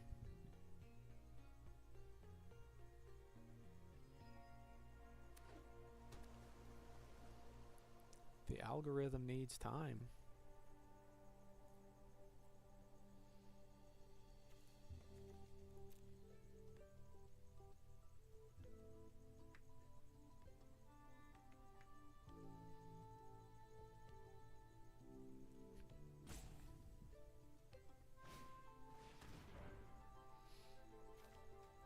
Sure, got it.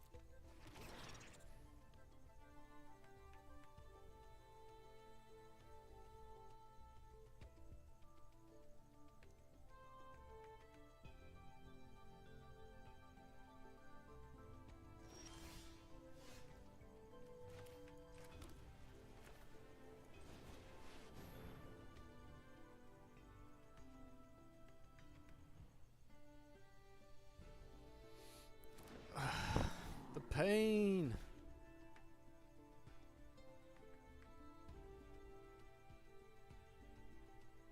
I'm more interested in keeping this creature around, so if he's got the removal spell and he wants to use it on something like this.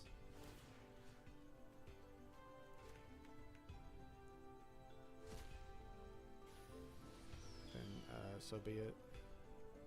But with like, you know, 3 spells here to cast with the Craft with Pride.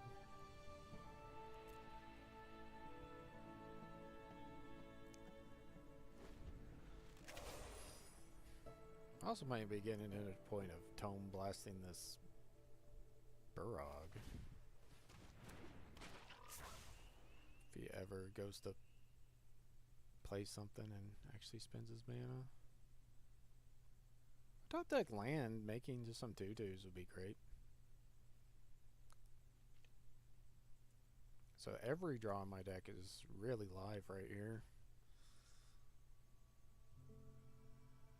Which is a great place to be in.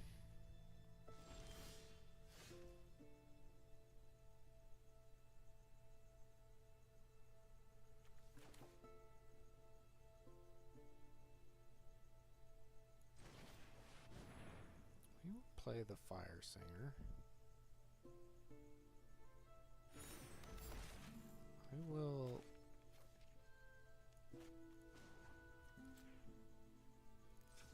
inventory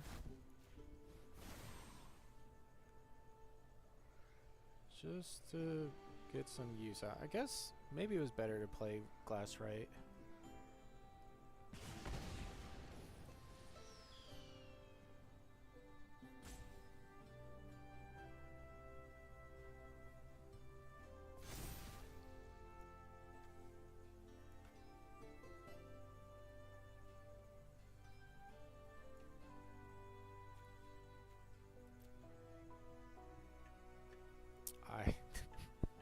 This is so ridiculous. This guy is so salty. Like, what is happening? I don't think I've experienced anything like this before. This guy is like absolute, like, next level. Not giving an F. Like, you know, I'm gonna rope my opponent out all the time until he tilts.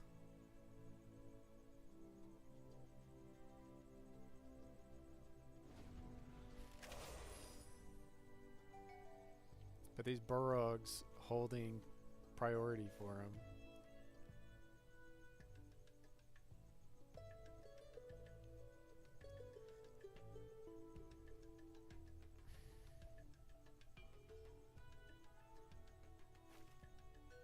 Yeah, it was his play Glassrite last turn.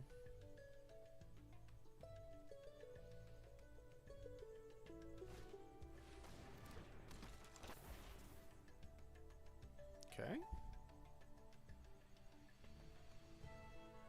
Well, now of the Burrogs die to the Tome Blast, which is nice. But I can only kill one of them anyway.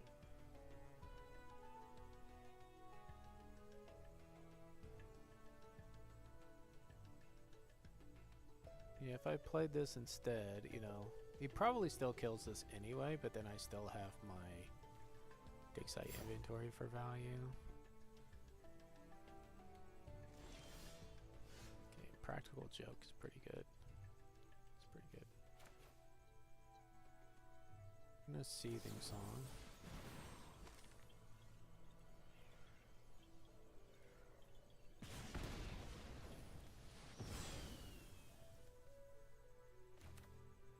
Use that to play this, which will give us another lightning bolt. Get rid of one of these death touchers.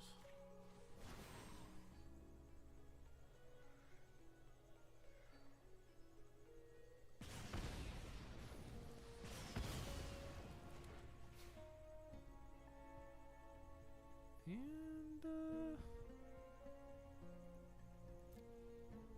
sadly, that's it.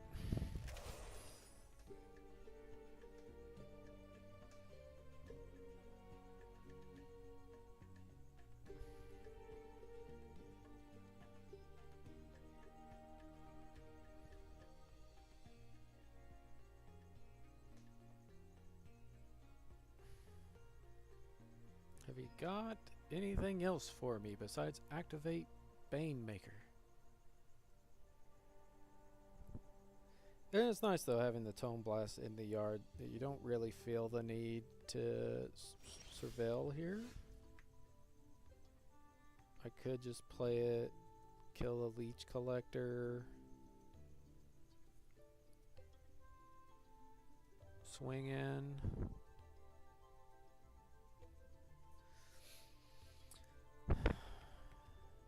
Or it just goes upstairs for 5. Tell you what, we're gonna play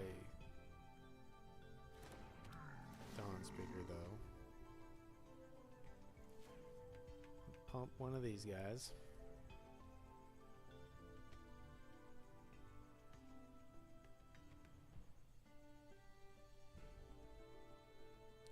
So we can pump this guy twice.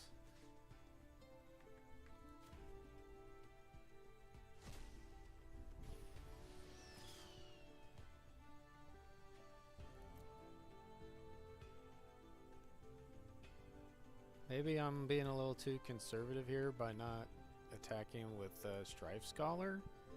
But it does have Ward 2.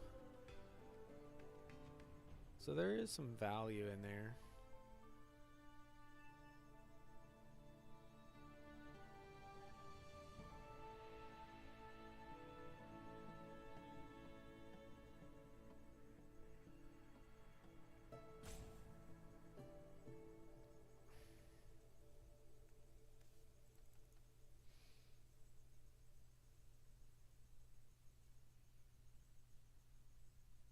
I never noticed the Abigail turns her head all the way around.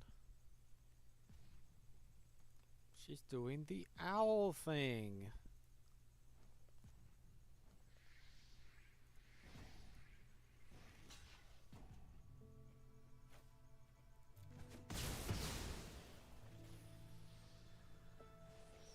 That is acceptable. Kept it on top. Plays land.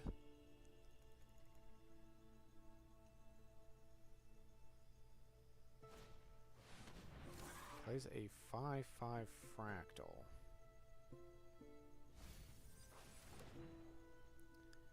This is good. We can Tome Blast this Banemaker now.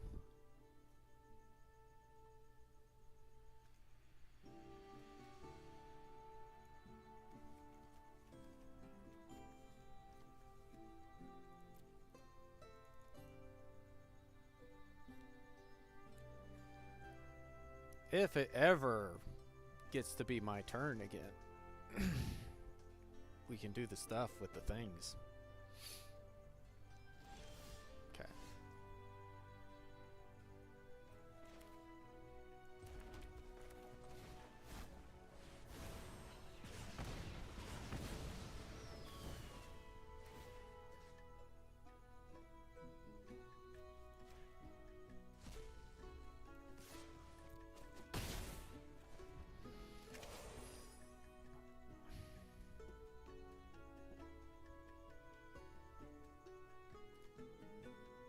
Quality Hypothesis pretty bad. Leaves Collector filler. Bora Bora's good. Send in the Pest good. Meal good.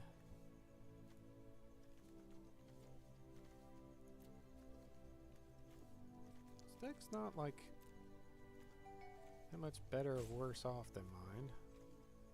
It's just that he got too slow of a start. My removal spell's kind of carried here.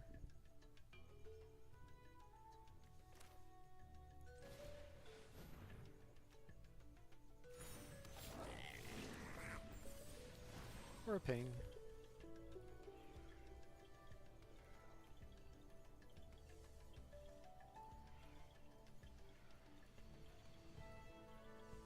Attack all. He's got the free block here. He could have interaction here. Takes 5?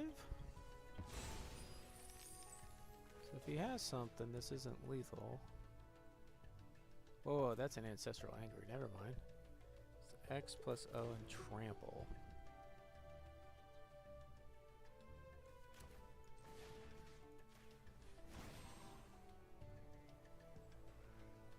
Oh, in the ping. I forgot about the ping off that spell.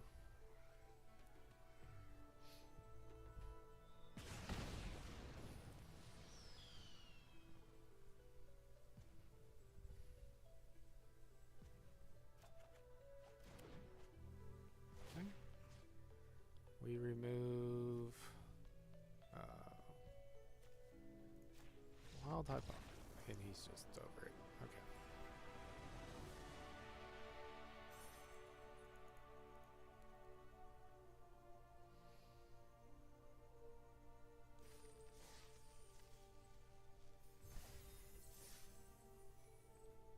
Now 4 wins. 4 wins we got there. We did it. Oh. I almost want to just end the run right there. Just concede it. Just be like, yep, that's it. I'm done. I'm out. Leave me alone.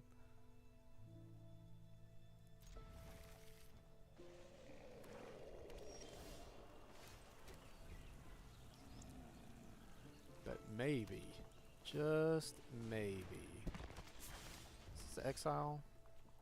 Is this exile? No, whatever. Save me a lot of damage though. You can bring this back, but you have to exile the an instant or sorcery card from your graveyard, which he does not have. So.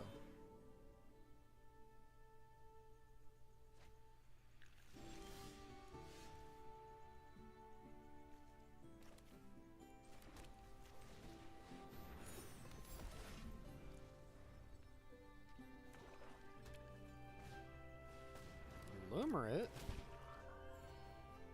Play another 2 toughness creature, please? Close. Close.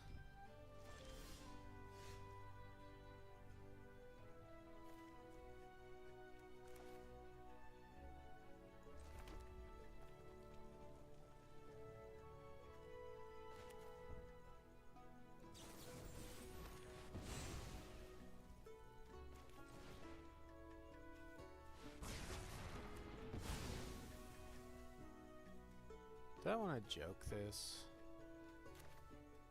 I think it's okay.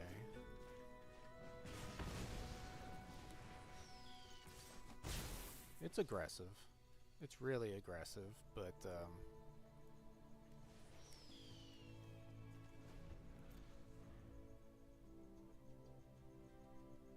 feel like I'm in a spot where being aggressive is okay. We've got follow-up creatures that are pretty good to follow this. I'm gaining life off this thing. Oh no. Definitely don't need Foxforce anymore.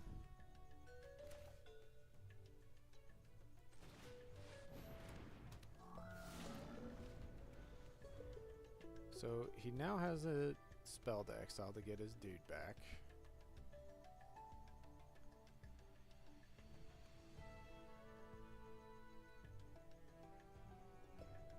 Start growing pest mascot. And I do not have a good answer for this once this has grown. Like, once it's gotten a couple counters on it, I no longer have options to kill this thing. It was pulled from the graveyard. And that completely just negates any advantage I had from the process.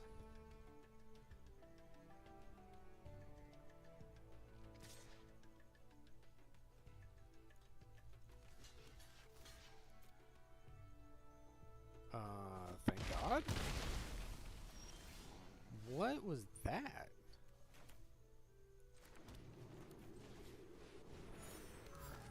Am I missing something?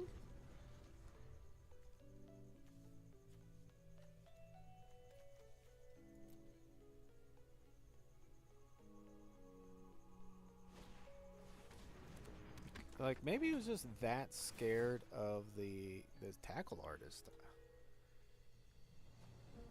I have no idea. That seems unbelievably wild to me.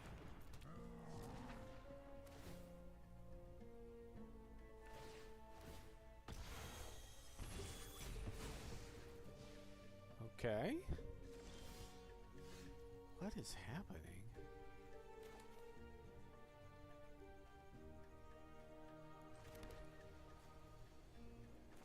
Do I want a Wrangler and hope that he doesn't have another removal spell? I think that's...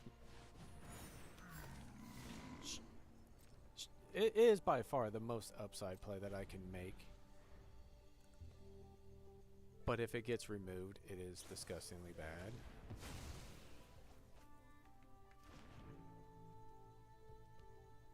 Sacrificing the creature... Okay. It doesn't give him good attacks.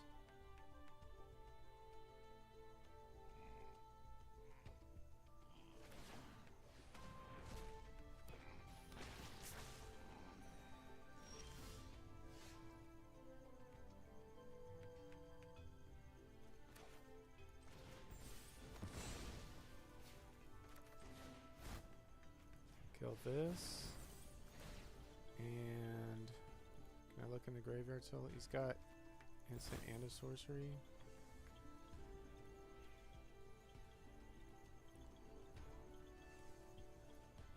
Guess we make him do it though. Because he attacks, he gets to give his stuff +1/+0 and trample.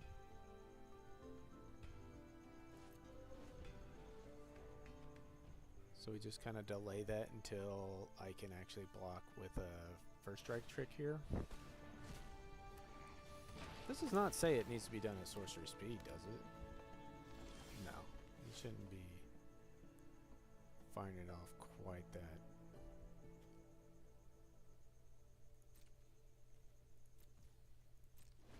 Quickly then.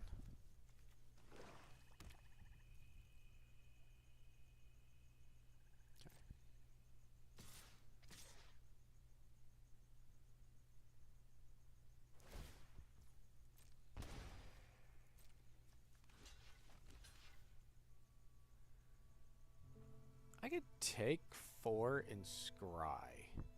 Wait, I could still scry if I block.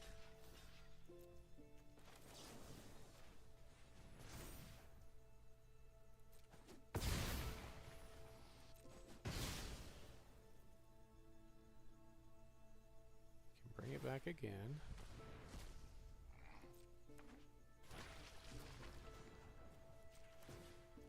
Oh no, I can't because it takes a black. Oh, but this one I could have used.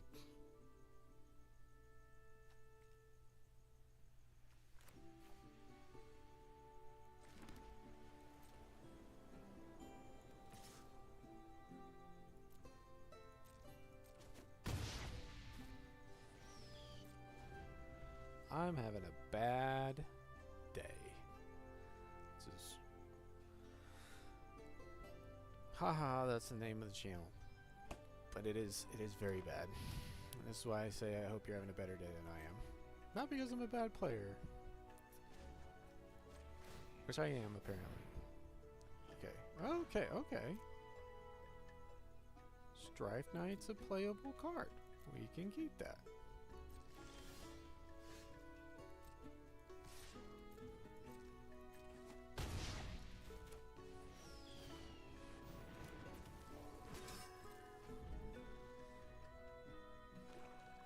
Holy crap.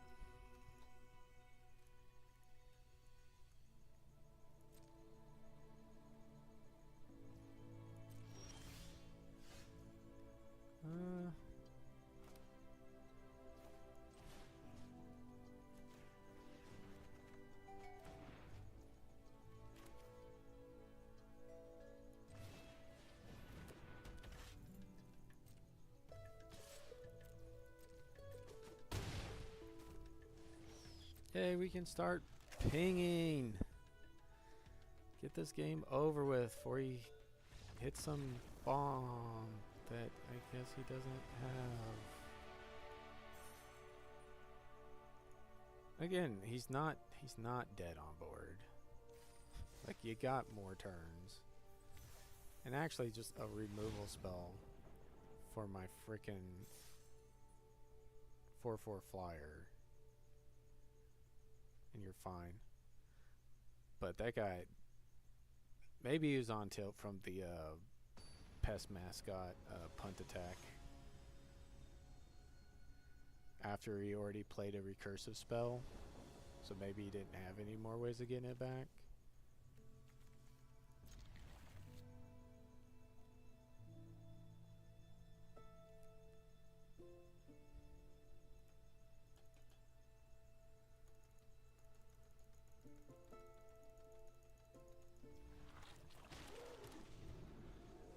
Joel the Ambitious up next. Let's see what he's on black.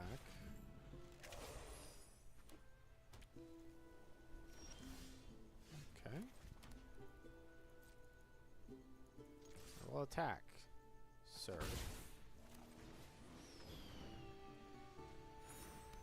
Play my terrible 3-drop.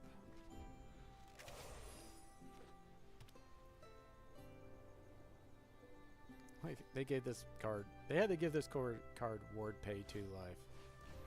Because it was just that bad. This is hilarious.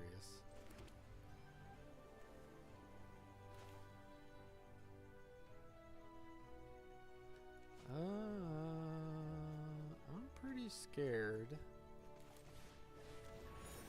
of the hop to it deck. Could have the practice maneuver, or any number of like good pump effects here.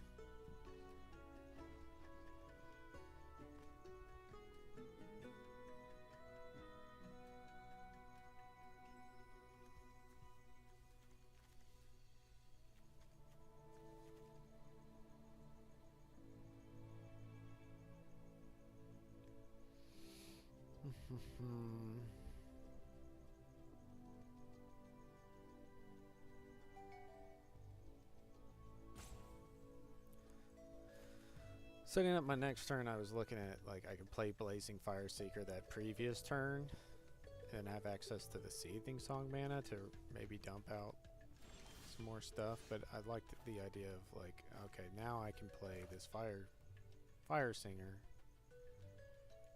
along with the flying spell, and we can get in some damage here.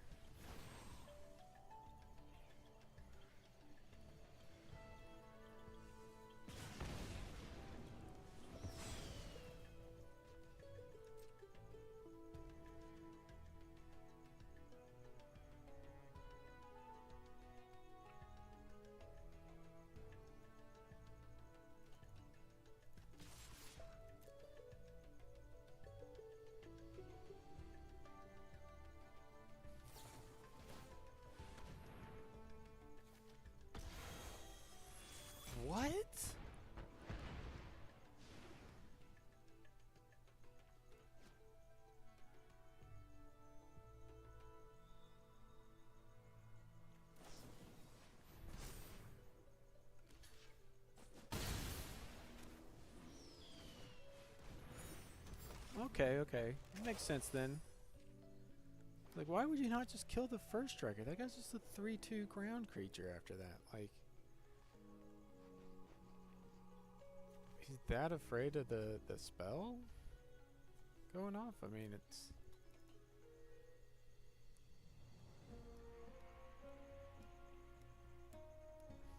I mean, I'm glad he ate a removal spell.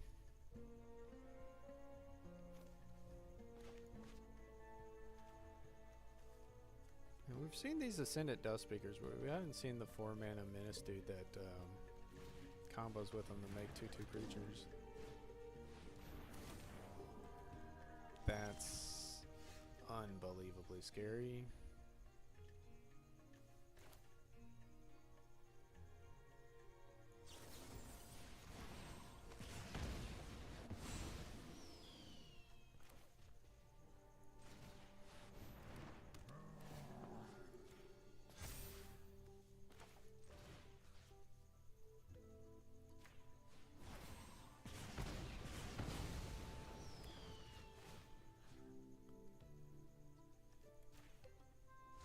Thank gosh. Alright.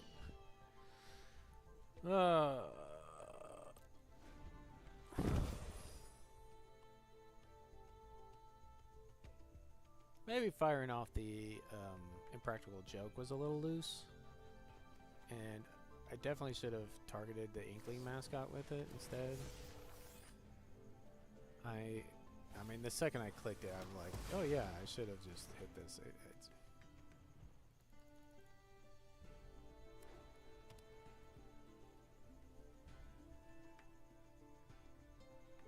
not necessarily even for the flying and the 2 damage I'm going to use. It's for the surveil.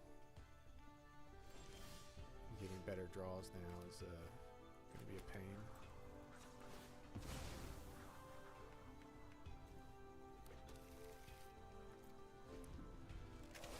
So gotta hope he stays light on ways to target stuff. And he's already hovering a creature, so he's already just getting crazy value. Yeah, I messed up really bad here. That was a nice punt.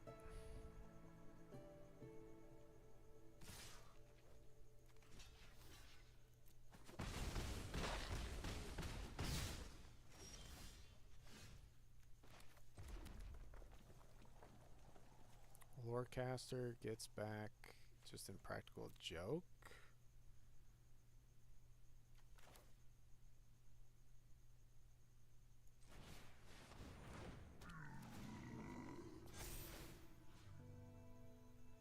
Here we're going to get back, or get out.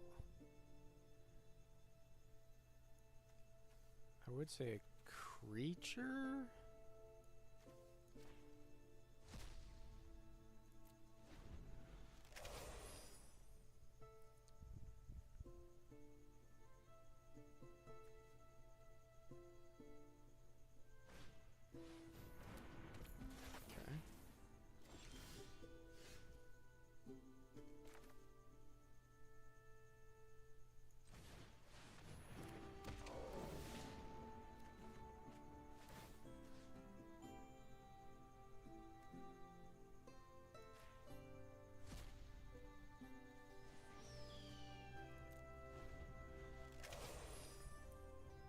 Maybe I should be attacking anyway, because I'm like dead to the pump spell. If he's got one. Rejoiner gets to surveil and draw a card.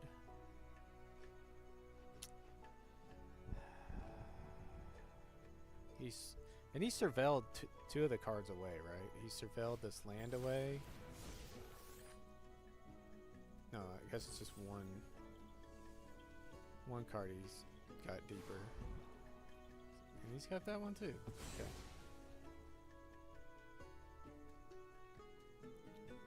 So, are you kidding me? Are you...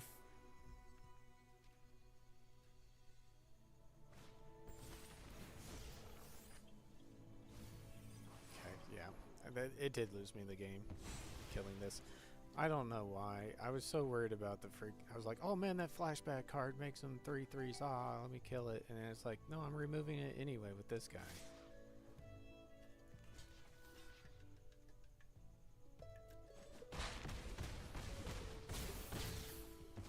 Go to 4. Looking at infinite dudes.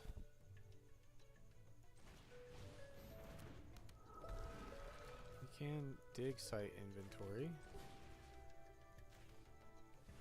This gives us vigilance. Return.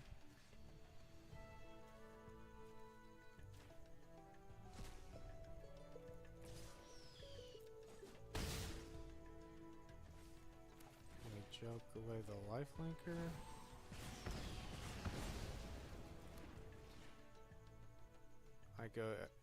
I'm basically at 1 if he attacks out with no like interactions and stuff.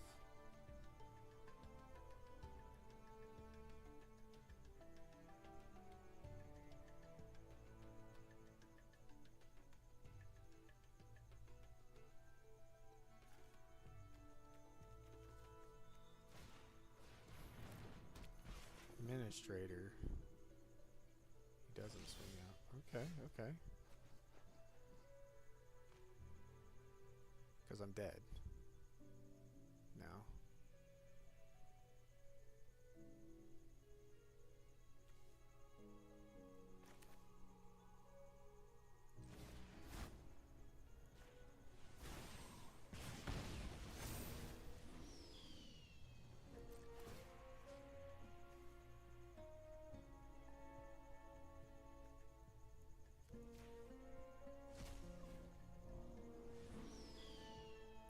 What happens if I attack out?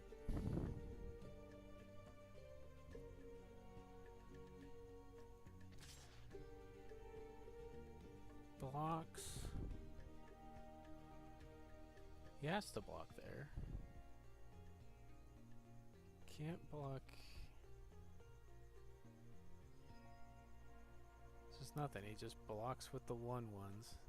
Swings back for a billion.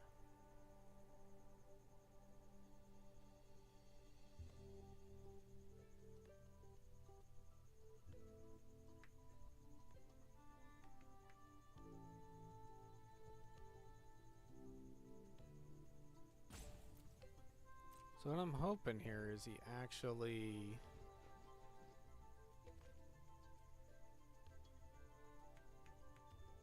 I needed to attack with this to get him to block.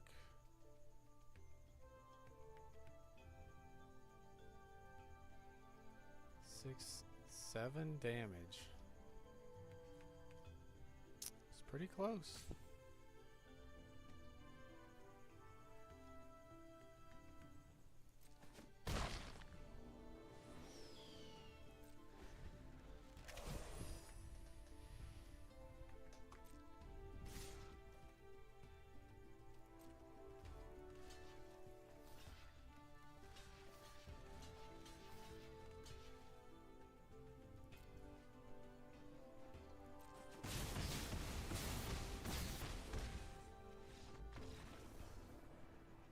He surveilled 2 cards away from it. It didn't actually add much damage, but he got 2 cards deeper, which got him there. So that was a huge, huge punt. A little overview of the deck. We never even saw this card. And this card actually does a lot better than I thought. Like 5 mana, 4/4 flyers. You know, not a amazing card, but it's the threat of that striking palette that it either draws a removal spell or something immediately, which is not hard to kill. But you know, it can do very powerful things copying a spell if you get to untap with it. This card's really overcosted. These are good, but I have no synergies with them. Like I only have this, which I never even drew this card either. I drew this crappy dude every game. Drew this every game. Drew this every game, it seemed.